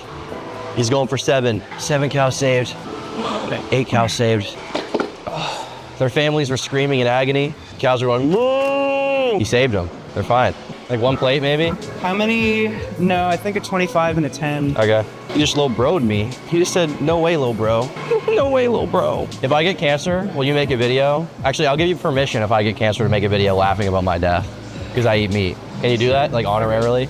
I'll do that for you. Okay, thank you, I appreciate that. Despite leaning left politically, Vegan Gains stated that he's never voted in a primary election, and personally, he does not put a lot of stock in the Democratic Party. In fact, in the next Canadian election, he apparently plans to vote Conservative. I haven't voted yet in a federal election. I'm probably going to vote Conservative this time, though. So the Liberal Party and the NDPs are just completely and utterly ineffective. The best chance to solve major issues like housing is going to be voting Conservative because the Liberals aren't doing anything, and neither are the NDPs. You can't get anywhere with Liberals and NDPs, so it's like, okay, I'll take a chance with Conservatives, right? It's really lifting the door to let the chickens release from the chicken factory. What kind of metal? All sorts of stuff, Rammstein, Metallica, Poopy Doop, a lot of different bands. Poopy Doop? Yeah, a lot of different bands. Wait, you just make that up? Yeah. Is that a joke? Like Death Clock, I like Death Clock. Wait, Poopy Doop's not real, right? No. Oh. Yeah. It's like Ding Dong. Yeah. You listen to Poopy Poop while playing with your Poopy Doop while playing with your Ding Dong. Yeah. You didn't even laugh at your own joke. It's hard to make me laugh. Is it? Yeah. Can your wife make you laugh? Sometimes, yeah. Poopy Doop. I was on the phone with the Tyson guy before I came to the gym. He said if Vegan Gains can't do 6 on his last set, they're all gonna die. I'll have to kill him. If it was legal, would you? Yes. Like which, would it be like any meat eater or like specific meat eaters? Anybody who'd refuse to stop. So would you like capture them at gunpoint? Yeah. Yeah, try to convince them. If they refuse, then, you know, bang. Do you wear a lifting belt at all times in the gym? Is there a downside to wearing it, or do you recommend having it on all the time? So it depends on what lift. If I'm doing a lift where I could lift more weight using the lifting belt, then I'll use the lifting belt. So bench press, it kind of depends, but I prefer using a lifting belt during the bench, primarily because it stops my shirt from slipping. So I feel like I get a better grip on the bench when I wear a lifting belt. But overhead press, squats, deadlifts, I always wear a lifting belt. So I don't wear it on for every lift, but for a good number of lifts, I'll wear a lifting belt. There's not really any downside, so you may as well just wear one. Thanks for the donation though, Kit Lawless, appreciate it. But yeah, you'd only want to wear them on lifts where you'd benefit from wearing one. Like the Punisher. Yeah. What would your superhero name be? Yeah, I don't know. Like vegan. The vegetable. The vegetable. The vegan crusader. Yeah, or Cat Dad. Cat Dad, that's a good one. Yeah. Veggie boy. How do you feel about pescatarian? That's what I think. Well, they're eating fish, right? And they still eat like dairy and eggs. You told me something to the effect of like having traits of antisocial personality disorder. Yeah. What traits would those be? Sadism. Would you like to be held down and get your head cut off with an lack of empathy for other people? But you have high empathy for animals and stuff. Yeah, like that. I have high empathy for animals, and I'm also like not manipulative. Like I can just absolutely beat the shit out of somebody, sleep like a baby, not think about it. I grabbed the kid's neck and I was about to try to kill him. Have you beat the shit out of someone? Yeah. You seriously hurt them? Yeah. I lent him some video games and he sold them, and he also kicked his dog. So I saw him outside his apartment smoking, and then I just beat the shit out of him. Punched him in the face, kicked his ribs. Did you like the taste of meat or no? Not really. I always liked vegetables and fruits as a kid. I just ate meat because I thought you needed to for like health and building muscle. And all right, we're gonna get changed. We'll meet you back at the house. Yeah, that was a really good workout. You guys know that post-workout feeling? I'm trying to smell the inside of the helmet. No, my nose is congested, so we're trying to breathe through it. What do vegans eat? Like corn and beans? Just about anything that's edible, as long as it's a plant. As long as it's a plant? Yeah. It's a little rough though, sometimes doesn't it get boring, the diet? No. Not at all? There's just about every option available, especially when we go out to Tenon or Viache. You want to go to one of those places? Yeah. I wouldn't mind going to Tenon, honestly. Yeah, Tenon's great. Vegan Japanese food. Da da da da da da da da. That's a little racist, I guess, just a little bit. This is Chinese, bro. Yeah. Well, it's like, you know, close, like location. They're all Asian. No, I try to avoid that stuff so I don't have to confront the potential moral complications that come from my lifestyle. Well, you're gonna have to confront them today. I'm gonna confront them today. Yeah. All right, we all ready to go? How do you feel about living in Canada in general? Do you have any reservations about it, or are you cool with it? Just cold. That really gets to me. Just the winters can kind of suck ass. Yeah, I noticed a lot of people here have complaints about Trudeau and just the government in general. Do you like Trudeau? Do you I hate him. about it? Why is that? I hate his guts. He is completely and utterly useless. He's taken away our rights to bear arms, and everything with him's for show. Richard also has a strong belief that veganism should supersede a lot of other issues, such as intersectional feminism. He doesn't straight up put those beliefs down, but at the same time he expresses concern that feminists will often get in the way of other important issues like veganism when they're supposed to be talking about veganism. The issue I have with intersectional feminism with regards to vegan activism is these people will prioritize human rights issues over animal rights issues. I've literally seen them go to animal rights protests and then talk about how Native Americans were mistreated. Why the hell are we there? We're vegan activists. Animals are the most marginalized group on the planet. And then, you know, they're talking about Native American genocide and shit. You know, it's fine. There's a place for that. It doesn't really belong in vegan activism. Do you think that there is like ethical farming that goes on? Yeah, in theory. So again, if you have rescued animals, when it comes to a cow, that would be a little difficult. You mean like to use it for milk or something? Yeah. Yeah, so again, like the issue is, you know, possible exploitation. Like milk is meant for baby cows. At a lot of these places that you can buy hens from, they only will rent out these animals. So you'll pay like a lease, and then once they stop laying eggs, you send them back, and then they're just killed. Right. Is the genetic engineering?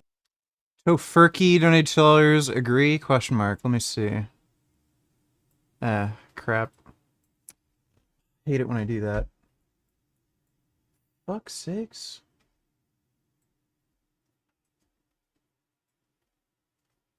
Let me see. Subjects that should be mandatory in school. Taxes, coding, cooking, insurance, basic home repair, self-defense. Survival skills, social etiquette, personal finance, public speaking, car maintenance, stress management. Is 250 micrograms of B12 methyl enough daily? Or are the cyan ones better for you? 250 micrograms of cyanocobalamin is enough per day. For methylcobalamin, you need 1,200 micrograms. Way, way more. So yeah, you need way more methylcobalamin than cyanocobalamin. So that's why I recommend cyanocobalamin supplements. Thanks for the donation though, Sean. I would agree with this. I do think there should be some amount. I think there should be some amount of school curriculum dedicated to these things. Yeah, I don't. I wouldn't disagree with any of these. These are all pretty important life skills that should be taught in school. Thanks for that donation, Tofurky. Engineering on these animals pretty crazy. Well, it's just selective breeding. Okay. Yeah. So they'll take one that is bigger. and Yeah, they'll public breed speaking maybe being the only exception. one that's bigger, and then Yeah, basically, that's basically the idea. you know, a decent question would be, what is the purpose of your life? I mean, if Purpose of my life? Yeah. Well, I'm an existential nihilist. I don't think there's such a thing as purpose. I think the idea of purpose is subjective. As far as myself, like my ultimate goal is just to be peaceful and happy. Do you think we'll ever live in a world where we don't eat animals? Yeah, I think so. and I think it's very likely to happen within our lifetime. Interesting. So you think within like 50 years we might be there? Yeah, I think that's quite plausible. Why did you switch that? Because I know videos used to be the bread and butter of your channel. A number of reasons. I have kind of a sick sense of humor, maybe some people would say, or an edgy sense of humor. Hi guys! So a lot of my videos would get demonetized. Some of them would get me like community guideline strikes. More kind of more chilled out, less angry. Because I feel like back like 2016 to 2018, like the clips were crazy. When I see babies in a commercial, I start to gag. These days, like you'll get one once in a while, but it's not so much, you know? Yeah, I have dealt with a lot of my anger issues. I have gotten a lot more calm. It took a lot of practice, a lot of mindfulness training. My anger was really out of control. But there was one clip where you were challenging someone to meet you, and I think you said you were gonna beat them up at like the veggie club or something. That was a joke too. Okay. Yeah. You weren't gonna beat them up at the veggie club. Is there a veggie club? No. It was a veg fest. Oh, okay. Yeah. Okay, gotcha. Does your online behavior and stuff, like your anger at some of these people, does that carry into your personal life at all? Like, do you have are you staying up late at night thinking about Penguin Zero? No, I have been doxxed once, and I know who did it. It was this stupid fat kid who lived across the street from me. Oh, it was like someone you knew doxed you. I didn't know him, but I knew who it was. He exposed himself in the comment section. I left a comment saying, "I know who the hell you are. You're that fat kid who lives across the street." And then after that, I didn't see him come outside. I used to see him out front quite a bit, and then I didn't see him come outside after that. It's really, I just want to debate people like Penguin Zero. I also feel like there's a lot of potential diversification you could do through Instagram, like posting Sigma vegan edits or something. Oh yeah. I know that stuff's it's kind of cringe, but yeah. All the police in Toronto were watching my videos. Was it like, do they hate you? I think a lot of them liked me. I've had a few cops come up and say that they like my videos, but I'm sure there's some that didn't. Yesterday he told me he likes the band Poopy Doopy. It's crazy. Yeah, they're not a real band. What do you think about?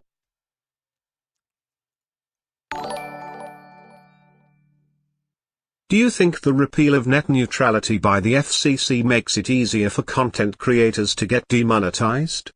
No, the net neutrality thing has nothing to do with that.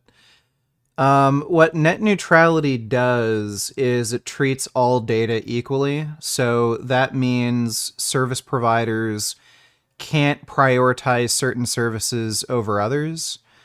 Now what can happen is basically, say if Bell Internet wanted to promote their own service, their own streaming service over Netflix, what they can do is they can throttle Netflix, make it not work as well, but they could make their own service work much faster.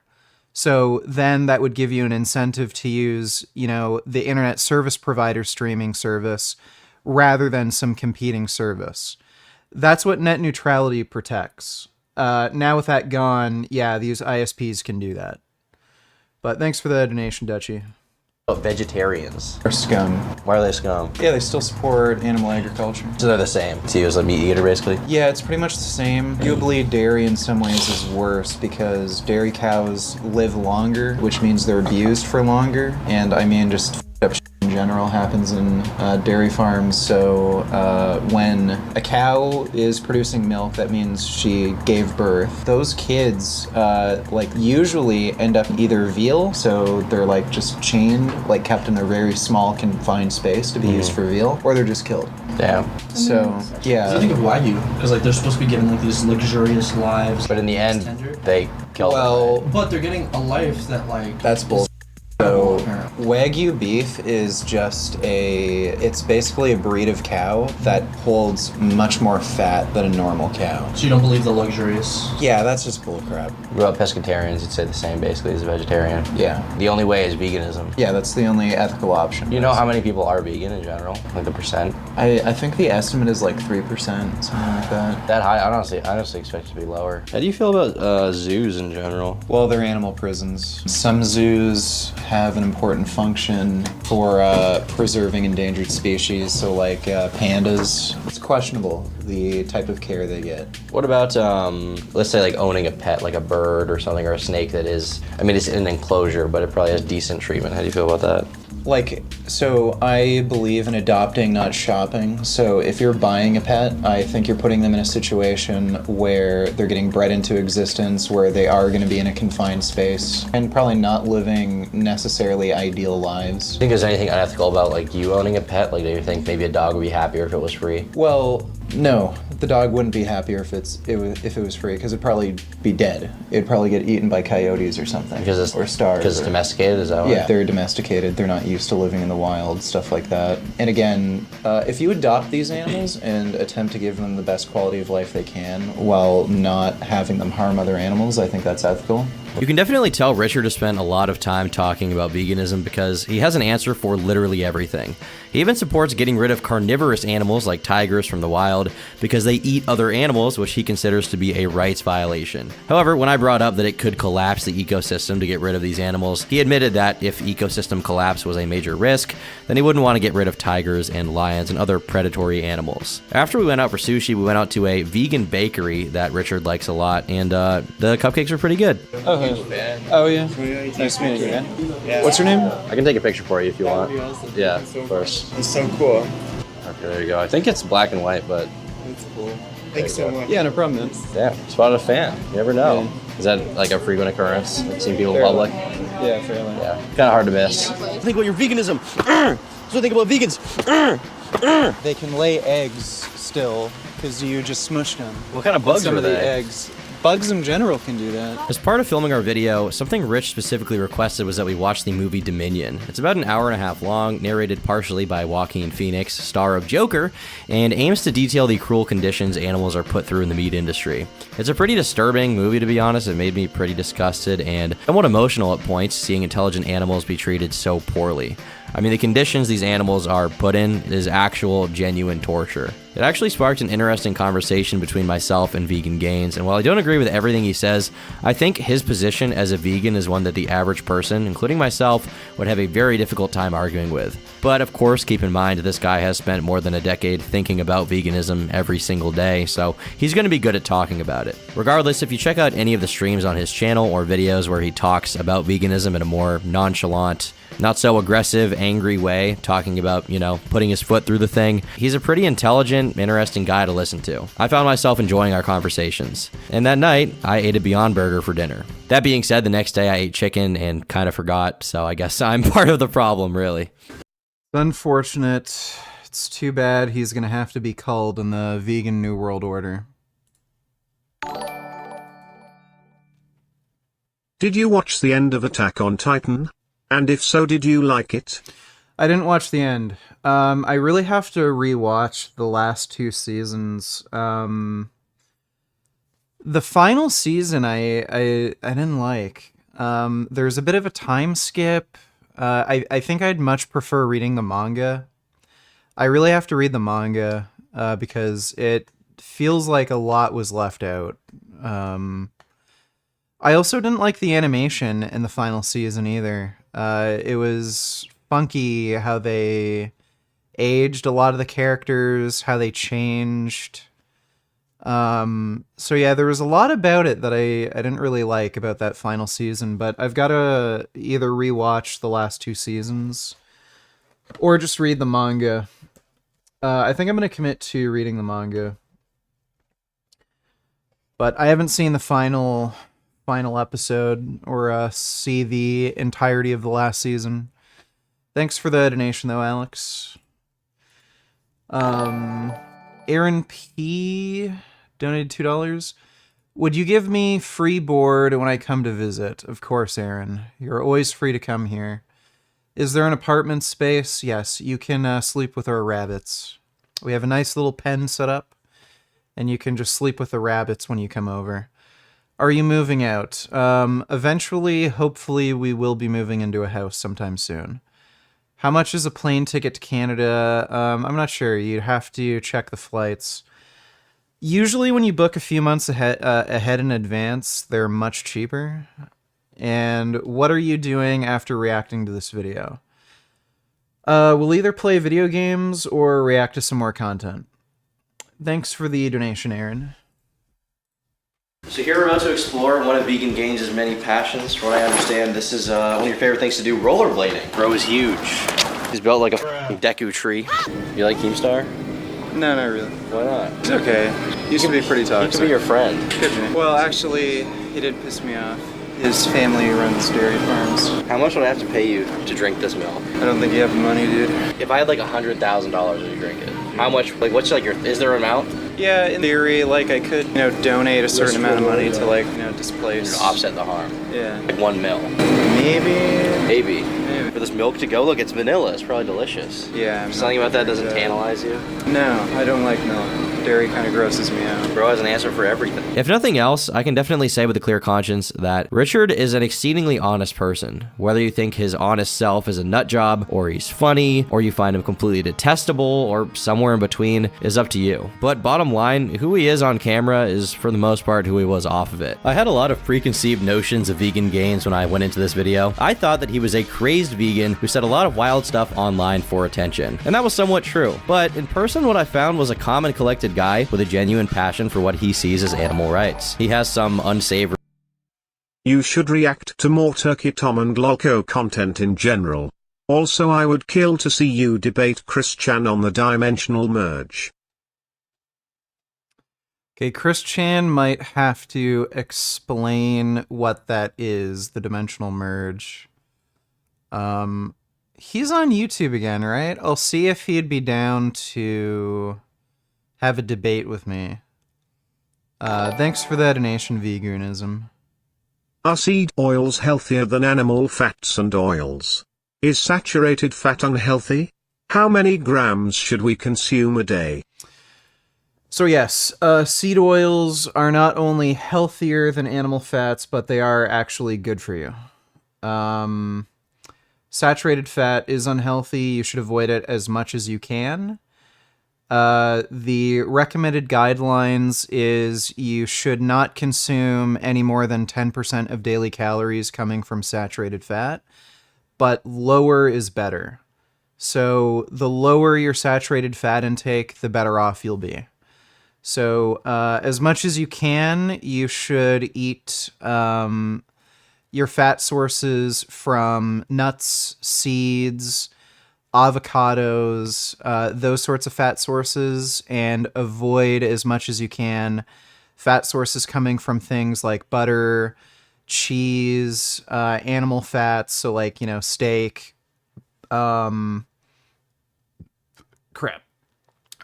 kernel oil or coconut oil. Thanks for the donation, Theo. Hope that answers your question. I've read all of AOT and watched it all. The things you'll miss by reading the manga are pretty insignificant compared to watching. Give the last season a chance, it's incredible. Also, Jujutsu Kaisen Season 2 is insane, next level from the first one.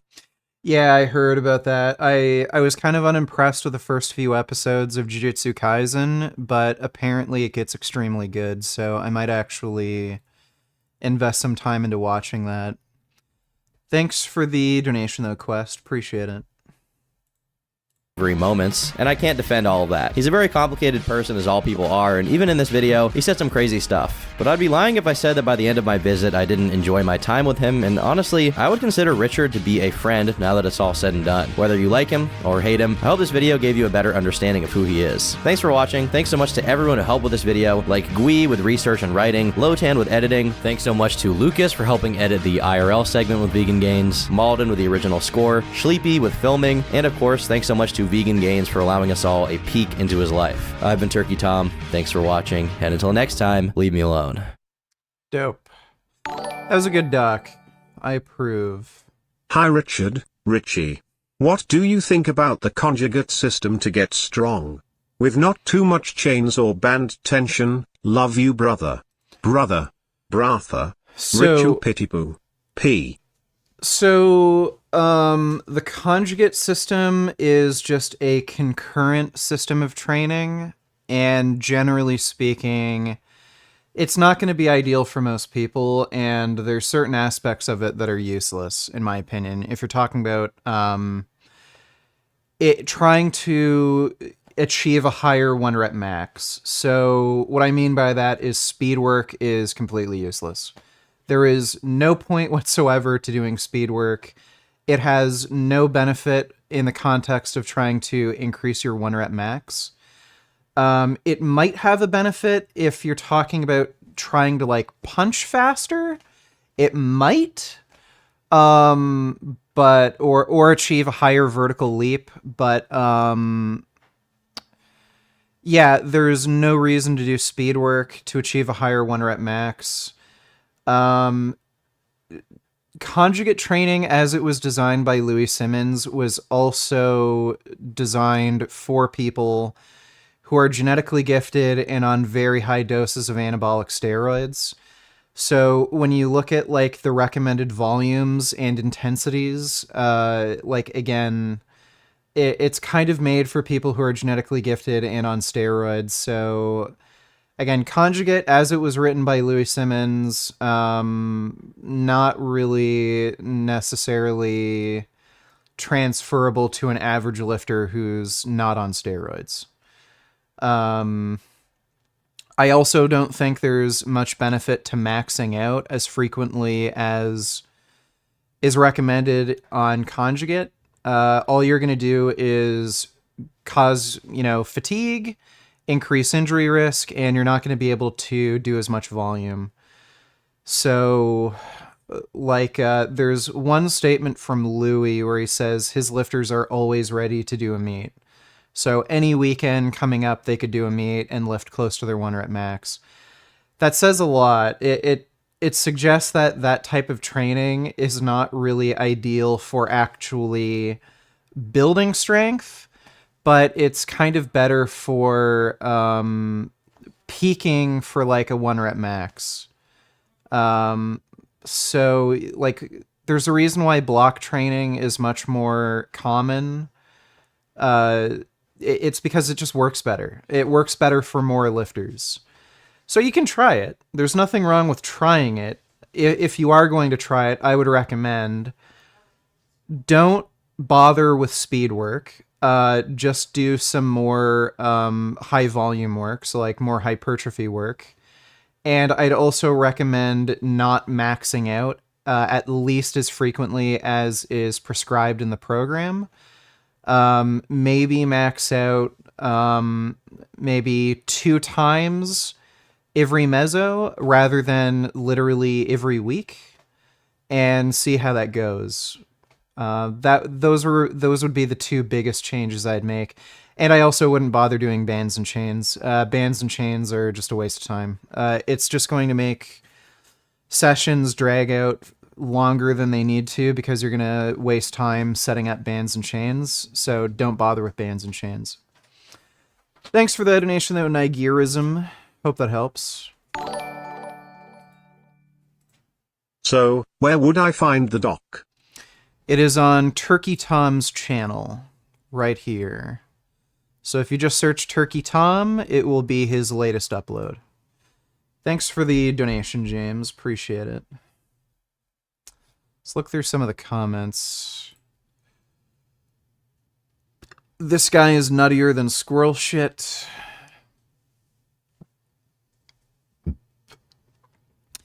Him hating people for eating meat and babies doesn't make him a psychopath. That is true. He looks like Sneeko. What the fuck? That's not something I'd expect to see. 4 million years, humans and ancestors have eaten meat and it's been killing us. If that first statement doesn't make you skeptical of a plant-based diet, you're too brainwashed. What? If you eat a meat-based diet, you don't need vitamin supplements. That's totally untrue. But you sure have to supplement on a plant-based one. Okay, somebody's a Paul Saladino fan. Happy birthday, Tom. That school life got to be cap. At that age, he knows about severe consequences, question mark. Also, what kind of teachers just let children attack each other, let alone not know the arrows are freaking sharp and real? This was the 90s, dude. I forget about this Leafy is here victim. Okay, well, seeing a pattern here. What? Yeah, I know. It's a little pooty guy. Well, that was a good documentary. I enjoyed that. But there's still something in... Watch the rest of this doc we were watching before. Richard E. Ricardo. Don't wanna waste your time and thanks for the complete answer, but what is block training exactly? And how do you recommend using it? Thanks. You? To you? So, block training is just when you separate certain performance goals into larger blocks of training that will last for at least 3 months, but usually longer. So, you'll train specifically for strength on one block. You'll train specifically for hypertrophy on another block. You may train specifically for speed on another block, things like that. The benefit is if you only focus on one performance aspect in one block of training, you will make better progress than if you were to train each aspect of performance concurrently. So if you tried to both build muscle and get stronger at the same time, you're going to limit the adaptations to strength and hypertrophy. But if you only train for hypertrophy, you're going to grow more muscle than if you trained for hypertrophy and strength at the same time. And one other theory in block training is that because strength and hypertrophy and power are all... they overlap with each other, the adaptations that you'll make from one block of training will remain even though you're doing another block of training. So if you train for strength for one block, you're going to do enough volume to hold on to whatever muscle you grew while you're doing a hypertrophy block.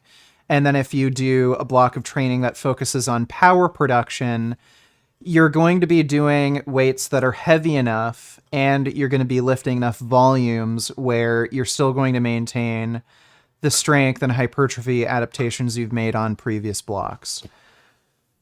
So that's basically what block training is. And like I said, it's pretty straightforward. So if you wanted to do block training, general recommendation is you should be doing at least 3 months of a specific type of training. Usually for hypertrophy, you want to have at least 6 months because it takes a very long time to build muscle, but 3 months minimum is what you want for a single block. Thanks for the donation, though, Nigerism. Hope that answers your question. Endearing about him. He played the heel well, and as one of the key characters of Tough One, he'll always be an important figure in the MMA landscape. Thoughts on this article by Greg Knuckles? I've been recently doing my workouts at home with resistance bands, a pull-up station, and a dip station due to wanting to train in solitude and save money. I haven't read this article. I'm not going to read it through now, but Greg Knuckles is a pretty smart guy, so usually whatever he posts I agree with. I'm assuming this is just about a calisthenics routine at home that you can follow. So I work out at home. I don't use band resistance. I have my own set of free weights, but again, doing things like band resistance, pull-ups, it's great. You can get stronger, you can build muscle doing that, and yeah, it is cheaper and more convenient than, going to a gym. So if that type of training is best for you, where you want to save money, save time, it's more fun, then go for it. Thanks for the donation, though, Ben.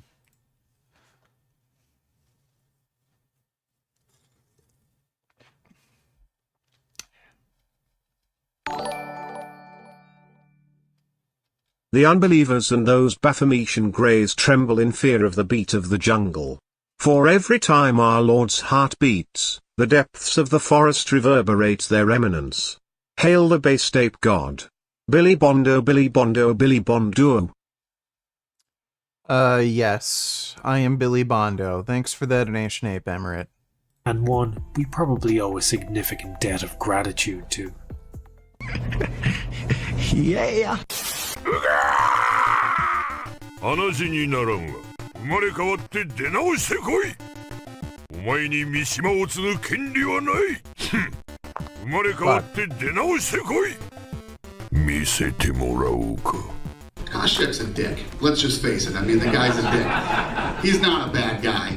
He's just a dick, and there's a big difference. Just got one more for George. I would like to just say I'm a prick, not a dick. 見せてもらおうか。 Tough Season 12 averaged 1.74 million viewers per episode. It was the highest rated season since Rampage v Rashad, and things seemed to be looking up for Tough. At least they were, until Season 13, when a certain jacked white boy took over as coach. Deal with it.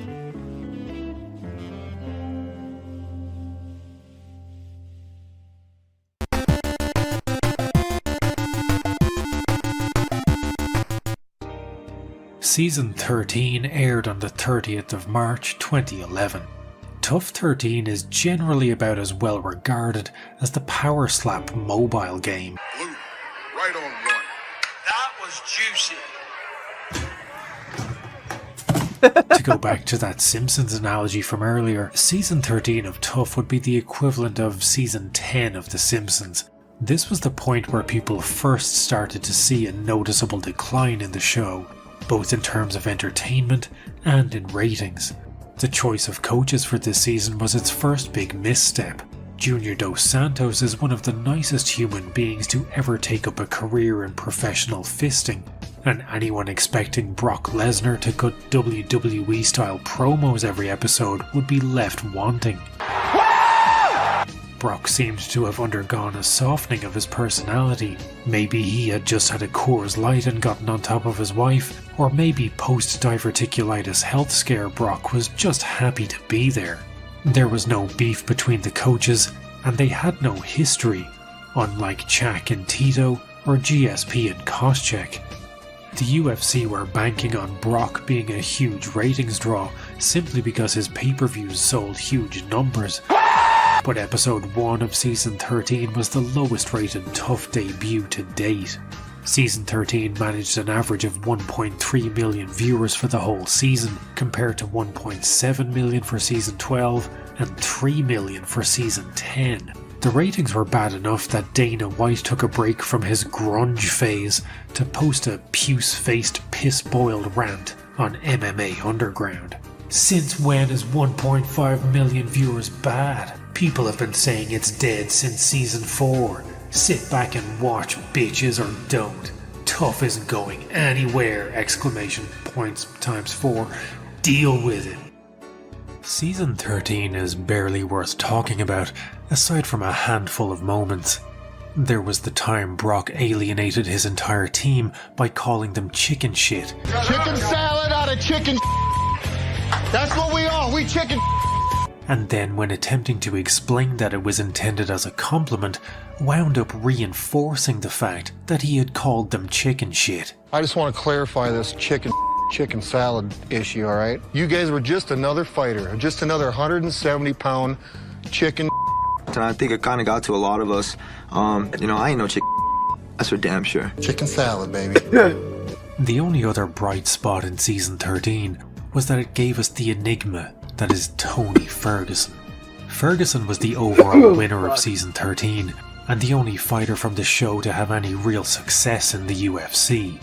Other contestants like runner-up Ramsey Nijim and Miles Jury were given UFC contracts, but had careers more forgettable than an album of elevator music by Coldplay. Several other fighters from Season 13 who found themselves in the UFC, such as Chris Cope or Shamar Bailey, were cut after nothing but losses. The season 13 graduates weren't exactly setting the world on fire, but then we had Tony. On the show, he was mostly remembered for two things. That time he got blackout drunk and confronted Charlie Raider about the whereabouts of his estranged son, like if Tap Out did public service announcements. It's 10 p.m. Do you know... Where's your kid at? Don't say it. Hey, where's your kid at? Don't say it. That, and the fact that he won the show with 4 knockouts in a row. Despite never winning a championship belt, Tony is one of the most popular tough winners to date, and a lot of that is down to how strange a human being he is. His training methods seem more like someone trying to purposely injure themselves for an insurance payout.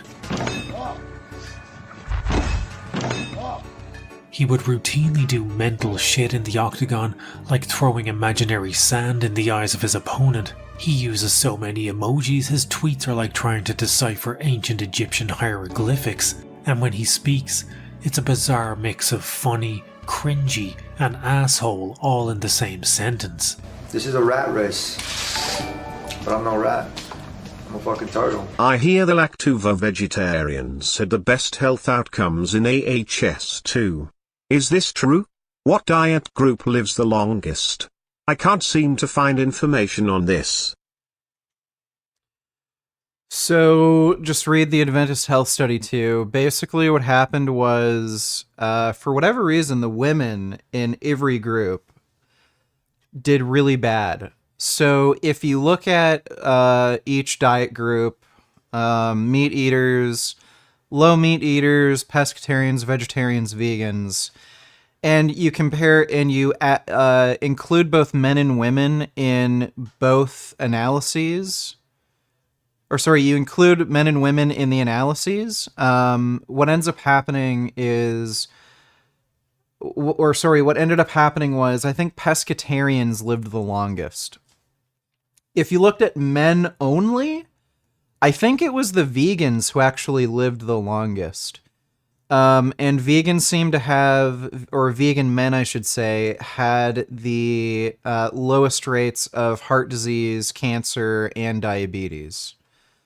And they had lower likelihood of having high blood pressure, too. So, again, and this was true in every diet group, too. The women just did worse. Nobody really knows why. There have been a few attempts at explaining why that happened, but nothing's ever panned out. One of the theories was in the Adventist cohort, women tended to have fewer children, especially vegan women, and that can actually increase your risk of certain cancers. That didn't pan out, even when you account for lower instances of children. That didn't really explain the higher cancer incidence. So, who knows? But if you look at the men, males only, vegan men did the best, followed by vegetarians, followed by pescatarians, followed by low meat eaters, and then meat eaters did the worst. But if you look at the analyses with men and women included, I think in terms of life expectancy, I think it was pescatarians lived the longest, then vegetarians, then vegans, then low meat eaters, then meat eaters. Thanks for the donation though, Curry. Appreciate it. Dutchy donated $2. Did you hear about pro-Hamas supporters disrupting the Thanksgiving Day parade in New York City this morning? I did not.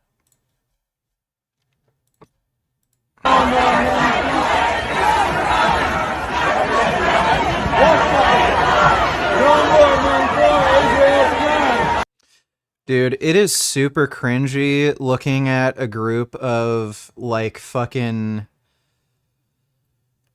A lot of them are white, gay or queer identifying or trans identifying, and them supporting Hamas when Hamas would literally kill them. Even your average Palestinian would want them dead. It's just pathetic. How cucked can you fucking be? Yeah, these people are just delusional and retarded. Thanks for the donation though, Dutchy. Ninja Turtle. So which one's your favorite? I like Michelangelo. Whether in spite of or because of all this, he became unconditionally loved among the majority of MMA fans. From 2011 to 2020, he had a total of 15 wins and only 1 loss to season 12 runner-up Michael Johnson. All told, he had a 12-fight unbroken win streak. The only other TUF contestant to put together a longer win streak would be TUF 21 winner and eventual welterweight champion Kamaru Usman. But as much as Tony's career was defined by incredible win streaks, stunning finishes, and edgy reboots of John Anik's custody battles, both of these fighters have dealt with custody battles involving their children. Andre Ewell's son Eli is 7 and as of this broadcast does not have rights to see him, does not know where his son is. Where's your kid at? Don't say it. Hey, where's your kid at? Don't say it. It was also defined by having the worst luck since all of those clumsy Vladimir Putin critics who keep falling out of windows. In any other division, Tony's 12 wins would have been more than double the amount needed for a title shot.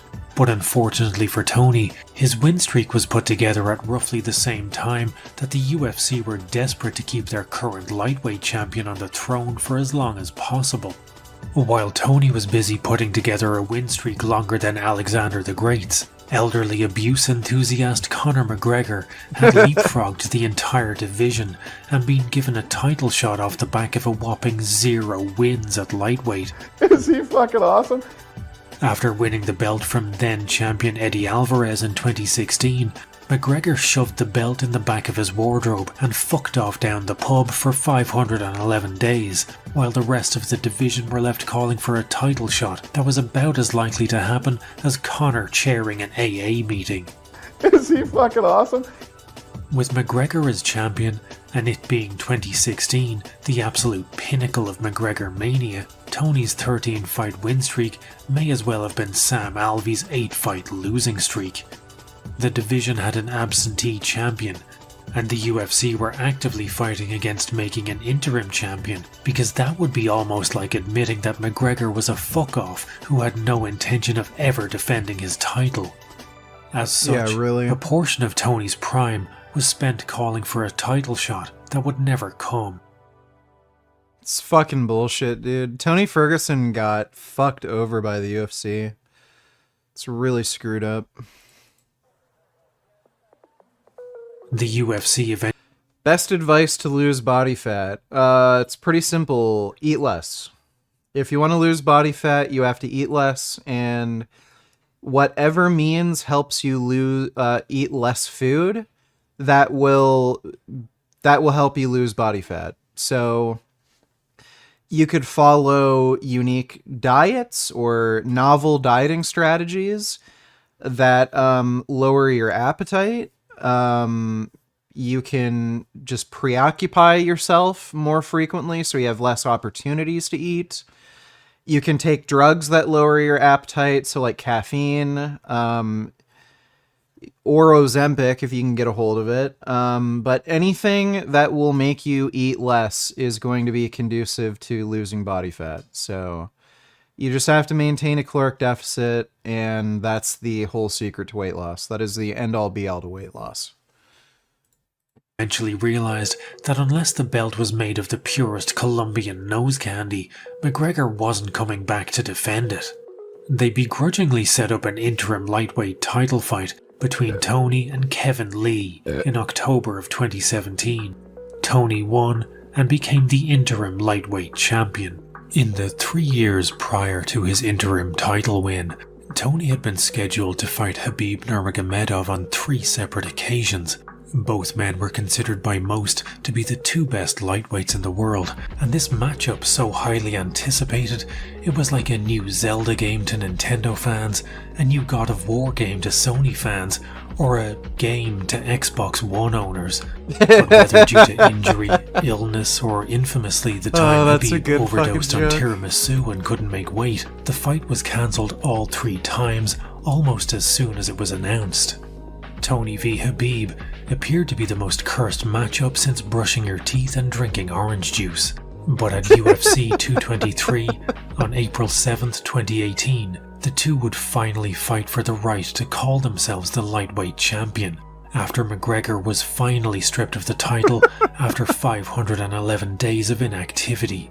It's also worth noting that the UFC were so desperate for McGregor to come back and defend his belt, they literally waited until the day of the fight between Tony and Khabib to strip him of the title.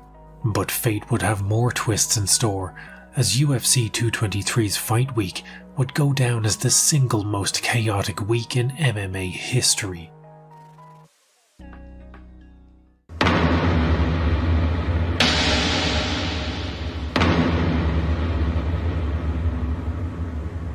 While doing pre-fight media duties, Tony tripped over an electrical cable and blew his knee out. This being April 1st, and with the history of cancelled fights, most people assumed it was an April Fool's joke.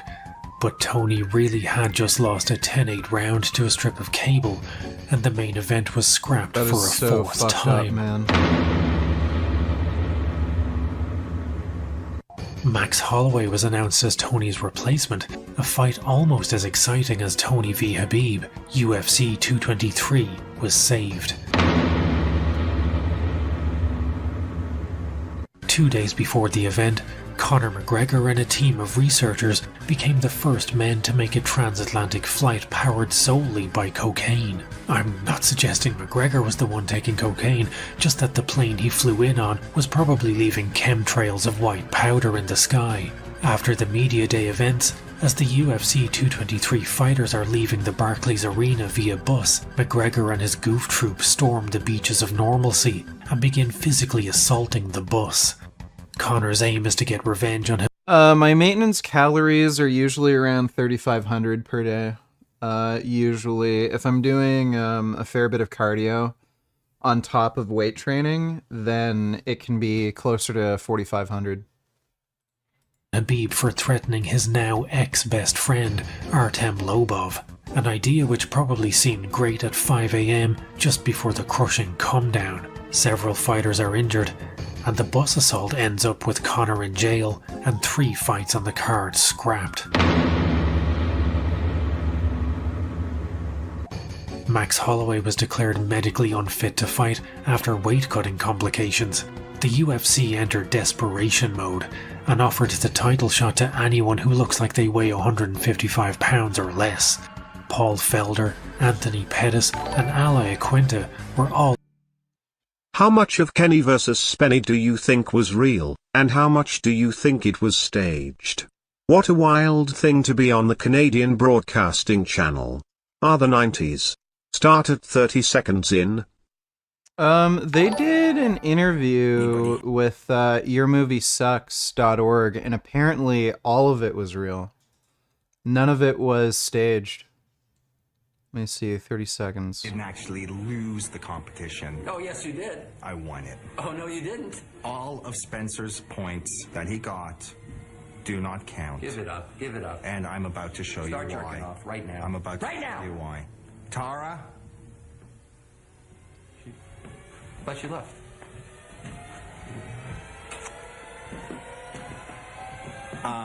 No. Tara?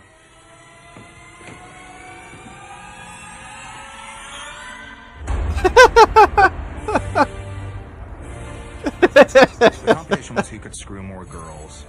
Tara's a pre-op transsexual. None of your points counted. You only had sex with a guy. This was who could screw more girls.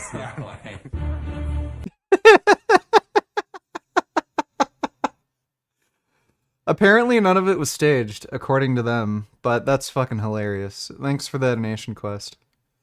Let's see, VG loves matzo ball soup, donated $2. Israel knows better than just outright blasting Palestinians out of existence. Everyone would hate them. Israel can be pretty racist. UN lost lots of money in Israel. Let me see.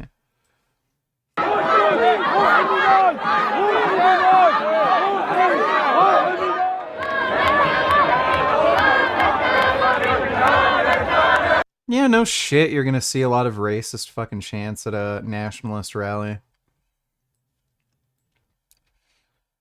Grave violations committed by Israel against Palestinians, the aftermath of October 7th, particularly in Gaza, blah, blah, UN expert.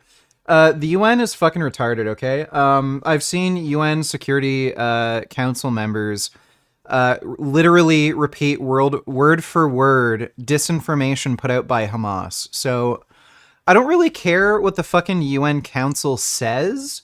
Just show evidence of some sort of war crime or some sort of injustice committed by Israel. I'm not against criticism against Israel, but like when you say UN expert says this, like, okay, they can say whatever the fuck they want, and they've proven to be unreliable sources. So just show me the fucking proof that they've committed some sort of injustice. But thanks for the nation. Vegan Gains loves matzo ball soup. All offered to fight, but only Iaquinta cleared the necessary hurdles to fight. Iaquinta vs Habib is the new UFC 223 headliner, yet 2 days before being thrust into the main event, Iaquinta was so low down the UFC's totem pole that he had to hand draw his own sign for media duties. Iaquinta misses weight.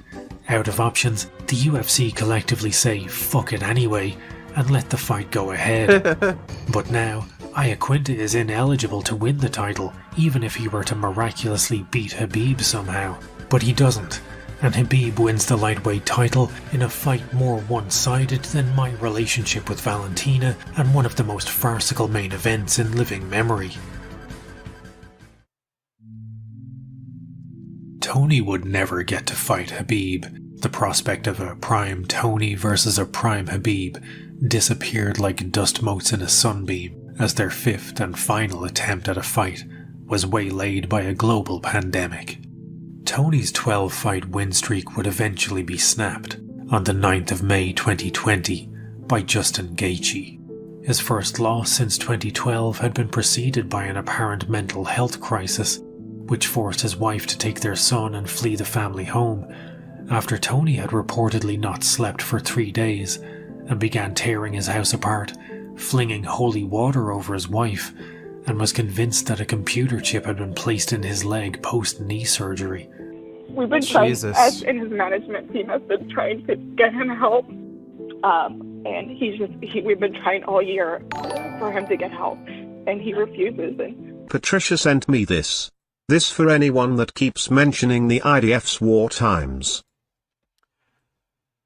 What does the Geneva Convention actually say? Presence of a protected person may not be used to render certain points or areas immune from military operation. Israel is allowed to target Hamas even when Hamas embeds itself. Yep. And Hamas are the ones who are breaking international law by doing that.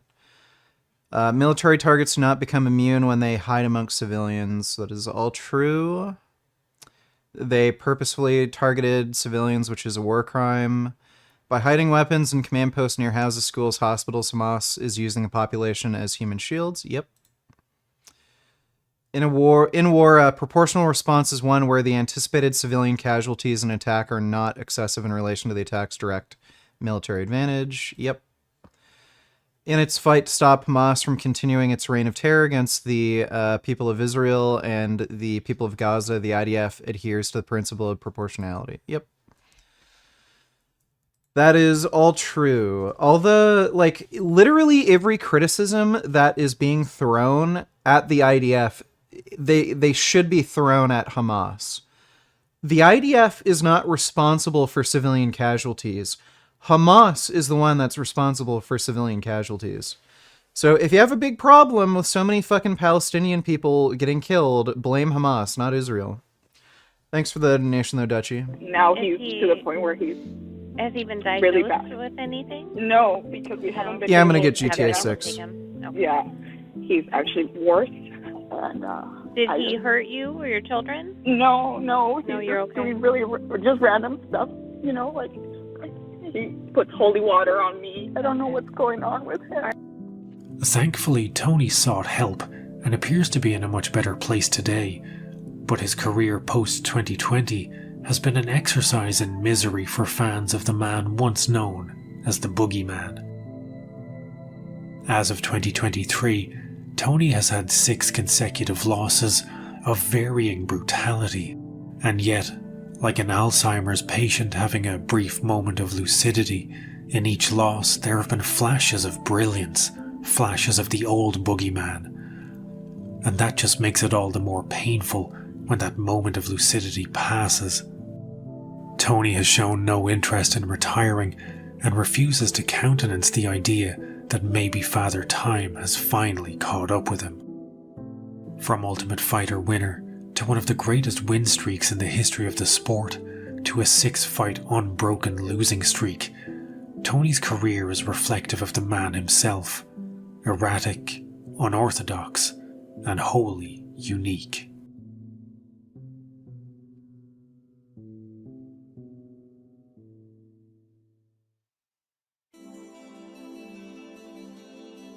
Post-season 13 was a tumultuous time for Tough. Season 14 aired in September of 2011 and is generally well regarded thanks to the banter and pranks between coaches Mayhem Miller and Michael Bisping. Pay attention to the situation, Miller. It's going to be real familiar soon. Could you be any more of a douchebag? I don't understand what makes Michael such an ass. I mean, possibly he has a small penis. I don't know.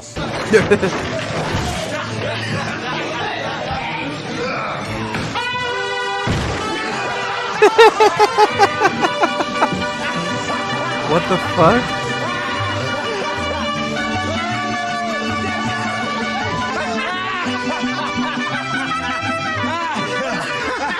I was choking to death laughing my ass off because their team literally scurried out. Did my sub count go up? I'm not sure. Riyadh donated $2. Let me take a look. Holy fuck. Let me see.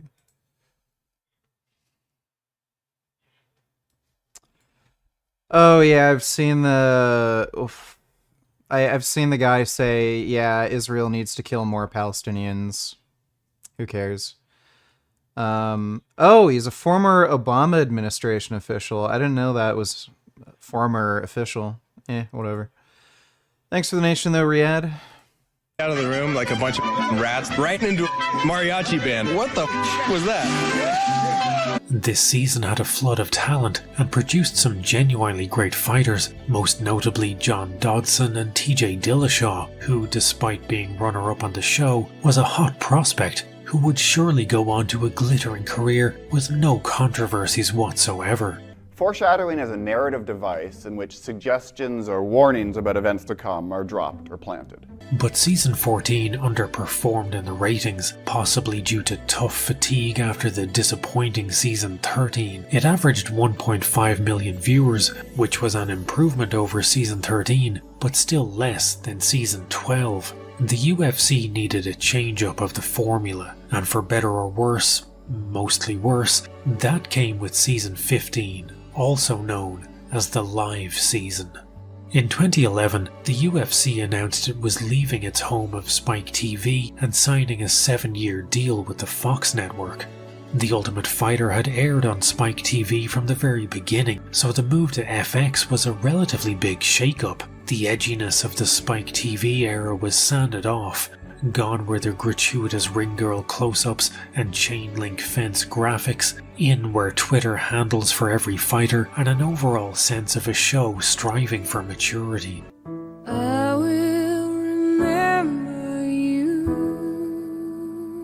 It's also worth pointing out that if from season 14 onwards the show looks different to you and you can't quite put your finger on why, it's because Tap Out were no longer sponsoring the UFC. And while less Tap Out in the world is objectively a good thing, it had been one of the vestiges of the show for the majority of its existence, and a tough house without Tap Out logos plastered on every square inch of clothing real estate felt like a weird, uncanny valley version of Tough.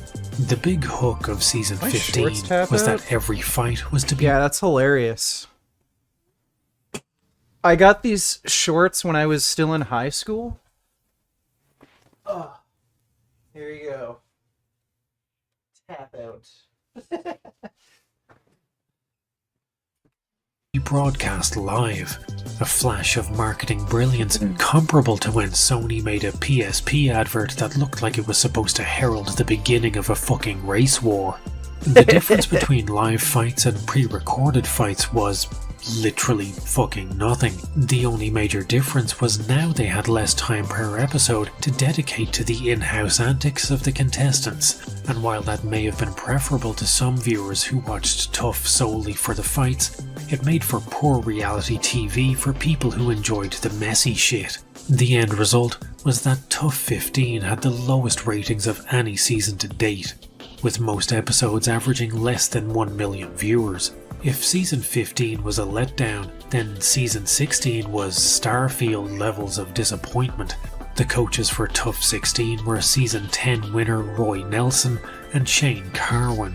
Carwin was a promising heavyweight who had wins over Frank Mir and Gabriel Gonzaga, but whose career would ultimately fizzle out shortly after Tough 16 finished, thanks to a string of injuries and back-to-back losses against Brock Lesnar and Junior Dos Santos. And this was another season where the coaches had no personal history with each other and didn't really have the personalities to carry off an entire season of reality TV. By episode 3 of season 16, ratings for the show had hit an all-time low of 775,000.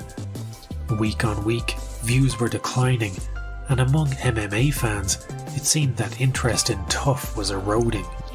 Despite being the single lowest rated season at the time, Tough 16 was at least responsible for one of the greatest moments of unintentional comedy in Tough history.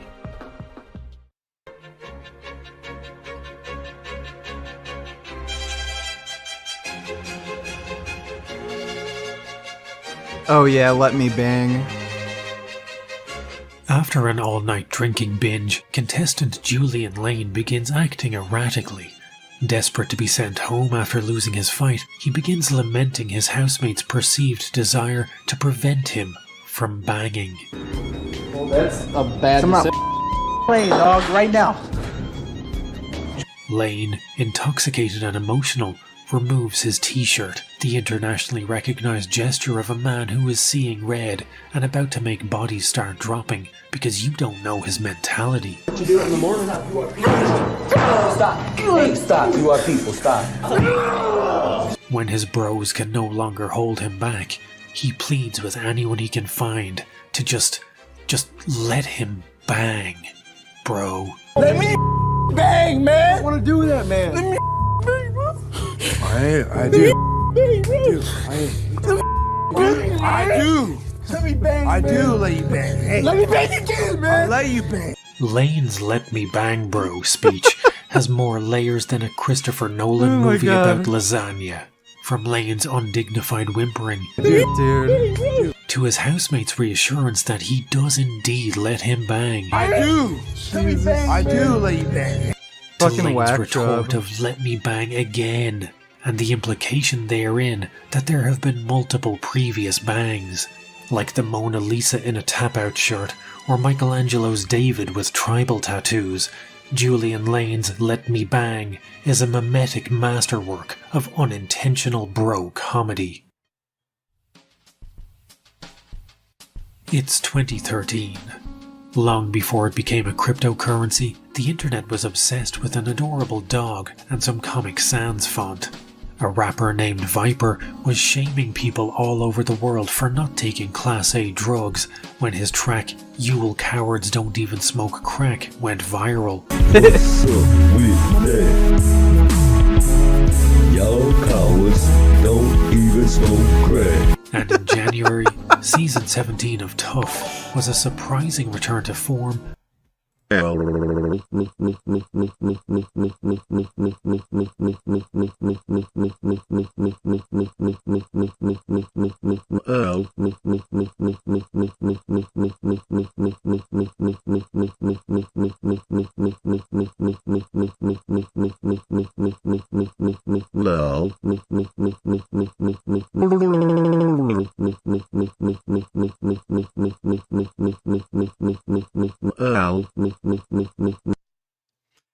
Thank you for that, Cortez. Excellent spam as always, sir. for a show that had been floundering since its departure from Spike TV in 2011. Season 17 would prove to be one of the last genuinely enjoyable seasons. Coaches this time were the American gangster Chael Sonnen and the American psycho John Jones. You like eye gouging and kneecapping people? They're okay. The UFC rule sets are a little too restrictive for my taste, but when I realized I can cripple people with oblique kicks, I think I really came into my own commercially and artistically. Sonnen would coach The Ultimate Fighter twice, and while we're here to discuss Tough 17, it would be remiss of me not to briefly mention his most infamous Tough moment when he coached alongside Vanderlei Silva on Tough Brazil. In the run-up to his fight with Anderson Silva, Sonnen had spent more time shitting on Brazil than a backpacker who overdosed on acai bowls. Well, Anderson's a fraud. He's a liar, and he's a thief. This guy's not from a bowing culture. You bow in Brazil, they'll hit you over the head and take your wallet out of your pocket. I picked my medium very carefully when I talked about Brazil. I went to the internet. And if I had the foggiest idea that they had computers in Brazil, I wouldn't have done that. I really didn't know. Vanderlei was rightly aggrieved. While Sonnen was just trying to sell the fight, at times his trash talk crossed the line into something you'd expect to hear from a podcast on Rumble boasting double-digit views. When I was a little kid, I remember going outside, I sit around with my friends, we talk about the latest technology and medicine and gaming and American ingenuity, and I look outside and Anderson and the Brazilian kids are sitting outside playing in the mud. Vanderlei confronted Sonnen and began yelling something that archaeolinguistic experts believe were the words, "What now?" Please stop. Sonnen, who looked like he had arrived on set directly from dropping his kids off at soccer. Do you think that the joke at the 022 timestamp is funny?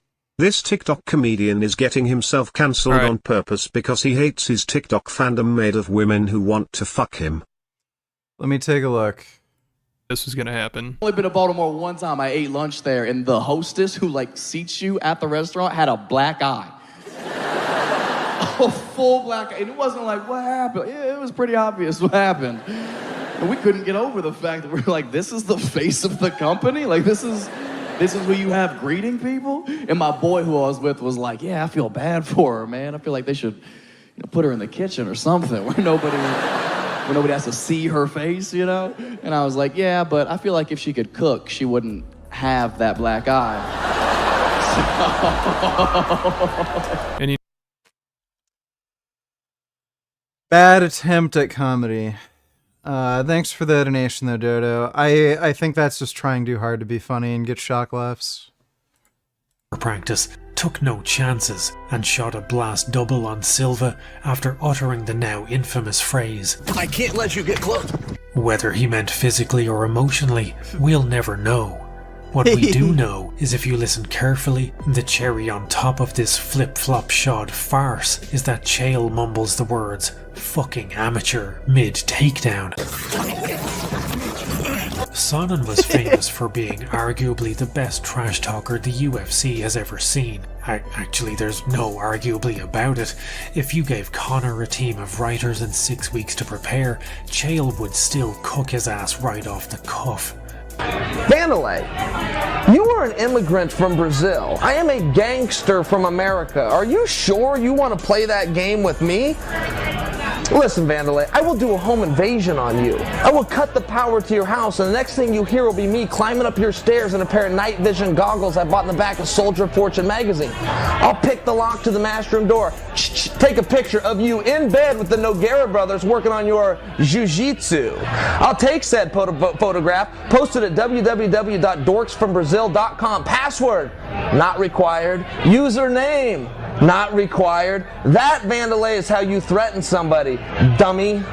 His entire career was spent playing a WWE-style heel character, but back on Tough 17, he was routinely dropping this facade to give some of the most grounded, sensible, and realest advice that had ever been heard on the show. To ask you a personal question, I have a constant struggle battling myself. That's what I was surprised I think at one point in my career, I just lost a lot of confidence. And you know, I have people saying, "Oh man, yeah, you're this, you're that." It's different when they see it, but if you don't see it for yourself, I don't think it's worth nothing. Yeah, I could finish every sentence that you were about to say. Here's the biggest thing that happened to me, is I had lost, X amount of fights by submission in the second round, right around 7 minutes of the fight, dominating up till then. I go, this just isn't physical.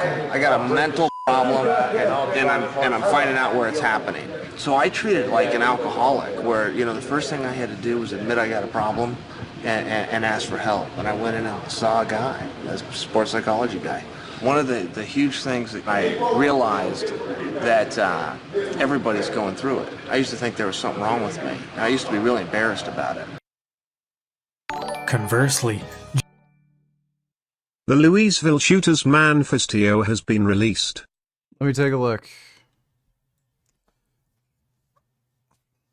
Wanted to massacre upper-class white people to highlight lax gun laws. What? Man who killed 5 people at Louisville, Kentucky bank was motivated by his outrage over the nation's gun laws, which he considered lax, and hoped a bloody rampage of white victims would spur politicians into action. Oh my god. Well, yeah, that's gonna fail. Like it's so ridiculous, dude. You're seeing an expansion of gun rights, despite even in states wanting to restrict gun rights, they're actually still getting expanded. You're not going to stop it by doing shit like this. If anything, these sorts of incidences show that we need more gun rights and people need easier access to guns. He was suffering from mental health issues, was dissatisfied with his job and direction his life was taking. So this probably wasn't really about having an issue with gun rights. He was just a fucking loser. Yeah, okay. This guy was just a loser who was unhappy with his job, and he figured he'd just try in some like stupid manifesto to make this about some noble goal when it really wasn't about that. He's just a fucking loser.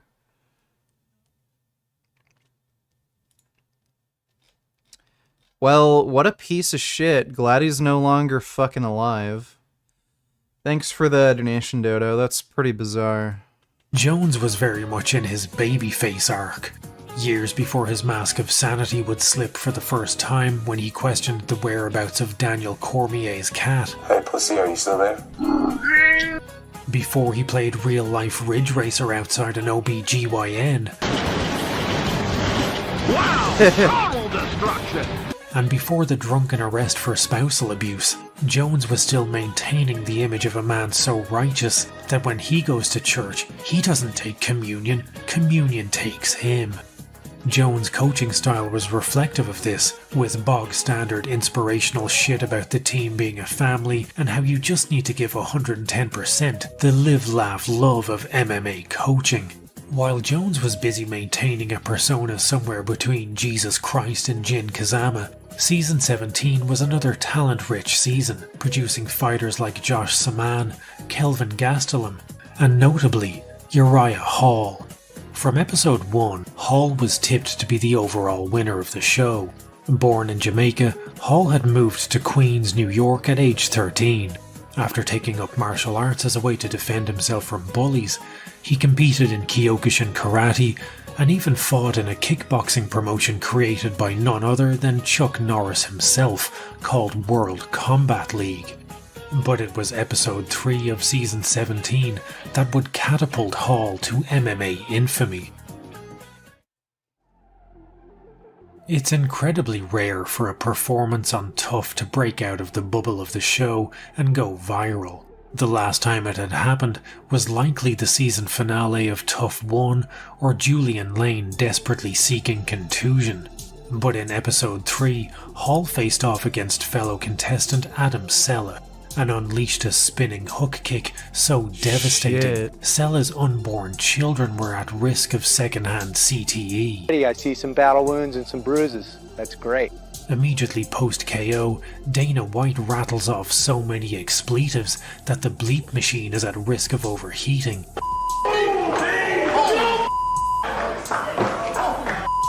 As the initial hysteria over the knockout fades, it's replaced with something far worse.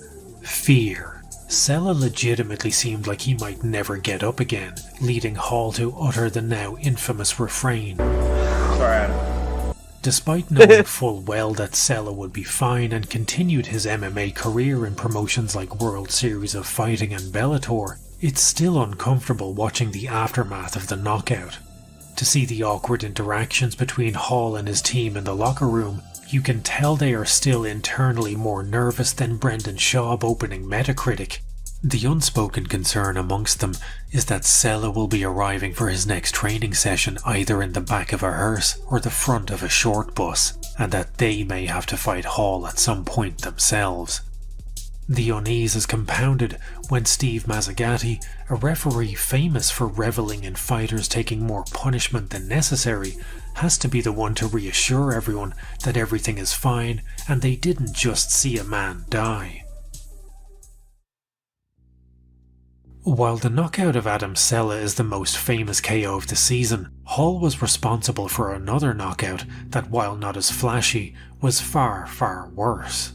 If the Sella KO was nevermind, polished and packaged for mass consumption, the McDaniel KO was in utero, raw, guttural, and somewhat disturbing. In the quarterfinals, Hall fought Bubba McDaniel. The memory of the Adam Sella knockout was so fresh in everyone's mind that Hall became the Baba Yaga of Tough 17. McDaniel was mentally defeated before the fight even started. One of the very first strikes Hall threw flatlined McDaniel, and the fight was over. This kid is nasty.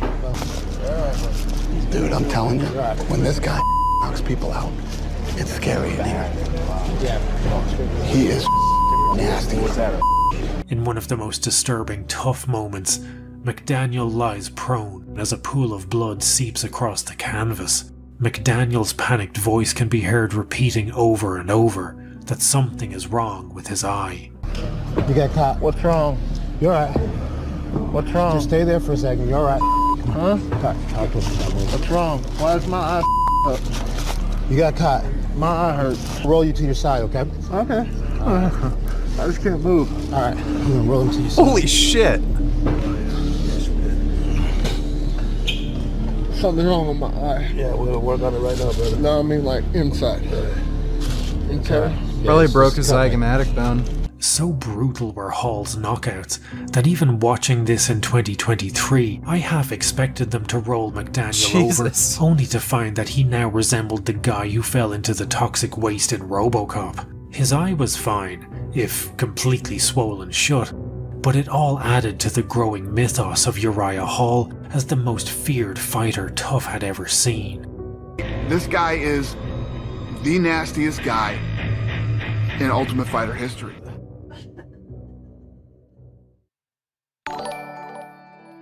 Hall would also In all seriousness though, news outlets really need to stop releasing these people's manifestos because it will just inspire more mass shootings. Yeah, it will. They really shouldn't do it, and none of this should really become national news either. So yeah, it's just inspiring more mass shooters. It's really fucked. Seriously fucked. But again, the only thing we can really do about it right now is make sure as many people, own guns as possible. So if you live in a state where you can conceal carry, get your concealed carry license, carry a gun, because you never know. But thanks for the donation, Dodo. Ultimately lose via split decision against Kelvin Gastelum in the finale of Tough 17.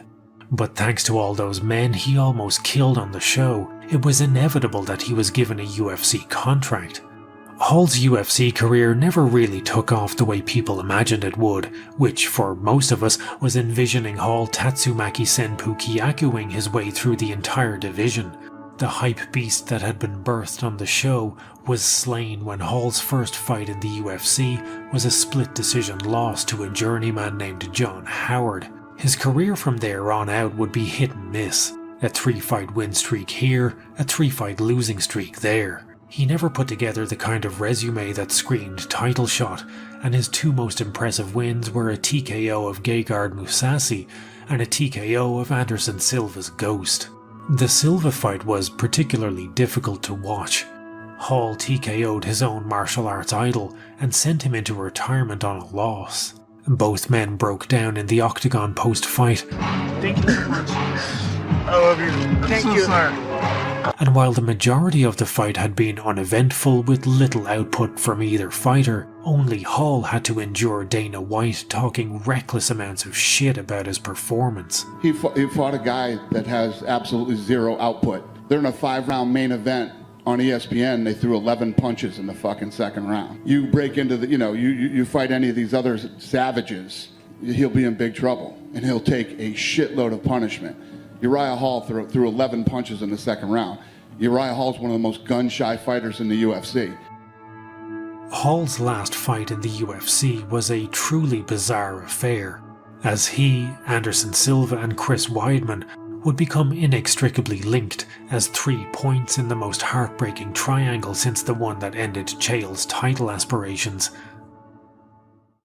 To briefly summarise the Weidman-Silva-Hall triangle of sadness, in 2010, Weidman defeats Hall in a promotion called Ring of Combat, ending Hall's undefeated record. In 2013, Weidman becomes the first person to defeat Anderson in the UFC. In 2013, Weidman rematches Anderson. The fight ends when Weidman snaps Anderson's leg like an Olive Garden breadstick. Ooh, breadsticks. In 2020, Hall ends Anderson's UFC career. And in 2023, the curse comes full circle when Hall shatters Weidman's leg and effectively ends his UFC career. Can you react to this? Let me see, Kevin. Just to clarify, I'm accused... Oh yeah, sure. Give me like 2 minutes and we can start reacting to that. Thanks for the donation, Kevin. You're probably pretty soft, Earl. Like a cage match, you'd prob get knocked out by a 5 feet 0 inches Asian guy. Alright, well, why don't you come fight me, and we'll see just how soft I am. Jackass? Thanks for the donation, Joe. Breadsticks. In the 30-year history of the UFC, there have been 4 in-octagon leg breaks. Unbelievably, Hall, Silva and Weidman were involved in 50% of them. That's pretty crazy. Hall retired from MMA after the Weidman fight. In the time since then, there's been a narrative among fans that he never reached his full potential, that the killer we saw on Tough had been scarred by his knockout of Adam Sella and had become too timid to pull the trigger for fear of potentially killing someone. It's an interesting theory and it makes a good story, the fighter who is too violent for his own good, but it's also complete bullshit. Hall isn't and never has been afraid of hurting anyone. His training partners over the years have routinely complained of Hall being ultra-aggressive even during light sparring. You can see examples of this in training sessions on the show. Hall gets incredibly aggravated after being beaten in a grappling session and threateningly demands his teammate roll with him again. Let's go, man. I'm good, man. I really let the situation cool down. There's no situation. No. I feel what you're saying, man. I'm done, personally. Alright, whatever. Alright. Uriah Hall had no problem hurting people. What happened with his career was simply what we touched on at the beginning of this video. That there's a world of difference between beating contenders on Tough and beating battle-tested UFC veterans. Hall's speciality was striking, and while he was a master at it, MMA is not kickboxing, and the era of single-discipline masters ended around about the same time Scott Morris claimed to be a ninja at UFC 2. Not much we know about the ninja here, but what's to know about a ninja? I tried to get an interview with him, I couldn't find him, but he's a ninja, so that makes a lot of sense. Meaning they're elusive for us laymen. And Jim, a big ninja. Yeah. All right, let's watch this. Criminal lawyer reacts to Andrew Tate on Pierce Morgan and debunks Tate's lies with his own indictment. Of helping my friends get big on TikTok. The girls do not even know the earnings they make from posts on OnlyFans. Primarily, I'm going to work these bitches like slaves and then make them work more hours and hours and hours.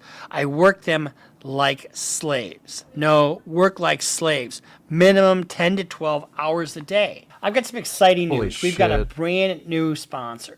Bruce Rivers, he's the criminal. That's getting back. And guess what? I didn't chafe, I didn't sweat. I below. And make sure you put in the promo code Bruce Rivers. Fuck is this, dude?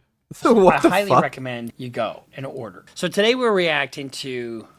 I was worried, like, the entire time there's gonna be this fucking dick statue, like, in the fucking video. What the shit? Andrew Tate's interview with Pierce Morgan. This is an interesting interview, and we're going to dive into it. And this is why, when you have a criminal case pending, you shut the fuck up. You don't... Anything he says is fair game for court. And I just can't believe... First of all, I guarantee his lawyers weren't endorsing him doing this. This is for public consumption. One of the things we're going to do here is we're going to match or test what he says in the interview compared to what's in the indictment. And what's in the indictment... Are you a criminal justice lawyer? No? Then maybe don't react to a criminal justice lawyer till you become one asshole. I am a criminal justice lawyer, actually. See, I fucked your mom, and that's how I got my degree. Thanks for the donation, though, Roger. And is based on evidence. It's based on what people have either said or what he has said. So let's just get right into this. Well, nearly a year since we last sat down together. Very different time. It was in my London studio. And 8 days after that, you got arrested. What's the year been like for you? It's certainly been an interesting one. I've been constrained this entire... Why does he have the glasses on? Honestly, I know he's part of his top G image, but as you'll see, as he gets into this, he has, and I have watched this before, so you're going to get my analysis of this, but he's got a major criminal case pending where he can go to prison for quite a long time. You'll see that he doesn't address anything head on. It's all periphery. It's all generalities and denials that just don't make sense. For a year, I spent 93 days in a Romanian dungeon, 5 months locked in my house, and now I'm restrained within the country of Romania. So it's certainly been a turbulent time. The moment you got arrested, it was all pretty dramatic. The video came out, the world saw it. A lot of people smashing into your home. Did you have any inkling, warning that something like this may happen? I knew it. I kept saying before. Let's see. Big forehead Earl? Johnny Tellers, bro. Earl Sweatshirt and Tyler, the creators' lyrics were so crazy back in the day. Look how sinister their lyrics were in their videos. Their friends used to call them white. I'm a hiding by the astronaut, crashing while jacking off the buffering mids of Asheroth, eating applesauce. Sent to Earth to poke Catholics in the ash for saws and knock blunt ashes into their caskets and laugh it off. Twisted sicker than mad cattle. In fact, I'm off 6 different liquors with a Prince wig plastered on. Sick rhymes. Left brain, Wolf Haley, Golf Wang, Free Girl, goddamn I love women, daydream about penis being in them, meet them with a big grin with a Mac 10 broke katana and then I skin them, all bait suit made out of white women with the red lipstick dancing in John Lennon with the red sweater jeans made out of blue denim, nigga catch me in the spot where the sun don't shine, bitch don't mind me, shake your hiney, the only motherfucking wolf here to spit venom, you're a bad bitch with a real good kitten and I got the appetite of them fat. I like satanic rap. I don't usually like rap music, but I dig a lot of satanic rap.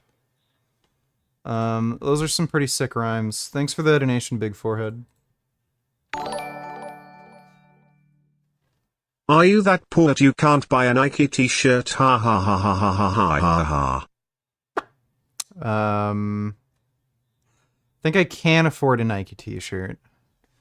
Thanks for the donation, Augustine. Or I was arrested on every single podcast I did. I said, you get 3 lives in the world. The first life, they're going to cancel you. They're going to slander you. They're going to delete your access. I'm going to fix this fucking video because, the difference in fucking volume is fucking ridiculous.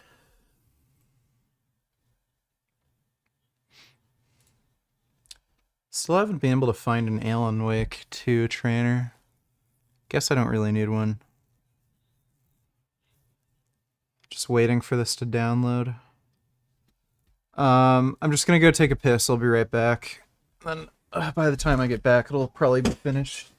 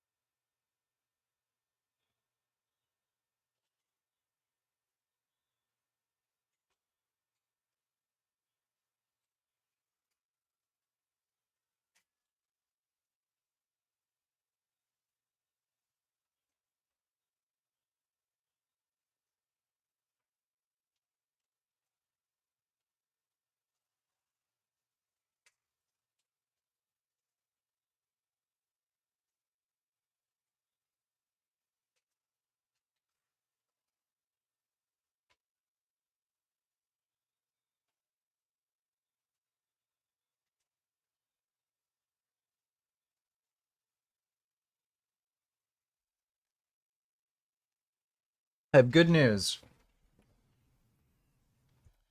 I have one more Cherry Coke Zero left. Oh. No, Finn. Get out. I'm touching myself. RNBC Big Richie gives me no attention. I should start calling him Tiny Richie. I give you plenty of attention, Jasmine. More than you can fucking handle. Thanks for the donation, though. Appreciate it. You remind me of the YouTuber strategies for male alphas. Well, maybe that's because you're retarded, because I don't look anything like him, but... Thanks for the donation. Love how you can't drop. Whatever.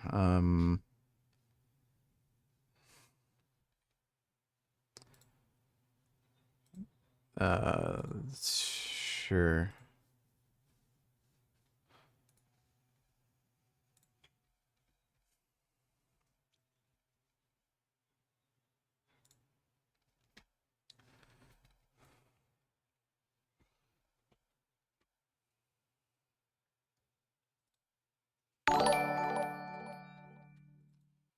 I've met you before at a fitness expo and I'm about 5 feet 5 inches. I think you were 1 to 2 inches taller than me.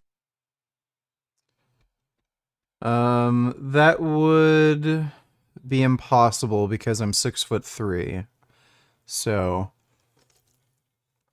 unless you were wearing stilts, I don't think that is true. Thanks for that donation, Kristen. Are there extra benefits if you get like 25% extra of the RDA of nutrients like vitamin B3 and zinc? No, they're not. There aren't any additional benefits. There may be benefits to consuming more than the daily recommended amount of fiber, or more than the daily recommended amount of antioxidants, but no, when it comes to minerals, no. And certain vitamins, but thanks for the donation, Sean. Okay, dynamics.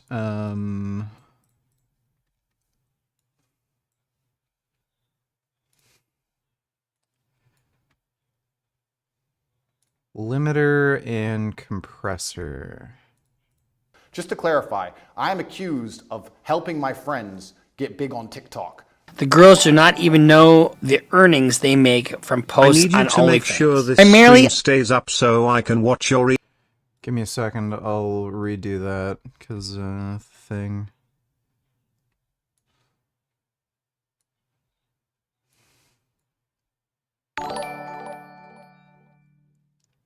I need you to make sure this stream stays up so I can watch your reaction to the Turkey Tom vid VG. Was it a good video? Did he lie about you at any point? Love you LLLL. It was a good video, and he did not lie about me. There are some minor details that he got a little bit wrong, but it's nothing major. Nothing that was a big deal. Thanks for the donation, though, Prismo. Appreciate it. Just to clarify, I am accused of helping my friends get big on TikTok. the girls do not even know the earnings they make from posts on OnlyFans. Primarily, I'm gonna work these bitches like slaves. Just to clarify, I am accused. Okay, and now we will export this. Shouldn't take too long. I can, I don't know, like, why? He's not even doing his own fucking videos. He's getting his son to do it. I don't know why the fuck it's so hard, to just equate, like, equalize the audio. It's so stupid. There we go. Should only be a minute.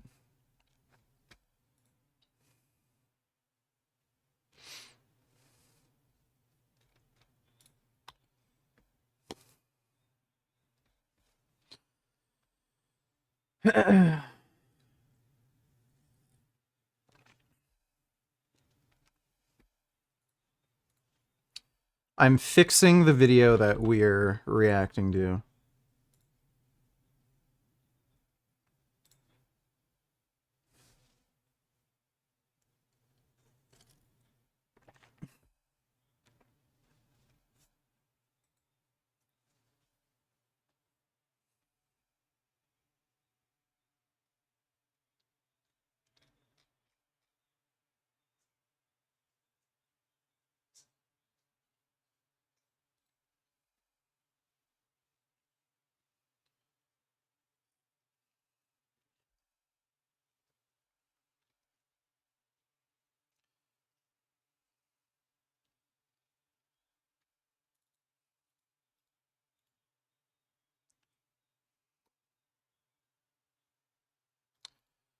All right, there we go.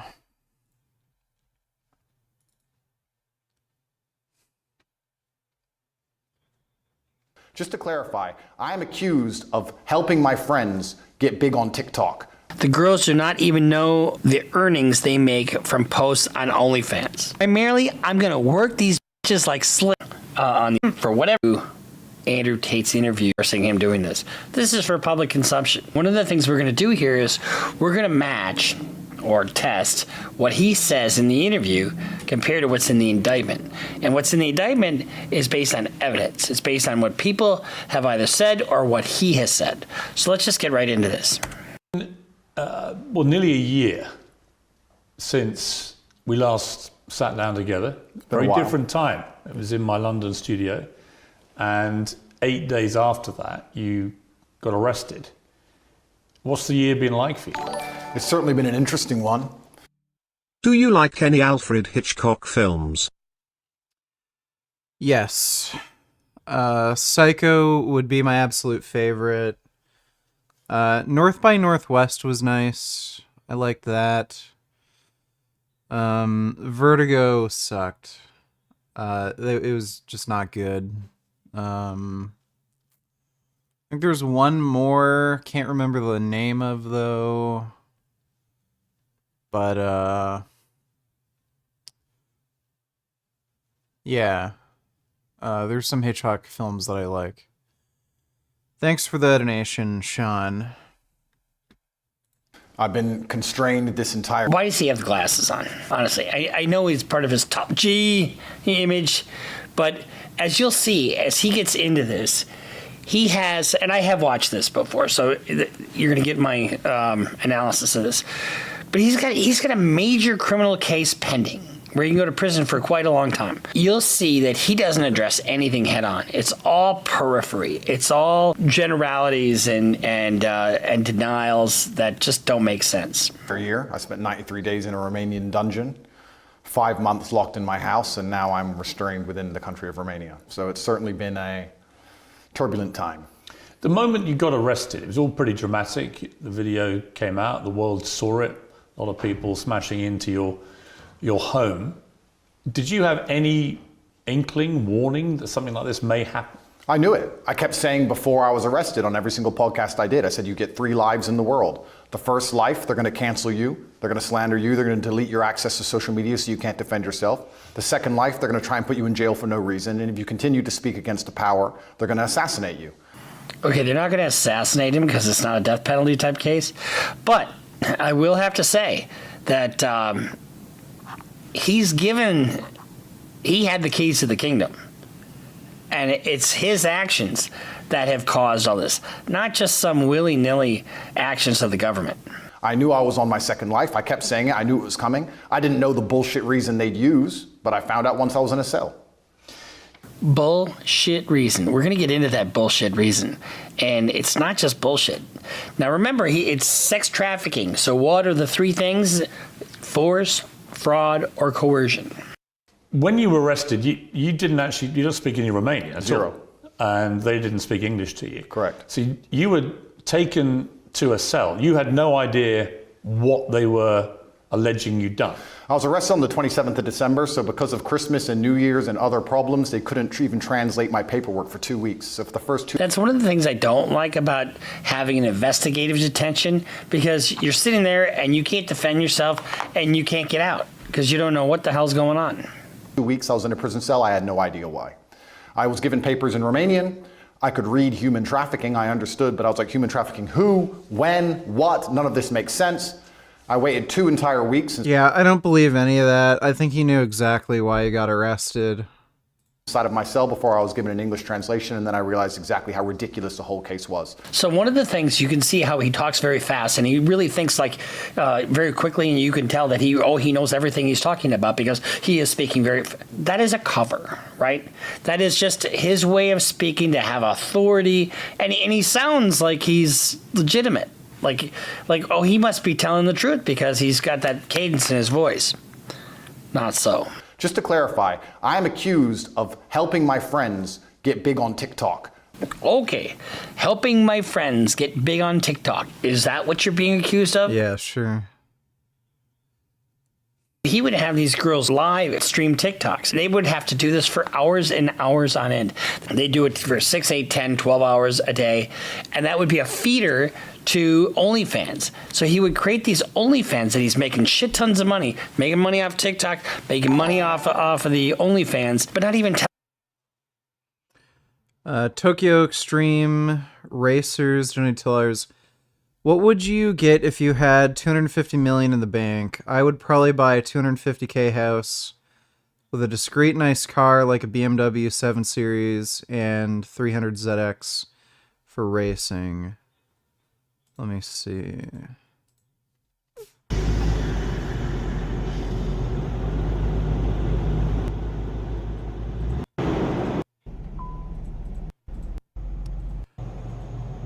This car is way too fucking old for racing, man.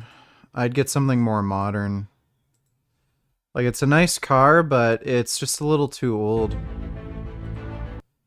I also wouldn't call a BMW 7 Series discreet. They're expensive cars. I don't like the modern BMWs. If I had all the money I wanted to get like any cars I wanted, I would probably get an Acura NSX.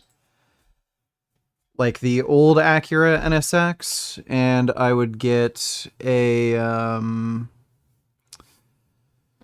Ariel Atom. And I'd get a much more expensive house than something like, you can't get a fucking rundown shack for $250K in Canada anyway. But I'd get an Ariel Atom. The Ariel Atoms are super fucking nice, dude. Yeah, I'd get this car. I'm hoping I win the lottery so I can get this fucking thing. They're just so sick, dude. Yeah, the Ariel Atoms are so dope.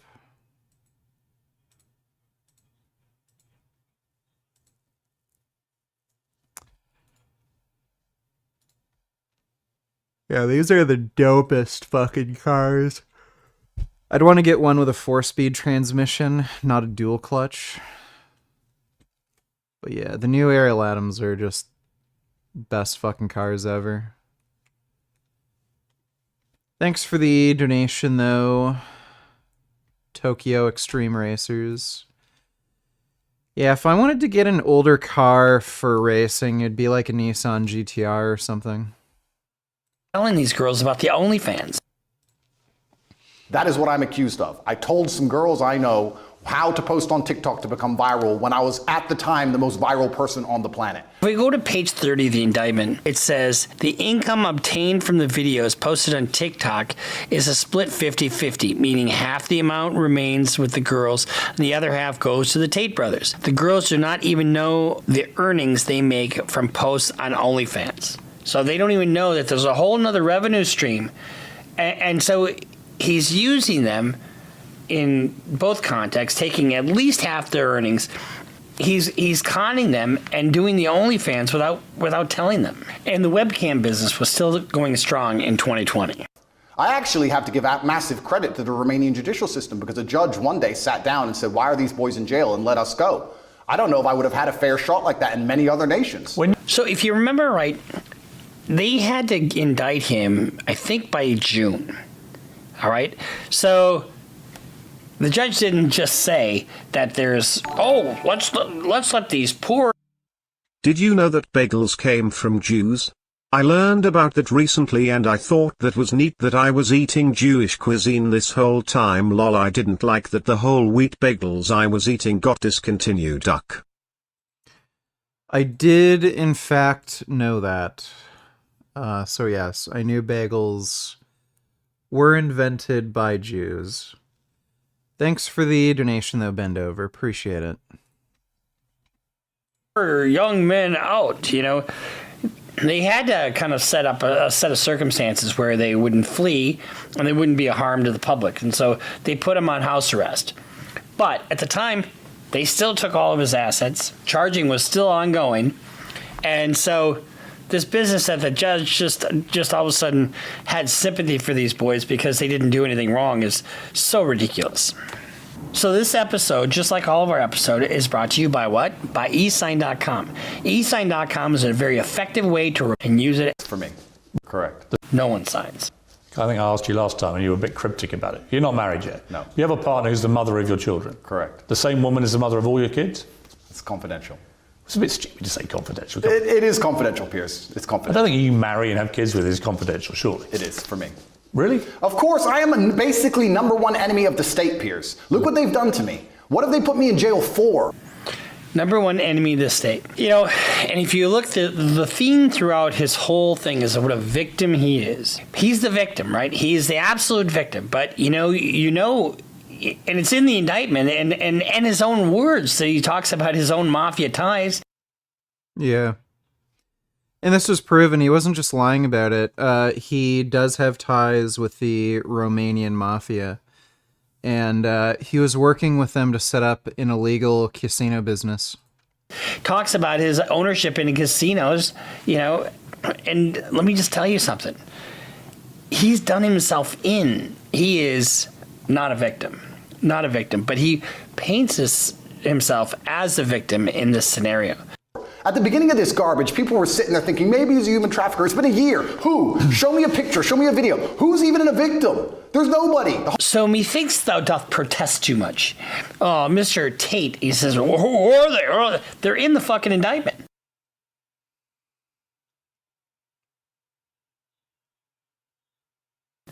There's 7 of them. There's 7 victims, and there are probably more, but there's 7 victims in the indictment. It tells who they are. It's redacted because it's got their initials, and they are identified. And then there's chat logs. He's chatting with these people.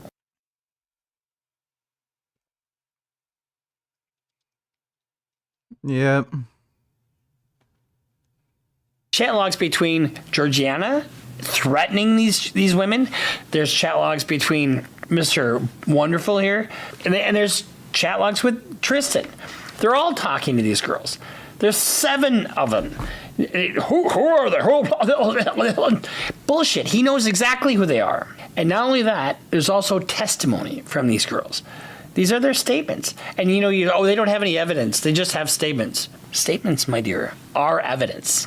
The whole thing is made up. Well, we're going to come to what they say you've done, right? We're going to come to that. But I'm just curious. You come out of prison, you've got no ability to access any of your assets. How have you been functioning financially since then? His own words aren't made up. He told you in his instructional videos, and those are used throughout the indictment. The indictment's 300 freaking pages. There's a lot of content there, and he tells you exactly how to control your woman, how they defraud them out of half their income, and there's also all kinds of things in the indictment about that are corroborated with WhatsApp messages and his own words.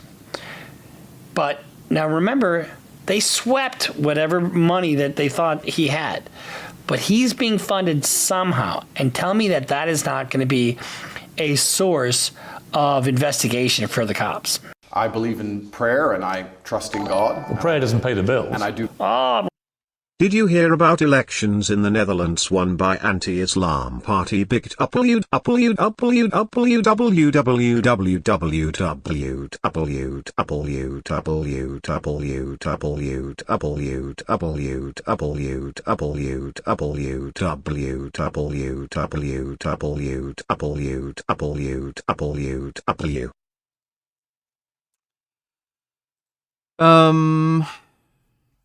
I did not hear about that, but not surprising.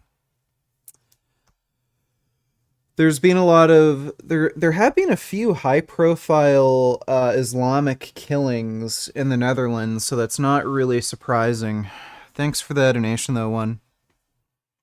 Live in prayer and God, and I'm just a God-fearing guy that likes to have women online for sex and use them as slaves. Bullshit. Oh, you all of a sudden got religion after you got taken into custody? Give me a break. But who is funding your program now? Very best. But prayer doesn't pay the bills. Unfortunately, absolutely everything I own was seized by the Romanian state, so I'm just going to have to survive and do my very best. Yeah, but how? I'm doing my very best, Pierce. Have you got wealthy benefactors helping you? I'm doing my very best. I wish I had wealth. He's not answering the question. And he doesn't have to answer the question, but why the fuck is he sitting there with his sunglasses on? Why doesn't he have his shirt off? I don't know. Benefactors. I wish I had people on my side. Yeah, you can't function on no income at all. Seems you can. How? I'm doing my very best, Pierce. What does that mean? See, now look at what he's talking about. See the little smirk on his face? And, you can't do it without any money. Apparently you can. Fucking A. This is a prosecutor's dream right here. Because anytime they can... You know what? Andrew Tate's lawyer is apparently a fan of his.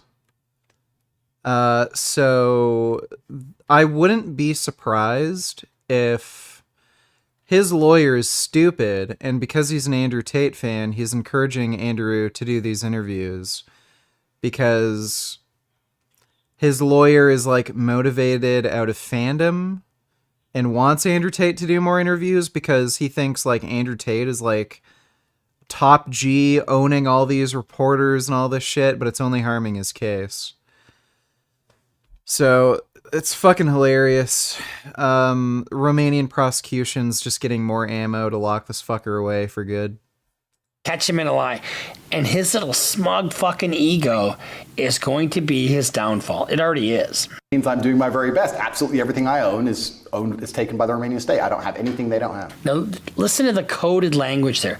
Absolutely everything I own. That means he's probably got women out there with shit in their name. That means he's hidden assets.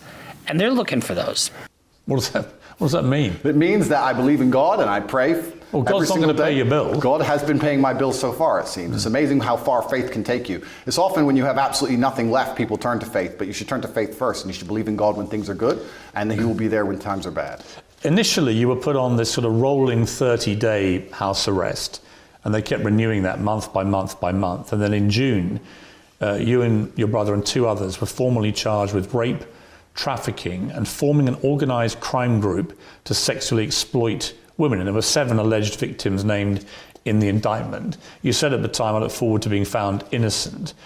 You said earlier, who are these women? Well, there are 7 named in the indictment. Yeah, have you seen the videos of them on the internet saying we're not victims? They made us be victims. We told them we weren't victims. Well, that will all presumably be analysed in a trial. Do you know when the trial may be? I have no idea. It's going to be Do you believe it will happen? I'm not sure. That's the one thing that I'm not clear on either. I've read articles where they say that the trial could be years away. And can you imagine?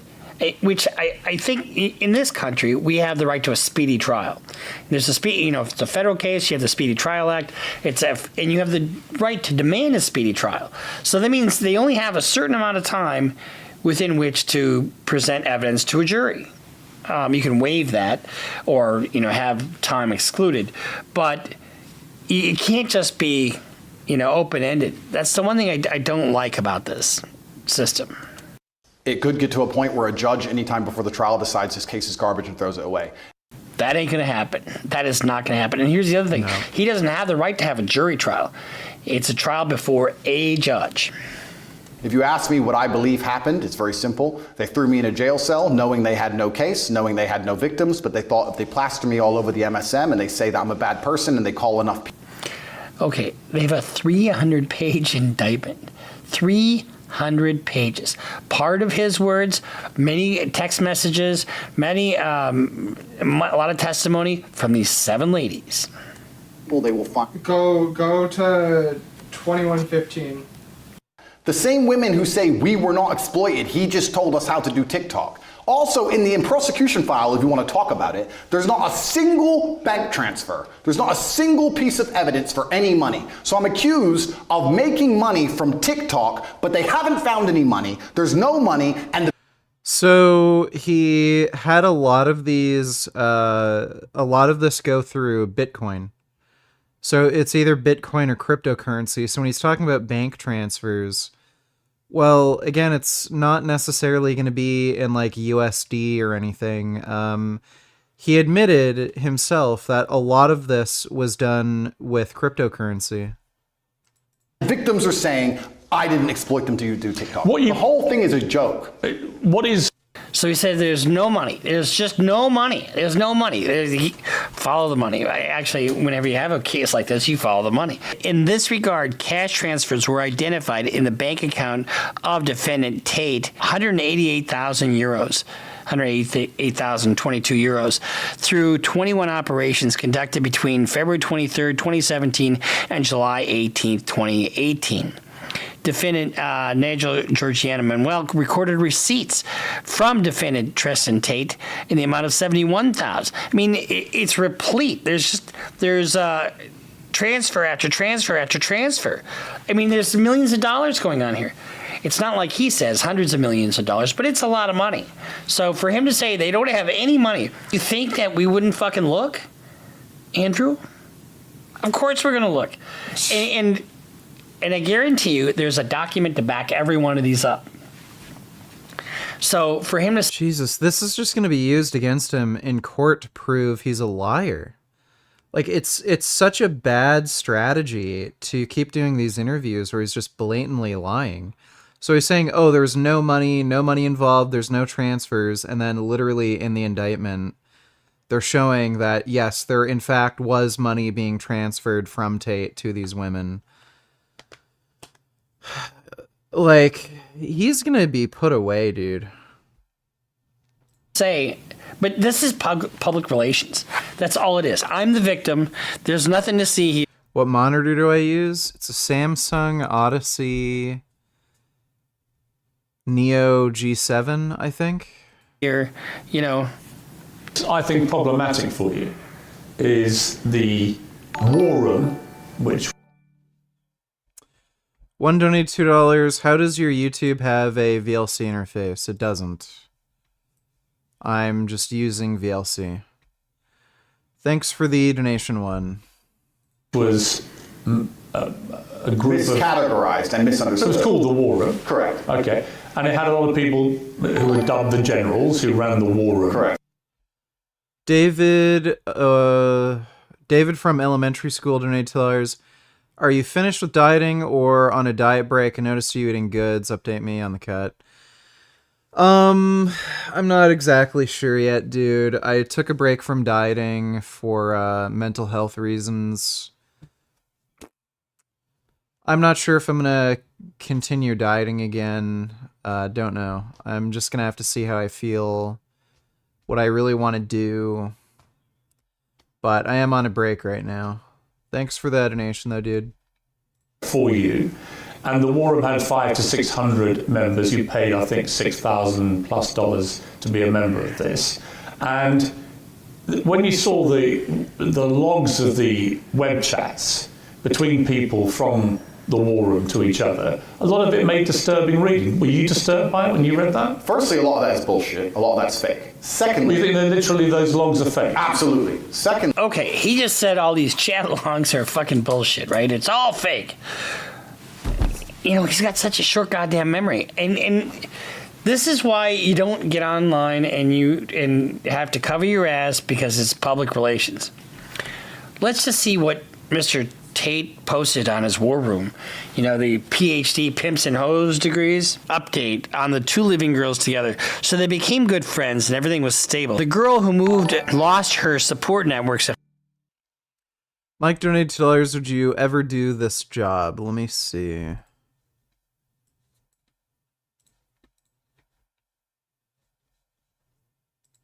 I'm from Montana. I'm 24 years old and I work on wind turbines.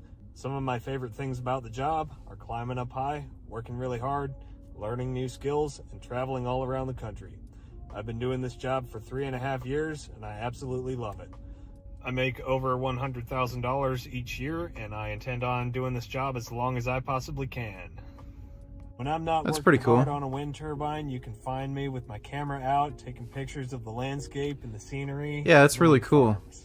One of my favorite things to do when I find myself in a new area is to integrate myself into the local culture so I can get a more full experience of what that place is really all about. Wind energy is a great industry to work in and a great way to put power on the grid. Hello, my name... Yeah, it seems like a cool job. I'd probably do it. Thanks for the donation, Mike. Thanks for the stream, VG. Cool documentary. I hope people will see you as the genuine and kind person you really are. Cheers. Well, thank you, Kenny. Glad you enjoyed the doc. I also enjoyed it. It was pretty funny. And thanks for the donation, Kenny. Home cemented her move, talking about staying forever, can't wait to come back, etc. So I had to tighten the screw. This is his own fucking words. So I said, somebody in her old town told me she worked in a sex club. I totally made this up from Sky. So he's completely manipulating and lying to her. You worked in a sex club. I did not work. Now she feels like she has to. So look at this whole text. And then Another element, since she moved, she's been fed, but nothing else. She's been fed, but nothing else. She's broke. She can't go home. She can't leave the house. Man, I almost sound evil. Not almost. But I'm not. I'm a shepherd, leading the sheep. She doesn't realize that following me makes life better for her. Even though she can't leave the fucking house. Even though she can't go home because she's a captive. She has no money. I mean, are you fucking high? This is the definition of sex trafficking. Started calling her a liar and threatened to kick her out. But the real goal is for her to agree to never go anywhere without me, not even her hometown. I need her working, not visiting friends back in her hometown. So putting nails in the coffin, saying my people there are talking bad about her. This is classic brainwashing and manipulation. Control, control, control. And guess what that control is? That control is coercion. So we have the force. Yep. Well, we don't have the force yet. That's in another area. But we have the fraud with the taxes, and now we have the coercion. This control, limiting their she's got food, but that's it. You know, it's control. This is what we're talking about here. You know, what kills me is guys with such hubris when it's so easily fact-checked. And he's saying all these text messages are bullshit. But the BBC verified them. The BBC verified them, or they're the same people who verified the vaccine. Those people. And this guy could never testify. He could never testify. Jeez. But I don't know if you have a Fifth Amendment right against self-incrimination or something similar to it in Romania. But I mean, you got an audience of one. You got a judge. Let me ask you about the lover boy method. So the suggestion is that you and your brother and others, let's talk about you, that you deploy the lover boy method where you would make women fall in love with you, you would then persuade them to do webcam. Let me just talk about the lover boy method for a second. When you're in a position of power, when you have a position of wealth and you flaunt it all over the place, there's all kinds of people that will come out of the woodwork to follow you. There just is. And you have a responsibility when you have that power. You have the responsibility to treat people decently. And instead, he used that power to his... Cam Donate Tillers, I'm getting back into training, being consistent 6 days a week for the last couple months. Can you explain what you meant the other day when you said you can train hypertrophy pretty much indefinitely? This is what I plan to do. It just means that you can be on a hypertrophy block indefinitely, or only train with the goal of hypertrophy indefinitely. So you don't necessarily have to constantly be on a hypertrophy block. You can have resensitization periods. But yeah, unlike with strength training, where you do need to have like periods of rest, or like periods where you aren't on the strength block, you can have a indefinite. You can be on a hypertrophy training regime pretty much indefinitely, but with strength, you can't. You do have to train for hypertrophy if you do want to get stronger.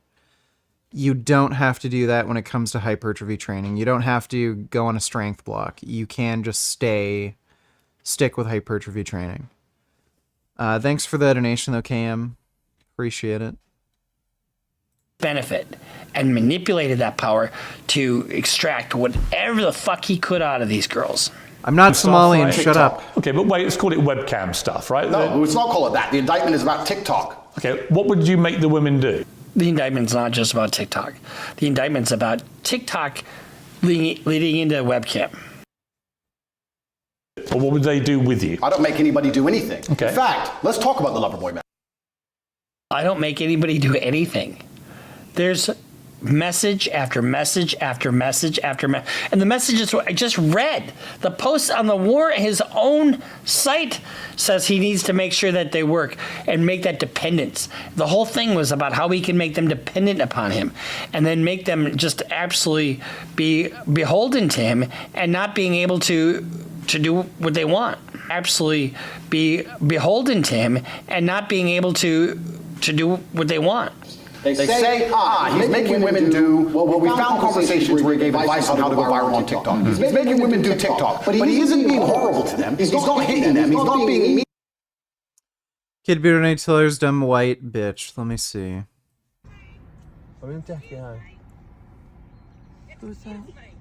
Excuse me. What do you Excuse want? me. Yes. Roll it down, please. I'm not rolling. Who the hell are Sir, you? this is private property. This Sure, is I'm a a land private mechanic. lake. So what? Sir. Hey, Sir, listen to me. This is do you have a permit to be here? It's none of your damn business. Okay, sir, we pay a lot. Step Let away me tell from you my something. car. Let me sir. Step away from my car. Sir, my American tax dollars pay for this permit. This is a private lake. Y'all don't look like you're supposed to be here. I'm more American like you. You look like European. Where do you come from? Poland? Sir, roll down this You window. come from Poland or I have Russia, no huh? choice but to call the police. My tax You is more than cannot your whole park salary. here. Get out of Sir. here. Sir. No, don't stare at me. Sir. Hey, don't you dare touch my car. Oh my God, babe, just go, just go, just go, just go, just go, Don't just you go. dare, huh? You're lucky I got Y'all can. Oh my God, he hit me. يا خنزيري يا وين بتحكي هاي؟ I think that's fake. Thanks for the donation, though, Kid Boo. Mean to them.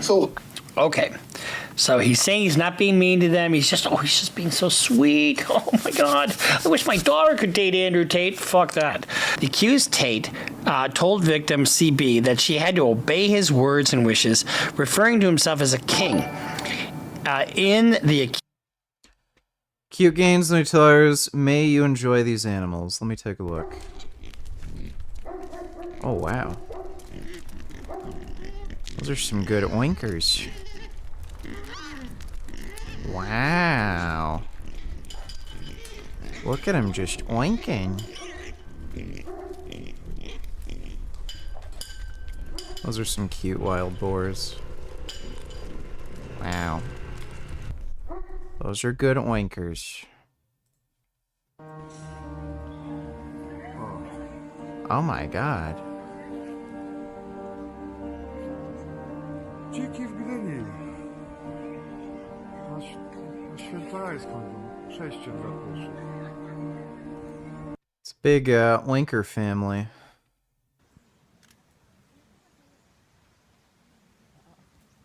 Ooh, lemurs.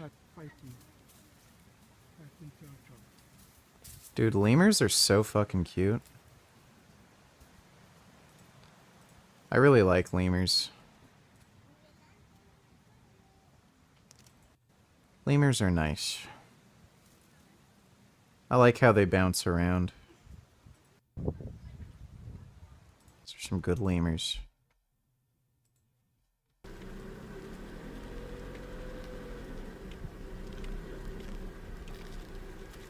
That is a very large lion. It's a big kitty. Wow.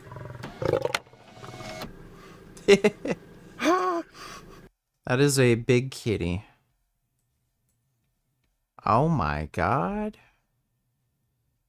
Wow. Look at those lions having fun at the beach. Oh my God. Thank you for that, Cute Gains. Appreciate the donation. Accused Tate's view that was the only way the relationship could exist. The victim, CB, had to obey him completely. The more the victim, CB, resisted, the more violent the accused Tate became, causing trauma and suffering to the victim. The accused Tate was always violent when he had sexual relations with the victim CB. In this regard, the victim CB mentioned an incident that occurred in the UK when she and the accused Tate, Andrew, consumed alcoholic beverages. The physical violence exerted by Tate affected the victim CB's breast implant and caused an injury to her eye. She provided photographs and messages related to these injuries to the authorities.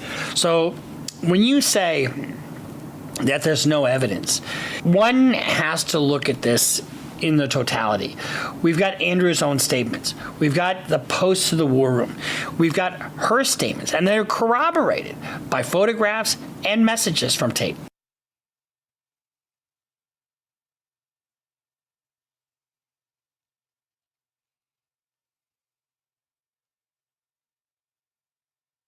So later on in the indictment, he intimidates her and threatens her, saying he's super connected and you don't want to go to the police.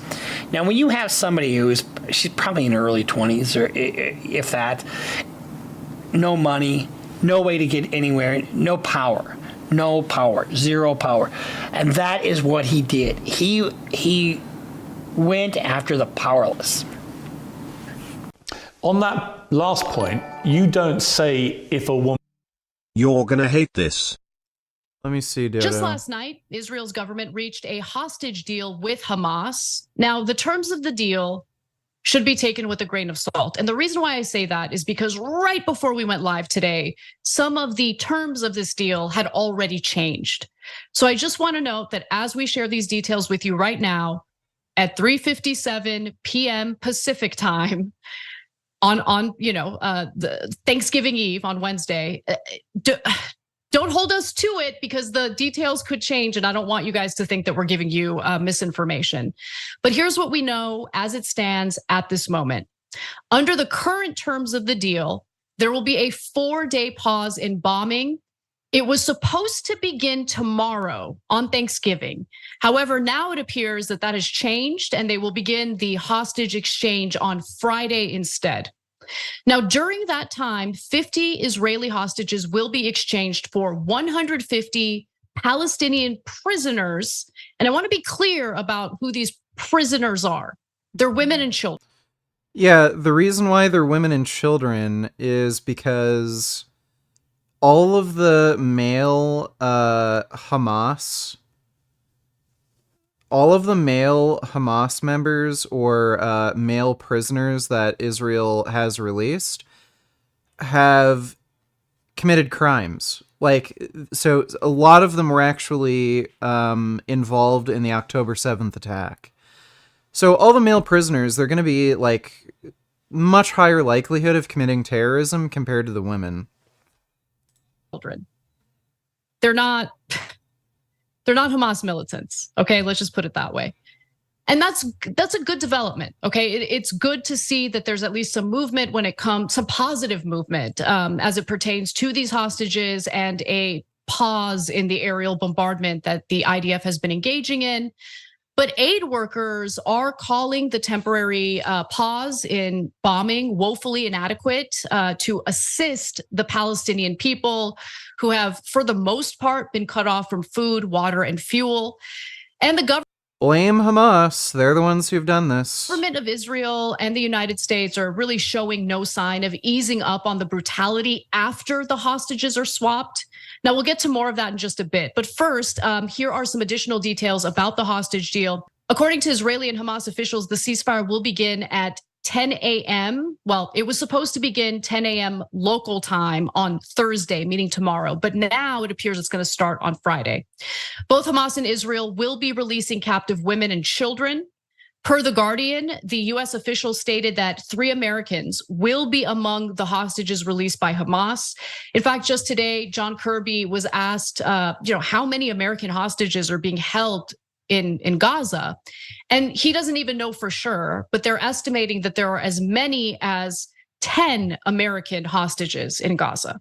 And part of this deal indicates that 3 of them will be released as part of the exchange. Now, Israel has stated that it would extend the pause in bombing by 1 day for every 10 additional hostages that Hamas releases. And there's a lot that we still don't know. And it's important to put that out there, okay? So we don't know which Israeli hostages and Palestinian prisoners will be released. Israel apparently has some sort of short list of 300 Palestinians, but has yet to narrow that list down to 150 that they are willing to release in exchange for the Israeli hostages. And we don't know exactly how much aid will be permitted to enter Gaza as part of the deal. There are some reports indicating that Israel will allow up to 300 trucks of aid into the strip every day. But even if that's true, you should keep in mind that it is inadequate considering that prior to the war, there were as many as 500 plus trucks of aid. Again, they don't need to give resources to their enemies, so they're at war. But yeah, anyway. Nothing I didn't know already. Thanks for the donation, Dodo. Woman doesn't want to work and man has to take care of it. You say a woman shouldn't work. I say my woman won't work. Right. I'm talking about my personal experience. I said any girlfriend of mine, because I'm in an extremely fortunate financial position. I was before Romania took everything, of course. I have hundreds of millions of dollars. If you look at the hostage lists, the children that Hamas has are mostly very young. Under 15. The children Israel has are all 16 and 17-year-olds, mainly accused of acid or knife attacks. The women were also accused of violent acts. Yeah, I know. But the likelihood of them committing serious acts of terrorism like October 7th are far lower than if they released male prisoners. So that's why they're all women and children. And, children being not 5 and 6-year-olds. So basically Israel is making deals with terrorists. How far have we fallen as a society? I don't think it's necessarily a bad thing. Especially since Gaza is getting occupied. It's not that big of a deal to do prison transfer like this. So in the end, they're probably going to be able to get these people back anyway. Thanks for the donation, though, Dodo. So because I am hundreds of millions of dollars, that's not true. So because I am in my position, I would not want my woman to work. I think there's more important things she can do. If you have hundreds of millions of dollars, where you said you had a worth of 17 million. No, I said they took 17 million. So where's the rest? Oh, was that a slip? Was that a slip? They took 17 million. I made hundreds of millions of dollars. And you had all this catty bullshit that you did at the beginning where you wouldn't tell Piers Morgan, how God is paying your bills. And if you look, through the indictment and you see how they're really hustling, and that's what they call themselves, Hustle University. They're hustling these girls out of small amounts of money. It's not hundreds of millions of dollars. It's petty bullshit. But they need it. They need it because they're behind the 8 ball and everything. They must have taken it. I think they have it. Or maybe I lost it. I think I lost it somewhere. They might have taken it. I might have lost it. I don't know. Very catty. You've never had hundreds of millions of dollars. Of course not. You haven't, have you? Of course not. You said they took all your assets. Exactly. Well, did they or didn't they? Of course, they took everything. That smug... Tell me that's going to work in front of a judge. Tell me that smug smile that, of course they did. Yeah, they must have. I mean, they'll be watching this. Are they to assume that there are hundreds of millions more dollars they haven't got yet? No, they're watching this. That's right. They take absolutely everything. You have it all. Right. That taunting the fucking prosecutor. Here's the thing. Why did I say that so much? Here's the thing. The prosecutors, when they see a guy like this, guess what they are? Fucking motivated. And... the feds are just tenacious. So when you sit there and you're smug, you're better off being quiet. Park the illegality aspect to one side. Do you feel it was moral? 10 years ago, I helped women promote their profiles on the internet. Correct. 10 years ago. Firstly, I have not been involved with it for 7 years. It's not how I make money. I haven't touched it for a very... 10 years ago, he helped women. So that would have been, 2013, 2012? He helped women promote their profiles on the internet. And that's really what he did? It just pisses me off how the media says, well, Hamas has women and children and Israel has women and children. As if they are morally equivalent. It seems like there's a borderline anti-Semitic conspiracy in the media to paint Israel as evil. Oh, it's not just borderline. It's anti-Semitic as fuck, dude. Anti-Semitism is rampant across the left and right. It's crazy. Thanks for the donation, though, Q. No, he created a factory. Remember you said at one time he had 75 girls working for him? I mean, it's just absolute nonsense. If you go to page 8 of the indictment, he said all he did was help people 10 years ago. 10 years ago, he helped some poor, unfortunate souls get famous on the internet or, get profiles on the internet. But on July...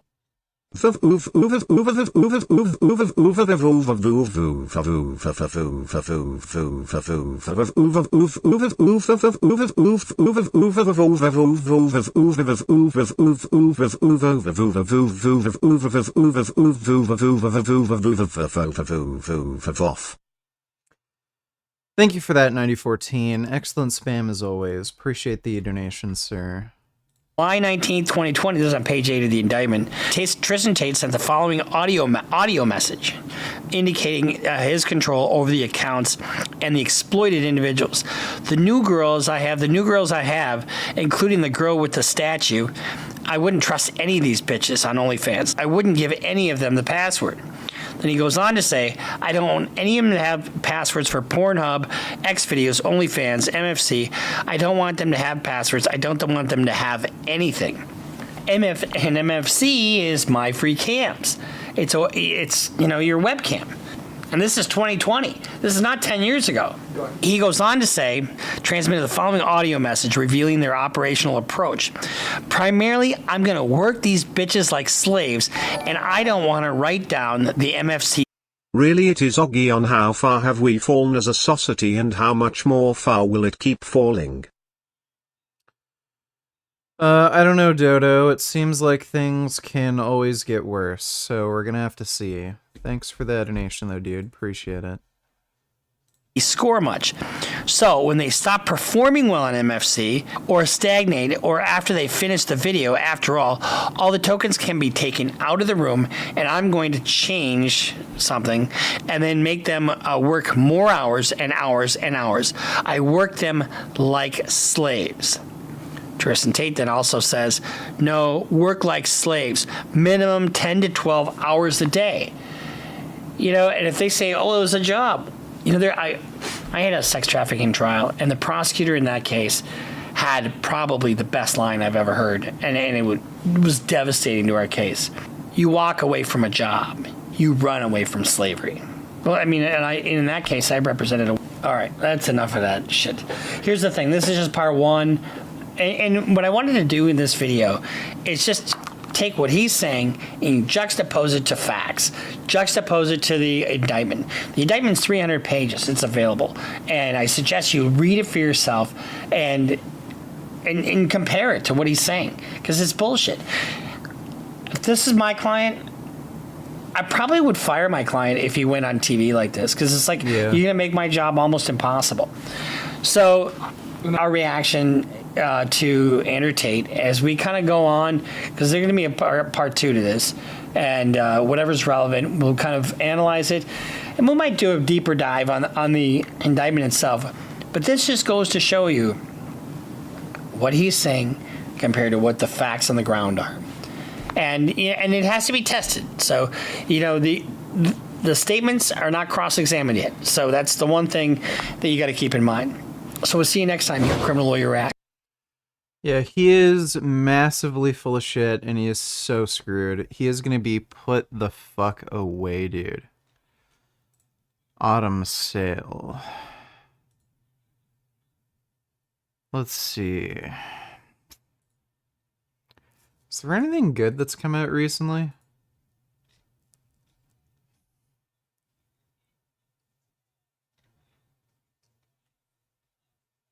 Ghost Recon Breakpoint, that's mixed.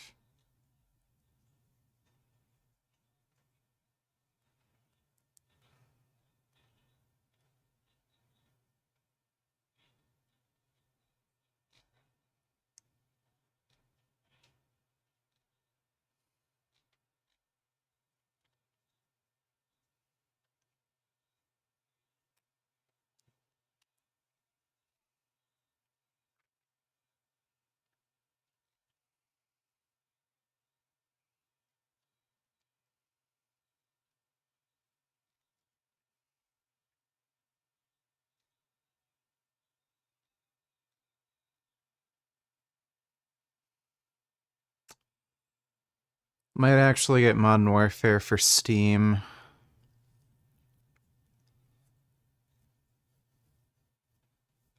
$26. Yeah, I think I'll get it for Steam. So why not?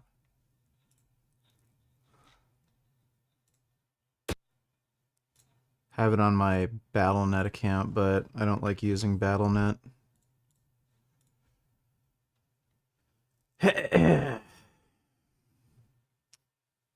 Whoa, 218. Holy shit.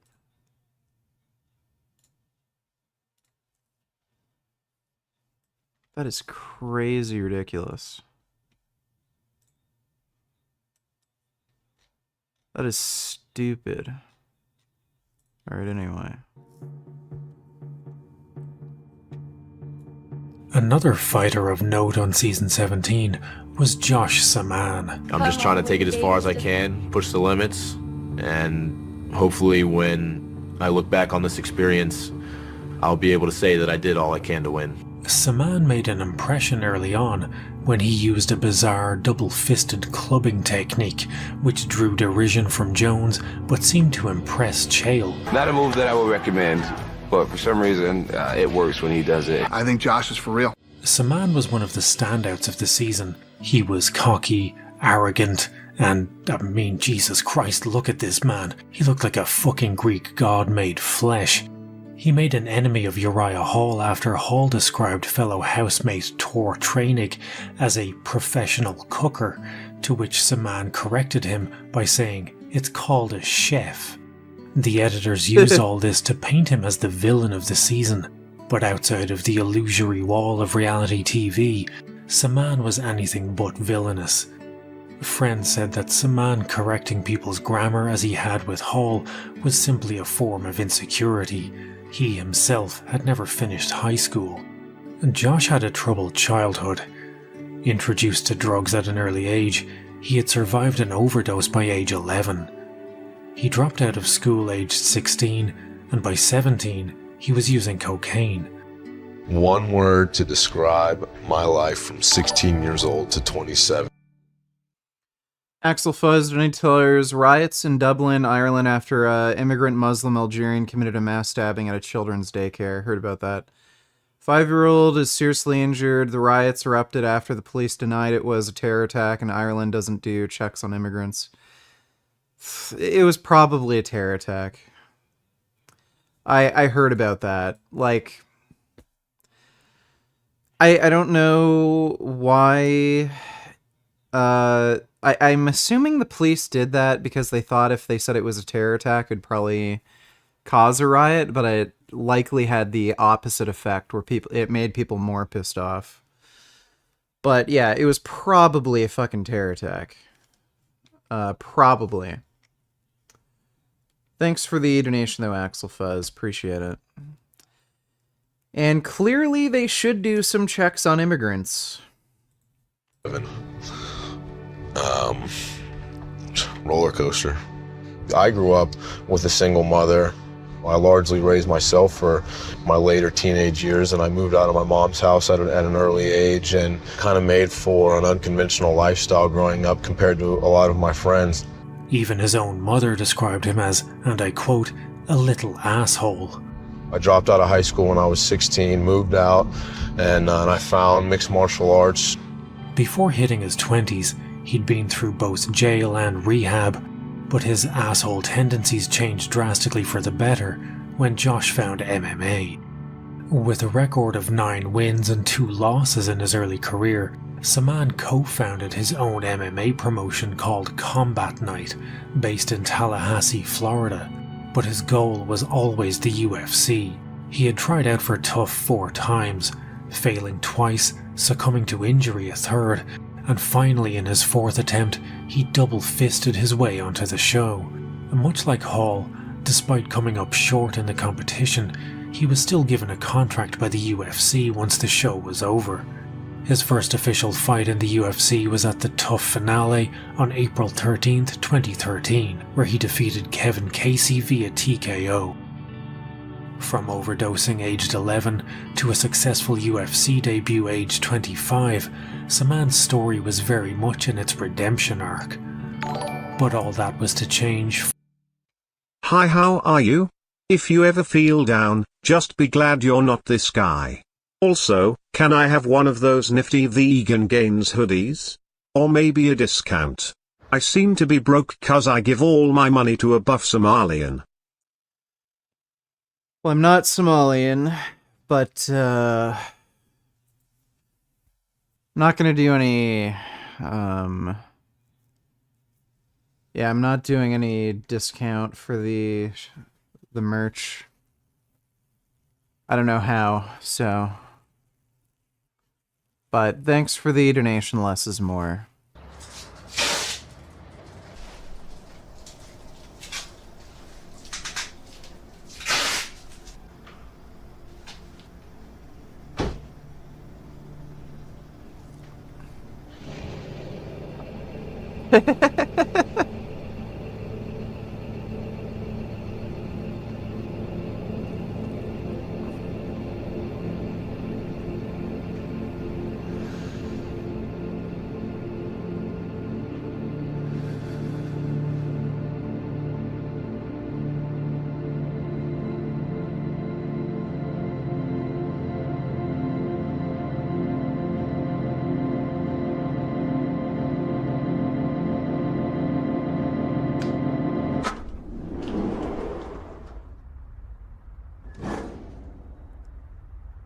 What?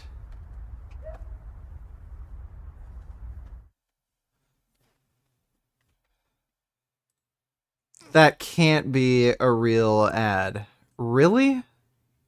That's crazy. Thanks for that donation, less is more. 4 months later, Saman's girlfriend, Haley Tate, was killed after her car hydroplaned off a wet highway and into a tree. She and Josh had been texting at the time of the accident, and Josh, knowing she had been driving while they were texting, was unable to blame anyone but himself for the accident. I always had speculated that it was her and I texting that was the cause of the accident. Whether that was the case or not, the time between the first responder on the accident and the last text that she sent me was remarkably close. So I don't know that, I'm not sure that it could lead to any other conclusion than that. When you're at your weakest, addiction is at its strongest, and 2013 did its best to assail any of Josh's remaining defenses. A string of deaths hit Saman's family. Shortly after that, my mom's husband, Jeff, died, and then Haley's mom, Sue, died. And it was just one thing after another where I really didn't know if it was ever going to end. Saman slipped back into old habits. He began missing practice, and friends suspected he was using again. They were right. Josh needed goals to keep him sober, and fate seemed to intervene on his behalf when UFC 181 was announced for the 6th of December 2014, a date that held particular significance for Saman. It would have been Haley's 24th birthday. And so that's what originally brought me out of the darkness, was knowing that I had light at the end of the tunnel. Josh was scheduled to fight another tough graduate, Season 19's middleweight winner, Eddie Gordon. That night, in a moment of pure catharsis, Saman defeated Gordon via head kick KO, securing a performance of the night and contender for knockout of the year. Post-fight, Saman collapsed to the mat, an outpouring of grief for the touch of a vanished hand and the sound of a voice that is still.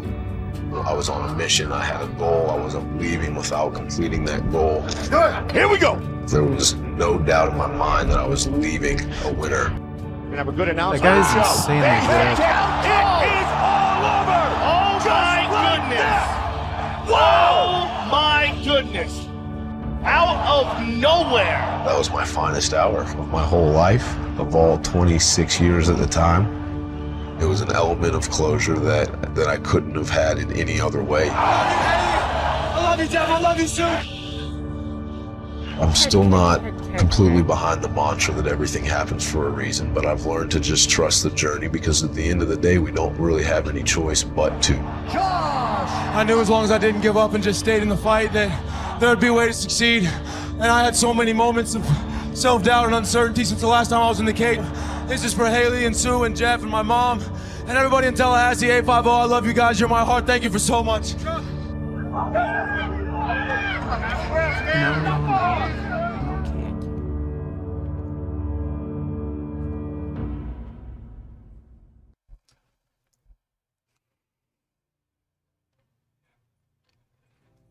Prim, prim.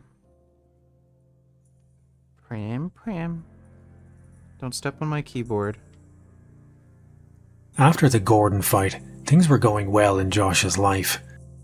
In July of 2015, he fought Caio Magalhães and secured another Performance of the Night victory. Now I'm just gonna hang tight, drink a beer, enjoy the rest of the fights, and see what the future holds for me. I'm just along for the ride, guys. I love this. In September, Combat Night celebrated its 50th event in front of a crowd of 4,000 fans. And in 2016, Saman poured all of that grief into an autobiography, and not a ghost-written slog like Matt Hughes' autobiography. Saman was a gifted writer. He was a columnist for Bloody Elbow and UFC.com and wrote every page of his own story: The Housekeeper, Love, Death, and Prize Fighting. And last, I think I'd like to write a book before I die. She was always telling me to write more, to tell stories. Well, do you think I'll be in your book, she asked, with genuine curiosity and naivety. Darling, if I had to guess, I'd say you'll be the whole damn thing. And she is. And she is. Once the book was released, things took a turn. Without that focus in his life, Saman became unmoored. He started partying again and lost his next fight. His final fight in the UFC was on the 13th of July 2016. Saman ignored all of his corner's advice and lost via brutal ground and pound at the hands of Tim Boach.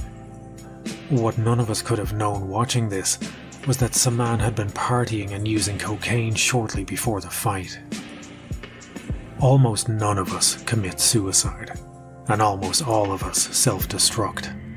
In some way, in some part of our lives, we drink or we smoke, we destabilize the good job, the happy marriage.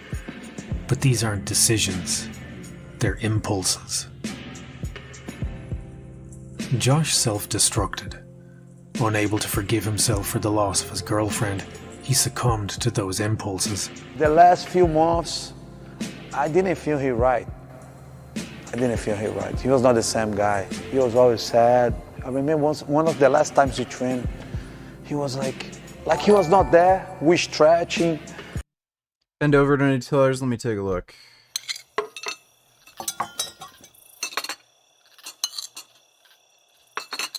Daddy? I just think there's a reason that we come in different bags. Howard. Daddy, all that matters is he's sweet. He ain't half as sweet as white chocolate. Do you personally wish you were never born? That's what I wish for myself. Life is a sick, disgusting joke. I often have that feeling, but then I remember, if I wasn't born, who's going to take out the trash? So, you know, there's good and bad aspects of existing, and, you know, if I wasn't here, how much worse would the world be? Thanks for the donation, though, nigga. Hope you feel better soon. You! New M&M's dark chocolate. That is fake, but it is funny. So, now I can be in the commercial? Maybe. But you said... I said maybe.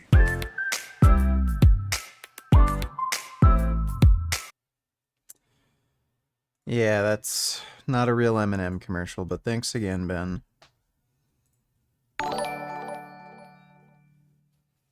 Honestly, I think I could beat you in an MMA match. I'm 5'8" and 160 pounds, but it seems like you would crumple under my speed versus your extra pounds. I am switching to the carnivore diet and the animal protein intake makes my muscles faster than yours. I am very fast. So I don't think you can rely on speed. Thanks for that donation, though, Sabrine. And Josh was not there. He was sad. I said, Josh, what's going on? 2 months after his last fight, Josh and the ring announcer for Combat Night, Tony Kirkenberg, were found unresponsive in an apartment in South Florida. Kirkenberg had been dead for some time when they were found, the victim of a cocaine and heroin overdose. Saman was still breathing. He was taken to hospital, where he remained in a coma for 6 days. But he's supposed to be here, and he's not here right now. I still can't believe, man. Josh never woke up. I'm not comfortable with the title of role model, but I do know that there are some things that people can learn from me. The more of my story that I get out, the more I think that could help people.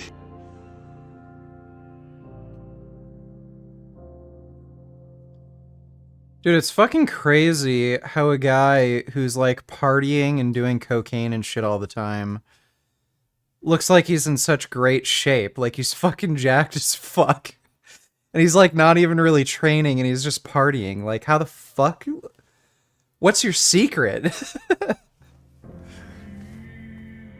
That is insane. It's like Mike Tyson genetics.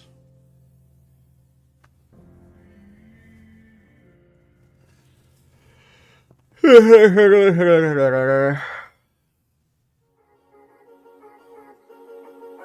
my god.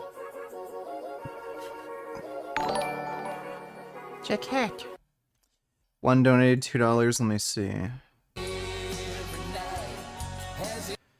Someone offered you $1 million to go vegan or peg Greg to set. Conjugate style, which would you choose? Have to go G for P on that one. Let's not pretend most of you wouldn't. Okay. That is very telling. It's not that full range of motion itself has been found. Your form is very sloppy. You didn't see any videos on your channel demonstrating your superior form.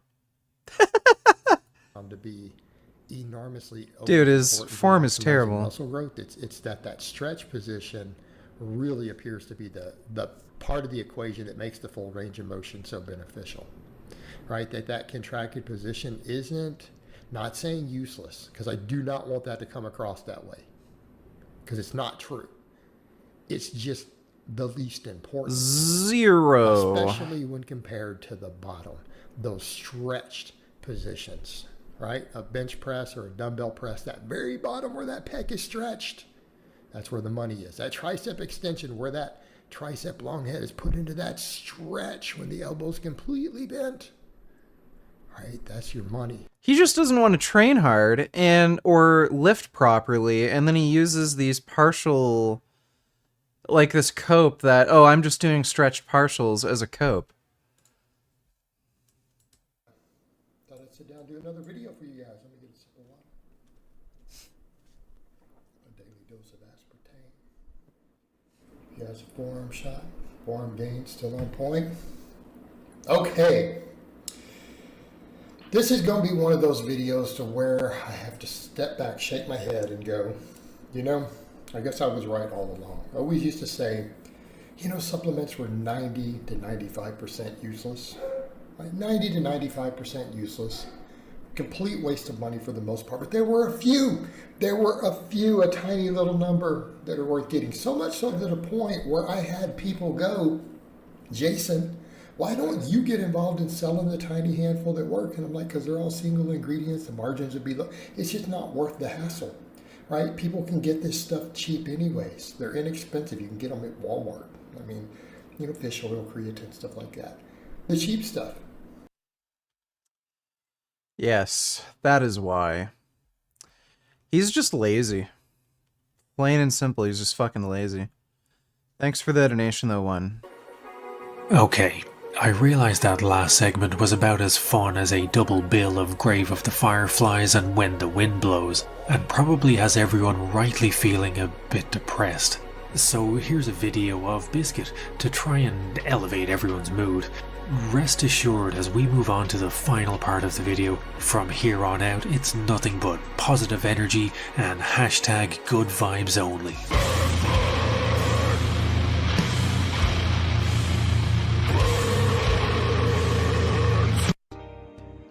Okay, so it's not that bad, but by the mid-2010s, Tough had set sail on an unalterable course for the doldrums. As the decade was reaching maturity, there were still good moments in Tough, like the searing sexual chemistry between Joanna and Claudia Gadelia on Tough 23, the underwear-based threats of season 22.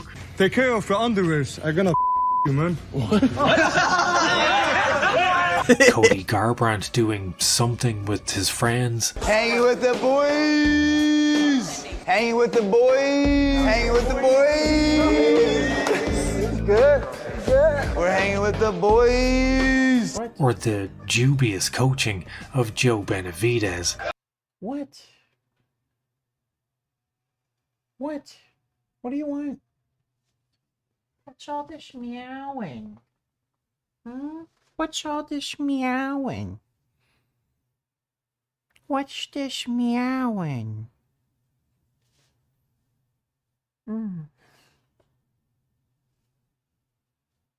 You're so soft and you smell like bread. Hey, Jasmine. Prismo smells like a nice warm bun. Smells like bread. Smells like a fresh bun. Why do you smell like a fresh bun? Mwah. You know I love you?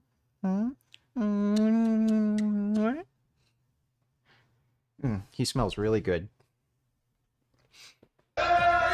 Suck him off! Suck him off! Get him! But the overall seasons themselves were lacking, and ratings were dropping faster than the value of an NFT with every new season.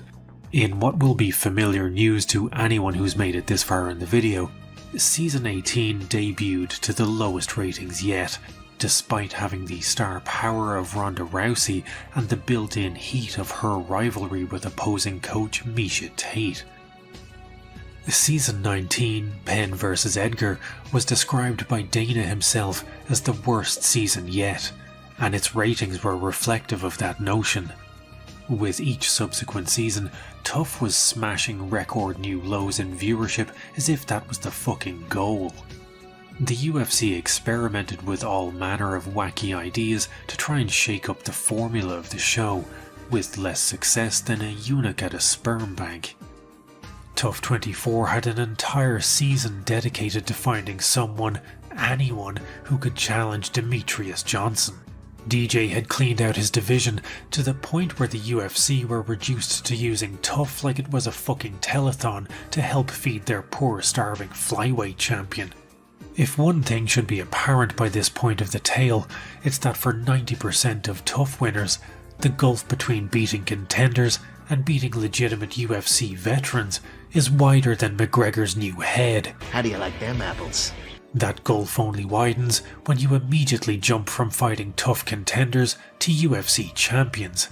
Tim Elliott was the winner of Season 24 and was gifted the opportunity to face off against the greatest flyweight of all time, a prize comparable to being gifted the opportunity to face off against the sun in a staring contest. Elliott was a sacrificial lamb for a man who is arguably one of the pound-for-pound greatest fighters the UFC has ever seen. But DJ wasn't a popular champion, so Dana threw him on the pile with Randy, Tito and Francis. And then we had Tough Redemption, the season that saw former UFC fighters and tough challengers brought back for another shot at a UFC contract. Joe Daddy Stevenson, the winner of Tough 2, was back after being dropped by the UFC and years of alcohol addiction. Even Julian Lane was there for a second shot at banging his bro. Let me bang! Yeah, me bang, bro! It's a bitch! Like last season! Let me bang, bro! Off me, man! Get me, man! Let me bang! I'll let you bang! Most of the contestants were too old or too shop-worn and needed someone to tell them that at this stage in their lives, professional fighting was not a viable career path. The sheer pointlessness of this season was laid bare when its winner, Jesse Taylor, was booted out of the UFC before even having a single fight. Taylor seemed to be using video game logic and the rule of 3 when it came to his UFC career, as if by collecting 3 expulsions from the UFC, he'd unlock the main quest to find Dana's lost hair or something. Taylor had been booted off Tough Season 7 for kicking in a limousine's window while screaming, "I'm a UFC fighter," clearly misunderstanding UFC as standing for "You Fight Cadillacs." He was given a second chance and brought back into the UFC, but lost his first fight and was let go for a second time. His third and final booting came when he failed a drug test a month after winning Tough Redemption. Well, the series would go okay, down dude, looking at this guy, you're surprised he failed a fucking drug test? For real? history. Dude, why do you even have to drug test this guy? He's clearly fucking using. As the first season where the overall winner never even got to fight in the UFC. As unique a record as that was, it came close to being equalled by season 26 winner Nico Montano. Season 26, much like the quest for Demetrius Johnson's fluffer in Tough 24, was another completely pointless season where the goal was to crown the inaugural women's flyweight champion.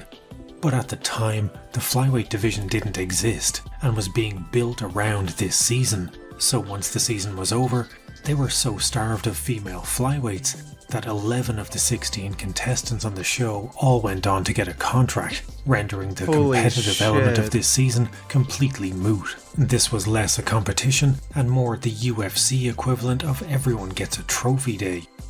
Nico Montano was the overall season winner and was crowned the flyweight queen, while the rest of the cast became the flyweight serfs she would rule over.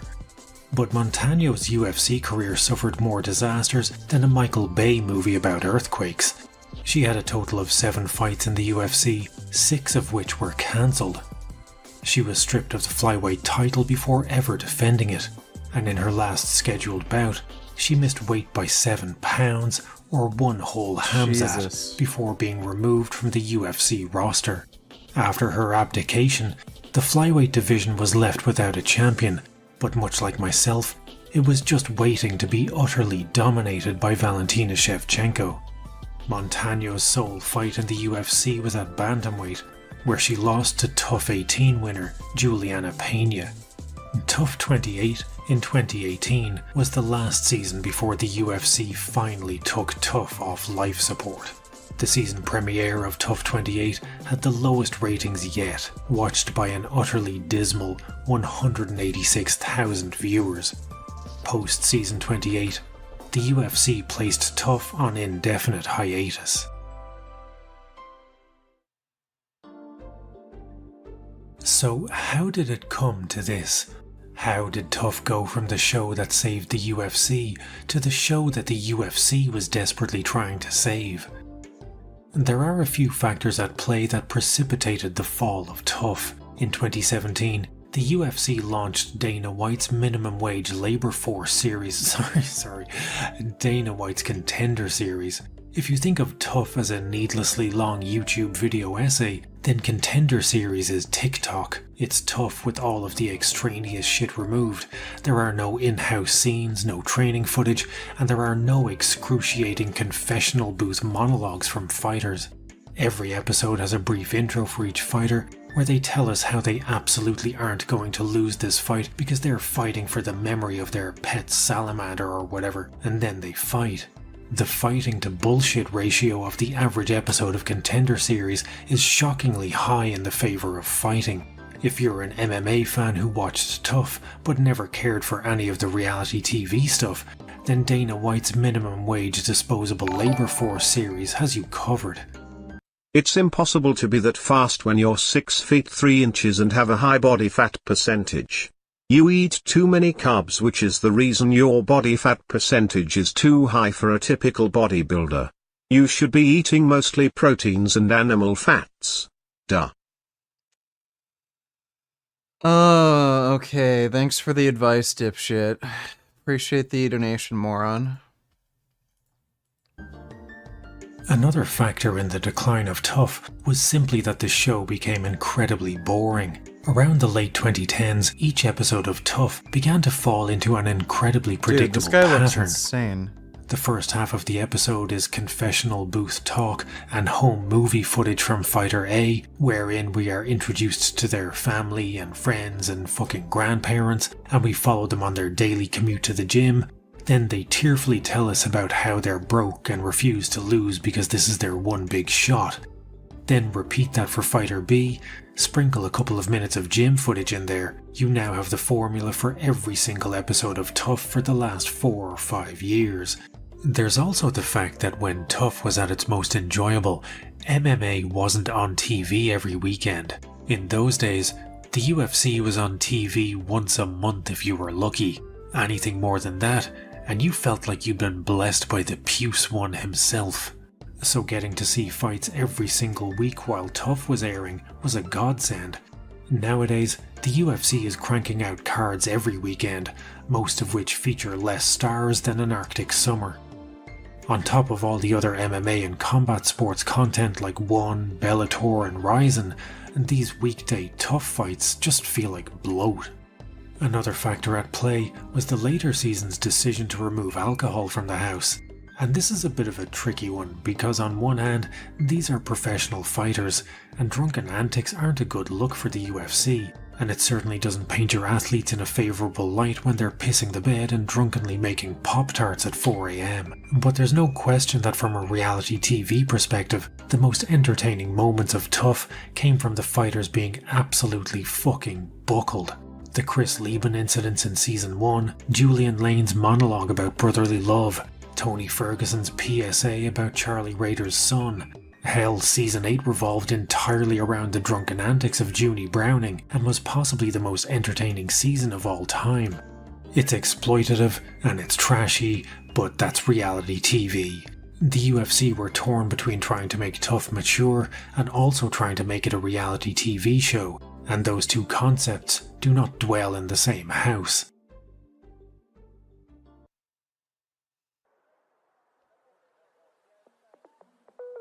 Dana understandably has a soft spot for Tough, seeing as how it more or less saved the company from financial ruin, and so the UFC soft rebooted Tough in 2021 and brought it back from limbo with the season simply titled The Return of the Ultimate Fighter. But this was a return in much the same way as this guy returns mice to me. Calling someone dipshit isn't an argument. You have no argument whatsoever about the excessive carbs causing your high body fat percentage for a bodybuilder. You eat too many carbs, you probably will block me for saying the truth.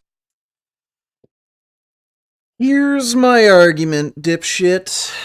Thanks for the donation, Sabrian.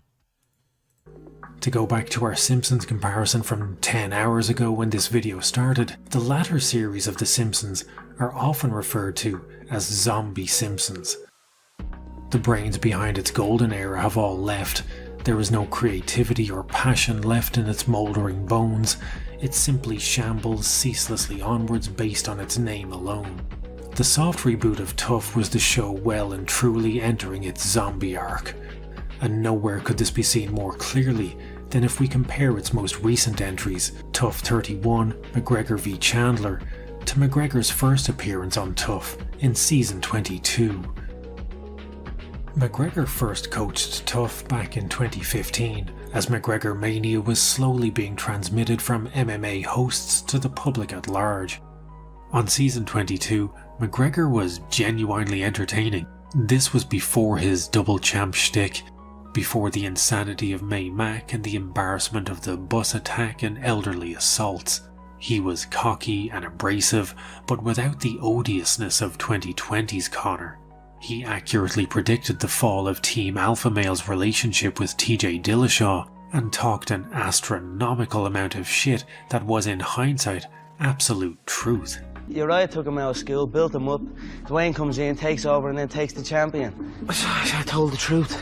I told the truth. I see these comments going back and forth, and I realise, man, Uriah's an absolute pussy. Recognise the enemy. Recognise the enemy. That's what I will say.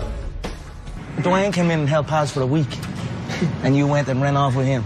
This took you out of college, gave you the way. Hey, I recruited this guy out of high school. Yeah, and he ditched you, so man up.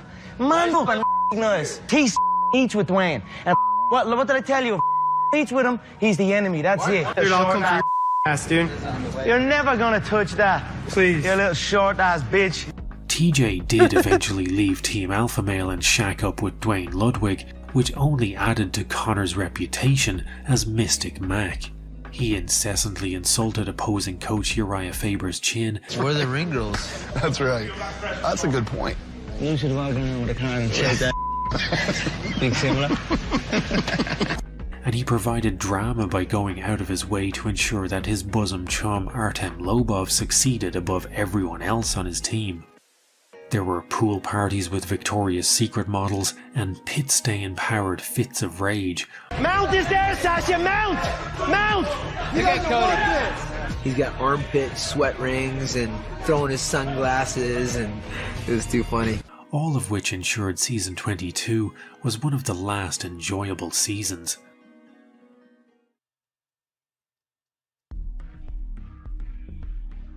Season 31, by contrast, is bereft of anything that could even remotely resemble entertainment. Connor is barely there, and when he is, he's drunkenly stumbling out of the Tough House, displaying that legendary Irish wit made famous by the likes of Oscar Wilde and Brendan Behan. To be outside the fighter's house, yeah. Wait tomorrow morning. Wait till tomorrow morning, you're looking for action. And then there I am, click, clack. The mic's back on the attack, and that rack all over me.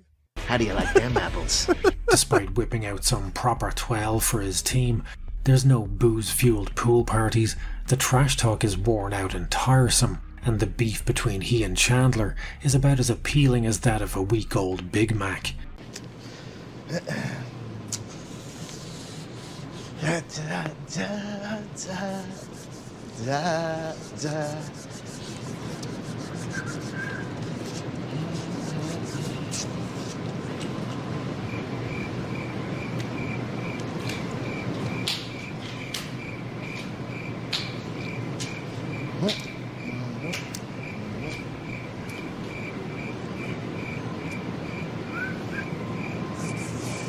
Every episode falls into the same routine of fighter A and B telling a sob story and playing home movies, and if I wanted to watch crappy home movies while someone cries in the background, I'd visit my parents more often.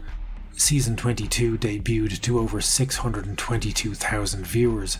Season 31 debuted to less than half of that, with only 294,000.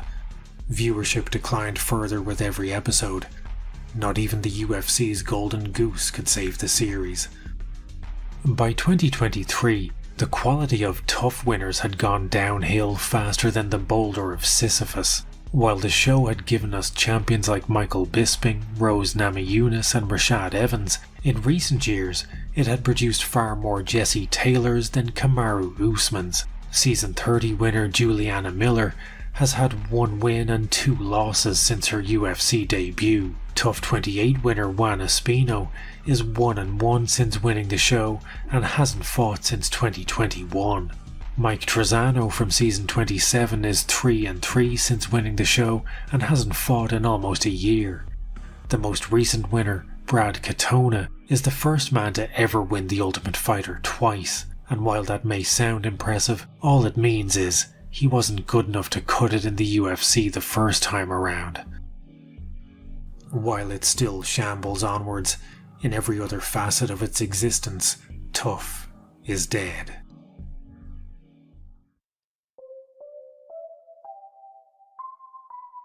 This video opened with a quote from Nietzsche, and while it might have looked out of place and maybe you thought it was just me being edgy and flexing my book learning credentials, the fact is, that quote isn't from Nietzsche.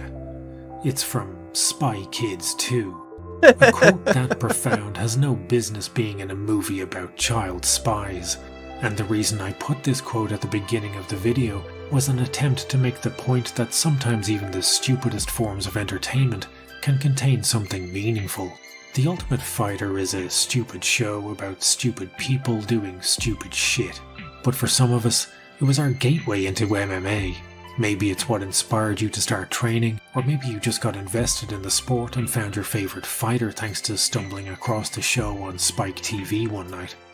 Maybe you bought a sick tap-out shirt thanks to Tough, or maybe you have fond memories of watching Tough with a parent or partner or friend who isn't there anymore. Maybe it was Tough that introduced you to Kimbo Slice or Rampage Jackson, or maybe you could see some. So if I make a YouTube channel about how excessive carbs can cause high body fat percentage in bodybuilders, leading to unappealing aesthetic qualities, you would possibly have a legitimate debate with me? Where I will destroy you. Coming soon. Yeah, sure. Why don't you try that, and I'll debate you. Thanks for that donation, Sabrian. Something of yourself in the struggles of characters like Junie Browning. Tough's best days are done. It will never again have the impact of Season 1, the body horror hijinks of Season 8, or the comedy double act of Season 10. The formula has been changed to the point that whatever magic it had has long since dissipated, and simply cannot be recaptured. Tough has always been stupid.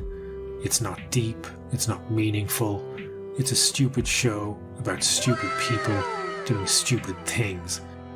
And yet... Thanks for the membership, Naolin. An ugly tap-out shirt and some chain-link graphics can inspire a nostalgia in me that few other things can. And if you've watched this far, I imagine it can for you too.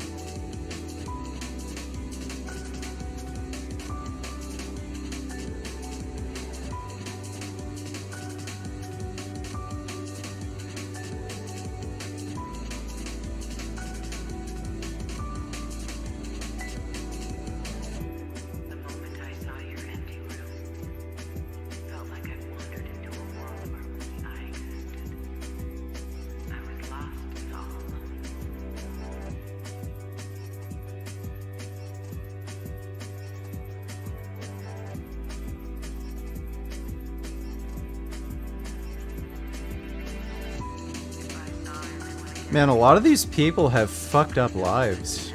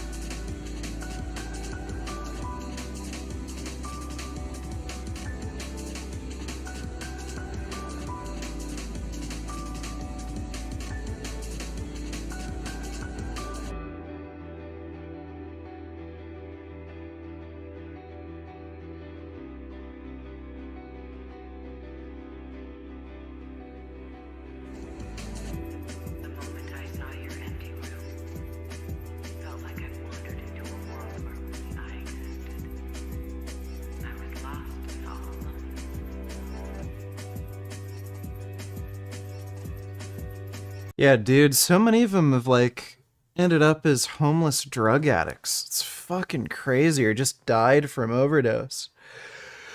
Holy shit. Is AA... Let's see. Some good old Prophet Muhammad adventures are always good. Prophet Muhammad the Wife Beater. That sounds like a good one. Oh, I'm just gonna get some snacks. I'll be right back. Hey, dog. Good dog.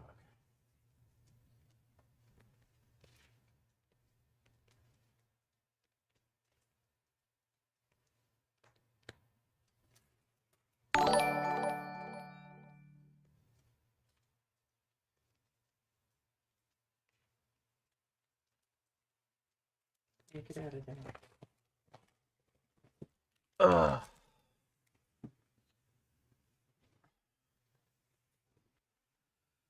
One donated $2. Please watch the first 3 minutes of this. Groundbreaking findings. Let me take a look.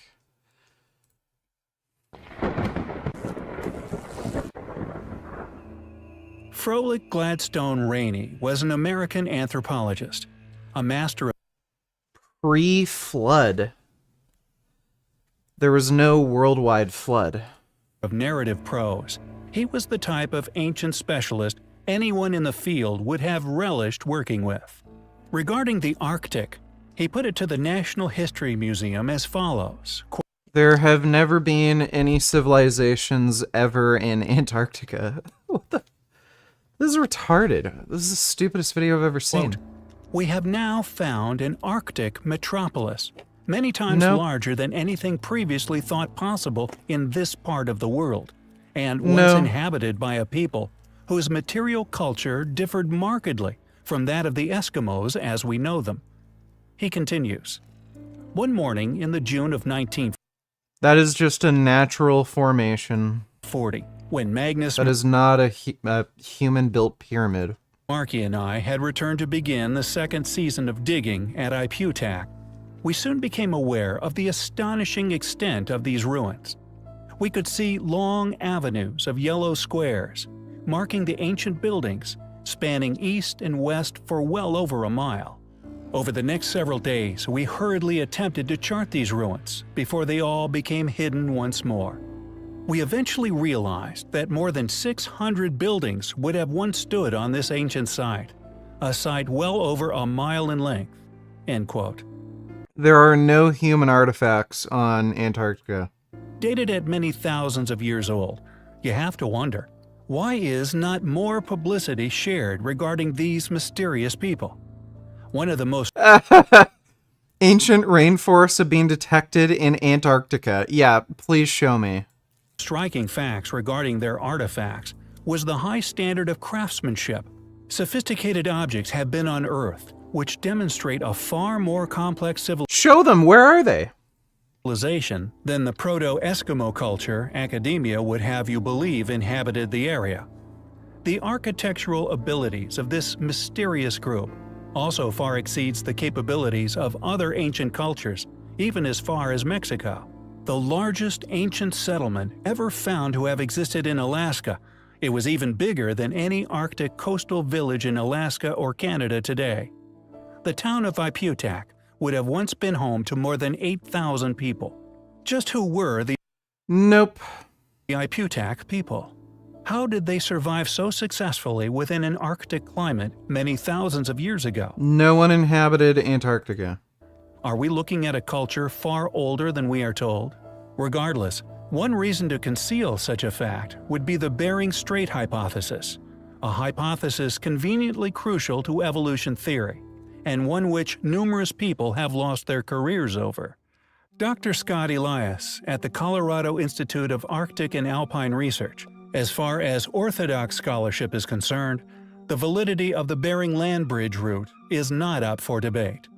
Regardless of such cult rhetoric, the Iputak people are certainly an interesting and controversial bunch, and worthy of future study.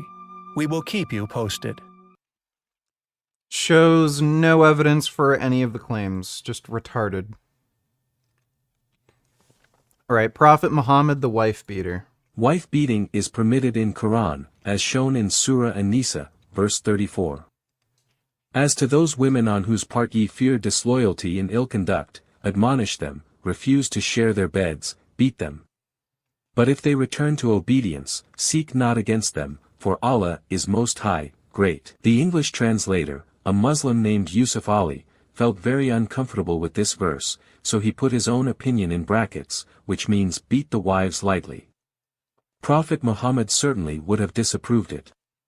The Prophet not only sanctioned such behavior, but purportedly engaged in wife-beating himself. This is the story of that event. It was my turn for Rasulullah to spend the night with me.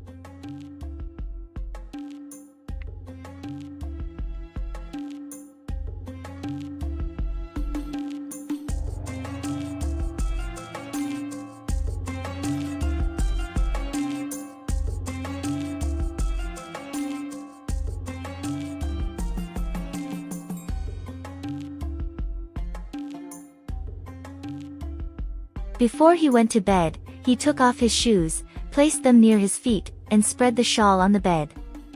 Then he lay down together with me. He waited until he thought that I had gone asleep.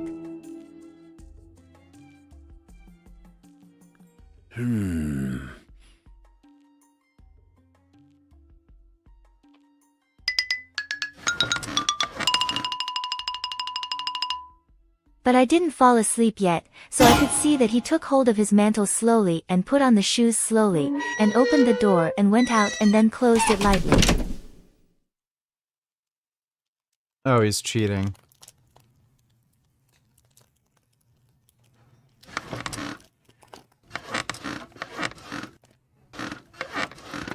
I got up quickly, put on my veil and waist wrapper.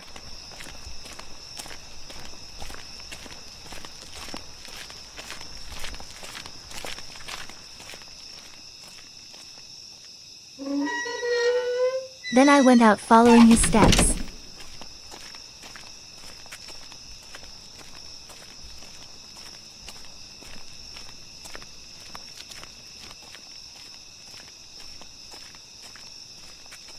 Rasulullah stopped when he reached Baki, which is the graveyard. Oh. What on earth is he doing there? Rasulullah stood there for a long time. He then lifted up his hands 3 times.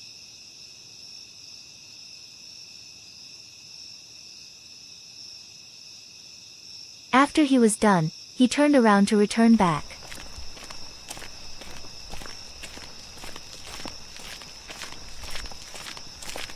I follow him from behind. I have to get back home faster than him. The Prophet must have heard some footsteps behind him. He was obviously scared, that's why he walked faster. He might have thought that some jinns followed him from the graveyard.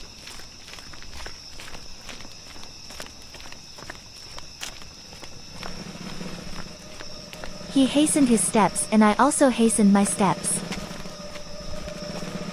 He saw a shadow following him, some footsteps behind him. He became more scared. Some jinns tried to harass me, perhaps that was what he thought. He started to run in fear. Why not read the Ayatul Kursi to get protection from Satan? Like this. Oh my god, he was afraid of his wife in the dark? Or perhaps, he knew that it wouldn't work anyway. Na'udzubillah. Astaghfirullahalazim. Oh no, Rasulullah ran, so I had to run as well. I had to arrive home before him.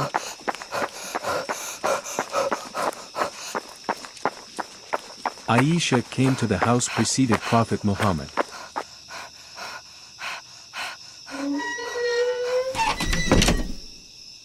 Then she pretended as if she was sleeping.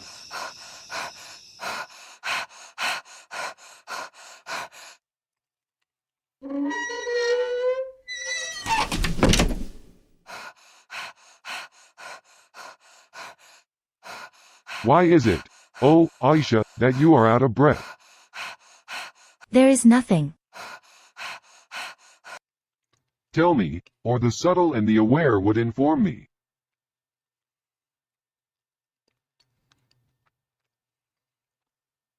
Ya Rasulullah, may my father and mother be ransomed for you. After that I told him the whole story. Was it the darkness of your shadow that I saw in front of me? Yes.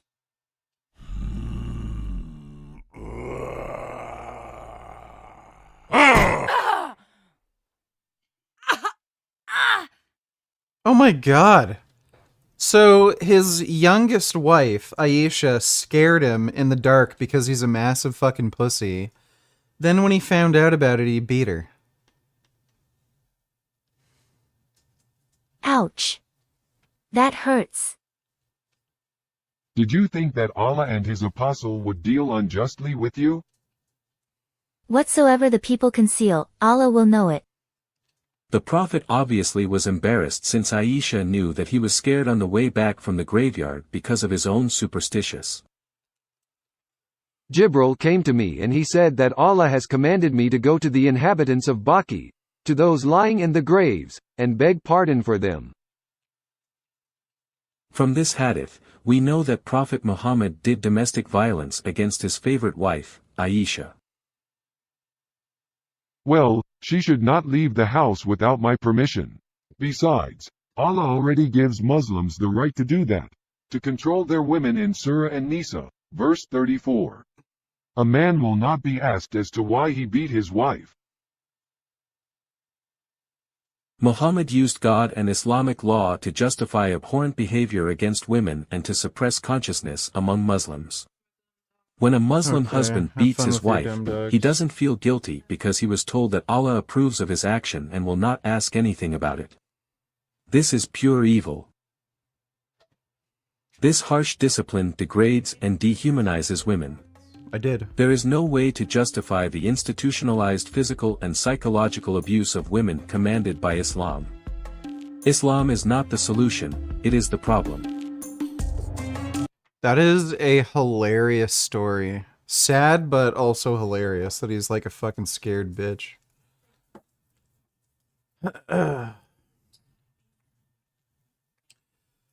Shall we play video games now?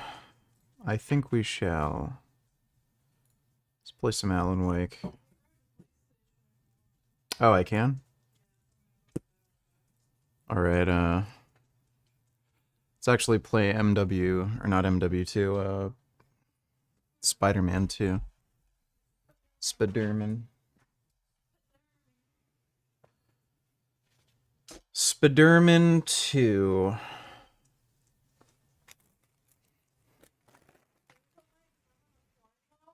Huh?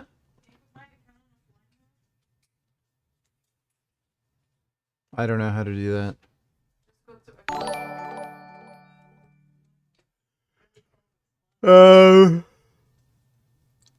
Fucking animal abusing Australia. Don't need tellers. This might be good news for vegan booty and Joy Carb Strong. Let me see. Australia has too many sheep. Farmers are giving them away for free. That might be good news. That might be bad news. Depends. They might be sent to slaughter, unfortunately, but some of them might be able to get to a sanctuary.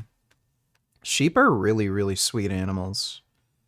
I've met sheep before. They're really nice. Yeah, sheep are people. Well, thanks for the donation, fucking animal abusing Australia. Appreciate it. Okay.